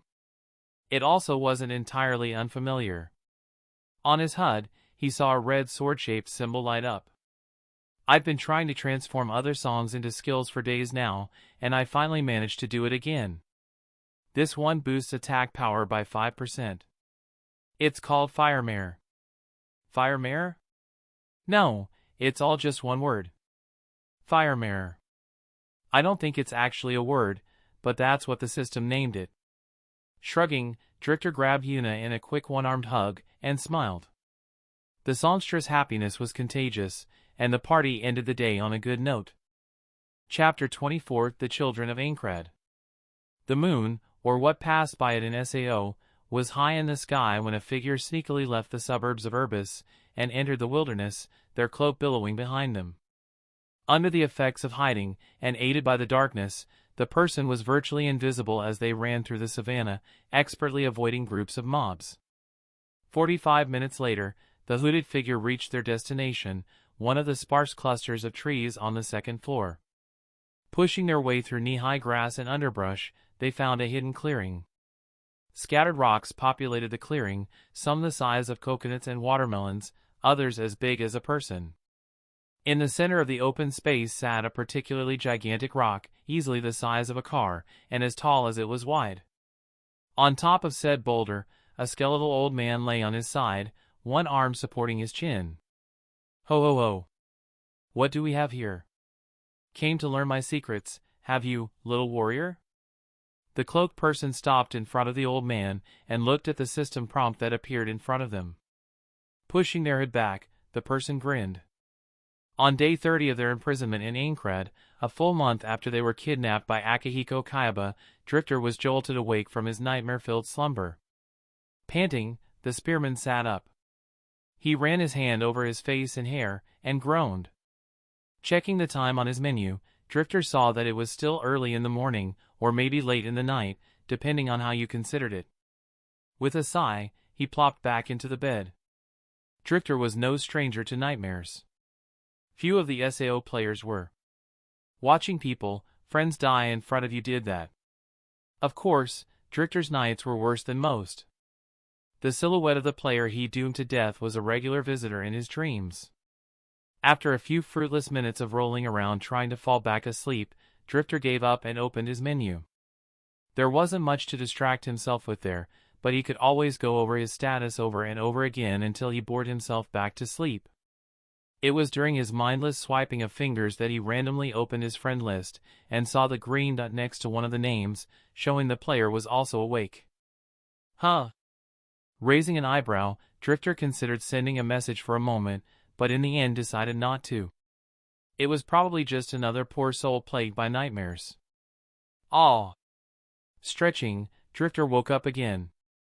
After almost half an hour, he had finally drifted, to the dreamland last night. At least this time it was at a more reasonable hour, the sun rays already starting to filter in through the partially open curtains. As it was his routine, he went to the attached bathroom and washed his face. It was more of a ritual than anything, since he didn't actually need to clean up Kaiba hadn't coated goo and boogers into the game. To be honest, it didn't really feel like he was rinsing himself, since the feeling of running water on skin appeared to be one of the few things even the cardinal system struggled to replicate, but it wasn't that far off. Though he had heard from verified sources, namely Yuna and Asuna, that a hot bath was to die for. The idea sounded appealing after a busy day grinding, so he might try it tonight. Walking down the stairs, he idly scrolled through his menu, equipping his armor and weapon. He supposed it might be considered bad table manners to dine fully armored, but no one really cared about that. "Good morning, Drifter." "Hi. Day, Yoon, Sinon. How are you?" Greeting the two girls, Drifter sat down on the table with them and ordered breakfast. There was no tangible benefit to paying more for a better meal in SAO, no boosts or buffs, but if you could afford it, it was much better than eating plain old bread. "Say, Yoon, what got you out of bed so early? I know Sinon's an early riser, but you aren't." The songstress stuck her tongue out in response to Drifter's teasing, before manipulating her menu to take something out of her inventory. With a flash, a musical instrument appeared in her hands, but it wasn't her usual flute. It was a small harp. "Sinon gained this as a reward from a quest, and gave it to me. I wanted to try it out before going out to level. And you, mister, just volunteered to come with me." "Did I?" This time the spearman raised both eyebrows, but at Yuna's pointed glare, he gave in. Putting his hands over his head in surrender, Drifter pouted at Sinon, who was smirking at his fate, and got up to follow his friend. Waving goodbye to the other girl, who promised to let the others know they would be back in an hour, Yuna led Drifter through the streets of Urbis. The city was a lot fuller now, 2 days after the second floor opened. At the start, most players on the first floor had been cautious, and even a little afraid, of teleporting to the floor above, but word soon spread that it was a safe zone, and many came to, if not stay, at least have a look around. On one hand, Drifter was glad this was the case. It meant more and more players were willing to adventure out of their comfort zones, and possibly fight. Gods knew they needed all the able hands they could get on the front lines. The downside, however, was the staring. He didn't think he would ever get used to having people sneaking glances at him wherever he walked, or just outright pointing and whispering. Unfortunately, that was exactly what was happening to him and everyone else who took part in the first floor boss raid. Their party had it worse than most, considering Kirito was in it. Doing his best to ignore the stares, Drifter followed Yuna while the songstress idly hummed a tune. He didn't bother to ask where they were going, simply enjoying the moment of calmness. They didn't get many of those. When they reached the teleporter, and Yuna unhesitantly stepped towards it, he finally allowed his curiosity to surface. He had thought they were going to one of Urbis plazas, so Yuna could play, but it seemed their destination was somewhere else. And, for now, there was only one place the teleporter could take them. "So, Yuna, why are we in the town of beginnings?" Running his gaze over the city, Drifter couldn't help but ask his partner. It felt like a lifetime since he last came here. The songstress grinned at him and pulled him by the arm while she explained. "Argo mentioned something to me the other day. Did you know there are a bunch of kids in SAO too?" "What?" "But nerve gears can only be used by those above 14. And of course children always find a way to break the rules. Damn it. Poor guys." Yuna didn't need to point out to Drifter that regulations weren't always enforced as they should be. It was obvious some children would manage to get their hands on SAO, in some way or the other. He kicked himself in his mind for not realizing that sooner, but no one could fault him when he had been so preoccupied trying to ensure his own survival. He suddenly started when he felt Yuna's hand on his arm, running up and down it in soothing motions. Drifter turned to the songstress, and saw her characteristic warm-filled smile. "There's someone looking after them. But they aren't allowed to leave the safe zone, and can only do the same repeatable quests every day. I figured they must be very bored by now, and that I could play some music for them. Take their minds off everything just for a little bit, you know?" Not for the first time, Drifter wondered how could someone so pure be stuck in SAO. It simply wasn't fair. He bumped Yuna with his shoulder to shake her off the slight melancholy he heard creeping in her voice. I think it's a great idea, Yun. And I think that's why Argo told you about them, 'cause she knew you would come. She is a huge softie, isn't she? Ha ha ha. That she is. Come on, lead the way. The songstress giggled, and, pulling him by the wrist, guided Drifter to a part of the town of beginnings that was generally known as Old Town. Following Argo's instructions, they reached an old church. The front door was open, and 3 children, no older than 8, were playing on the steps leading to it. Drifter's heart clenched when he saw them, and he could tell Yuna felt the same by the way her grip on his arm tightened. When the children noticed them, they stopped playing and looked at the pair curiously. Before Drifter could even wave a hello, Yuna had already stepped forward, and he could swear her eyes were heart-shaped. Hi! How are you? My name's Yuna. Is Miss Sasha in? I wish to talk to her, if that's possible. Error. Ha ha ha. Drifter burst out laughing when the kids retreated under Yuna's rapid-fire questions. He only laughed harder when the songstress glared at him. Give them room to breathe, Yun. You're gonna end up scaring them. I'm not scary. Wisely deciding it was best not to argue that particular point, Drifter chuckled and winked at the children. Yuna's huff and pout were almost too much for him to handle. That girl was dangerous. Whoa! You are the songstress, aren't you? Aw! Suddenly, one of the children, a little girl with twin ponytails, pointed a finger at Yuna, in awe. Drifter's friend spluttered, and he raised an eyebrow. Though he sometimes thought of her like that, it was the first time he heard someone else use that particular nickname. Error. I guess I am. Whoa! I heard you playing flute once. Your songs are so beautiful. And you were in the boss raid. We watched it with Miss Sasha. And you are that guy with the spear. You fought the boss too.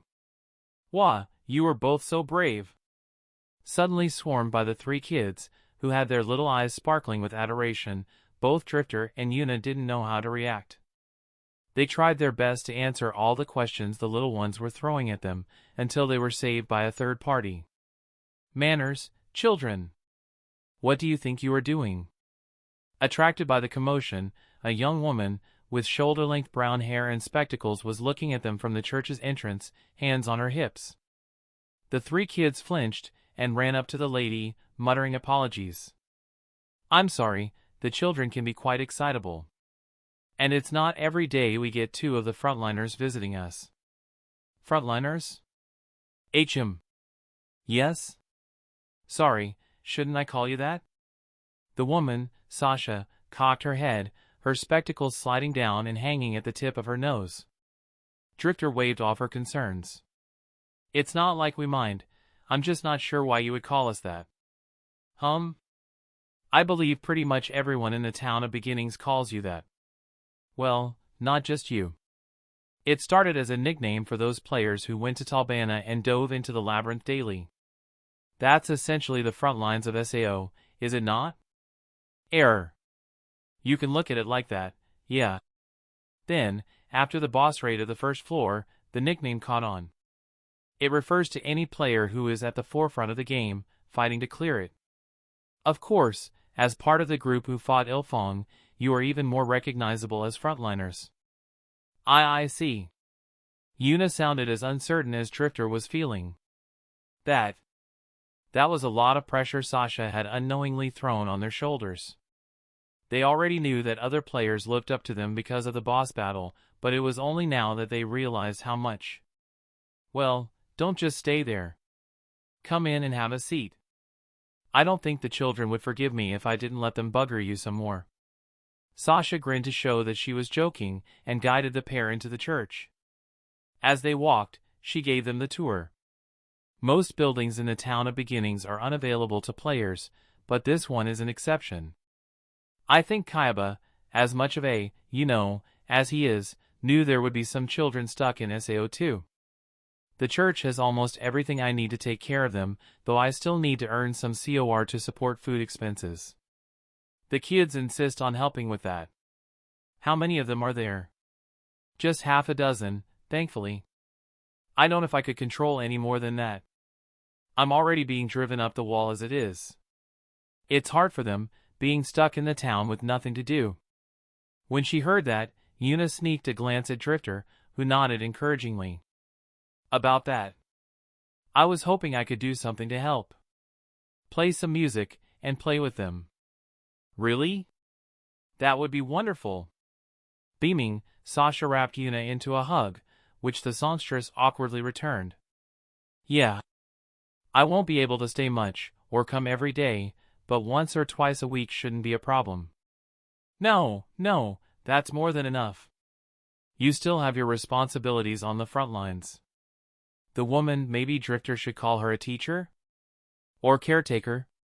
Quickly waved her hands, saying that it wasn't necessary. By now, the spearman knew Yuns well enough to know that she had already made up her mind. It will count as a welcome break for us too, Sasha. And I can teach them one or two things too, if you don't mind.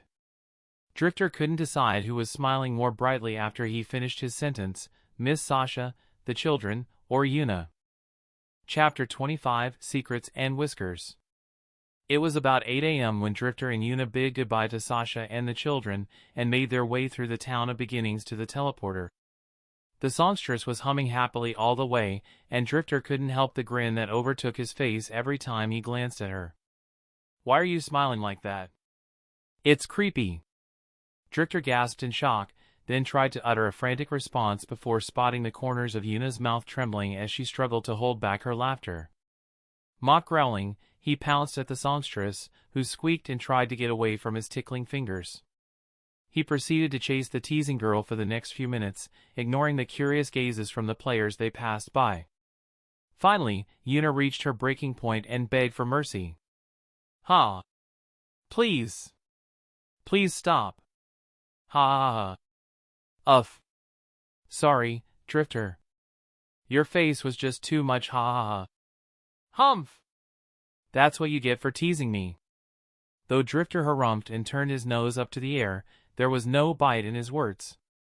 Yuna was so happy, so delighted, after playing her harp to the children that her smile refused to fade away.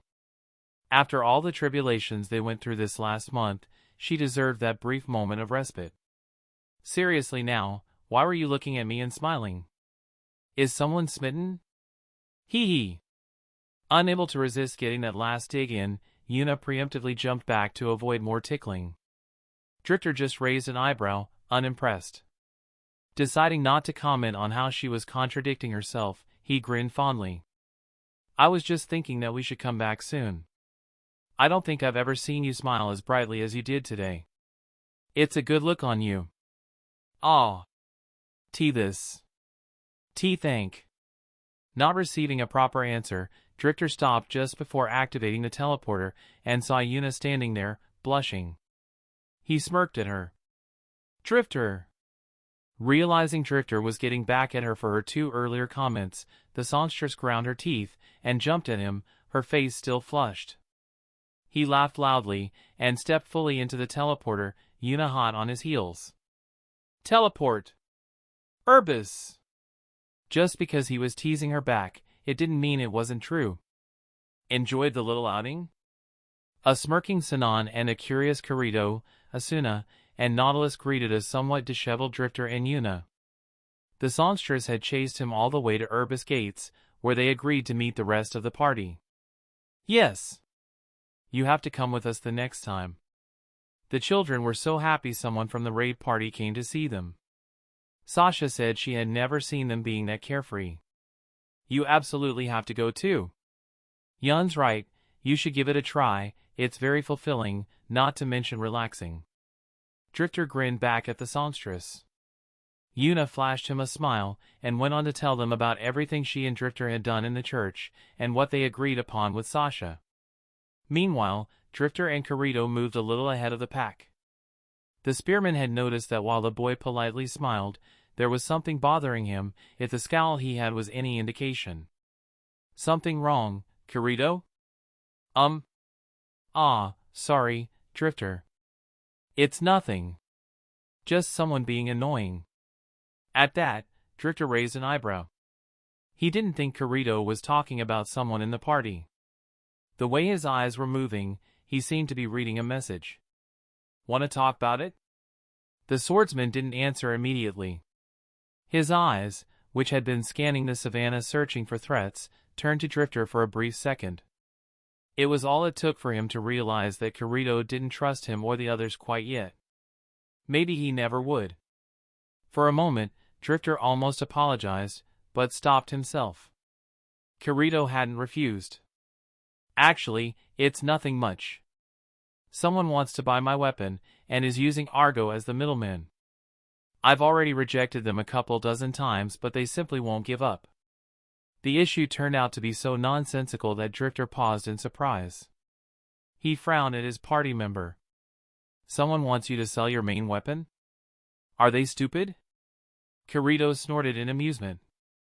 If he wasn't the one being constantly bugged by the mysterious wannabe buyer, he would probably have the same expression as Drifter. A player's main weapon was basically sacred. It was their lifeline. No one would sell their main weapon without having a replacement ready at hand. And losing it during a battle, whether by emptying its durability or some other means, meant almost certain death. Drifter would have died a couple times already if he didn't have his Cobalt Spear +4. Heh, that's what I was thinking too. Even Argo's starting to get annoyed, but they are using the anonymous feature to message her. They're gonna regret that when she finds out who they are. Ha ha ha. That's true. What is your sword anyway? This? An anneal blade +6. I didn't dare try and upgrade it anymore. As he spoke, Kirito pulled the weapon in question from its sheath. The dark blade glinted in the sunlight. But Drifter wasn't drawn in by its beauty, but rather the familiar name.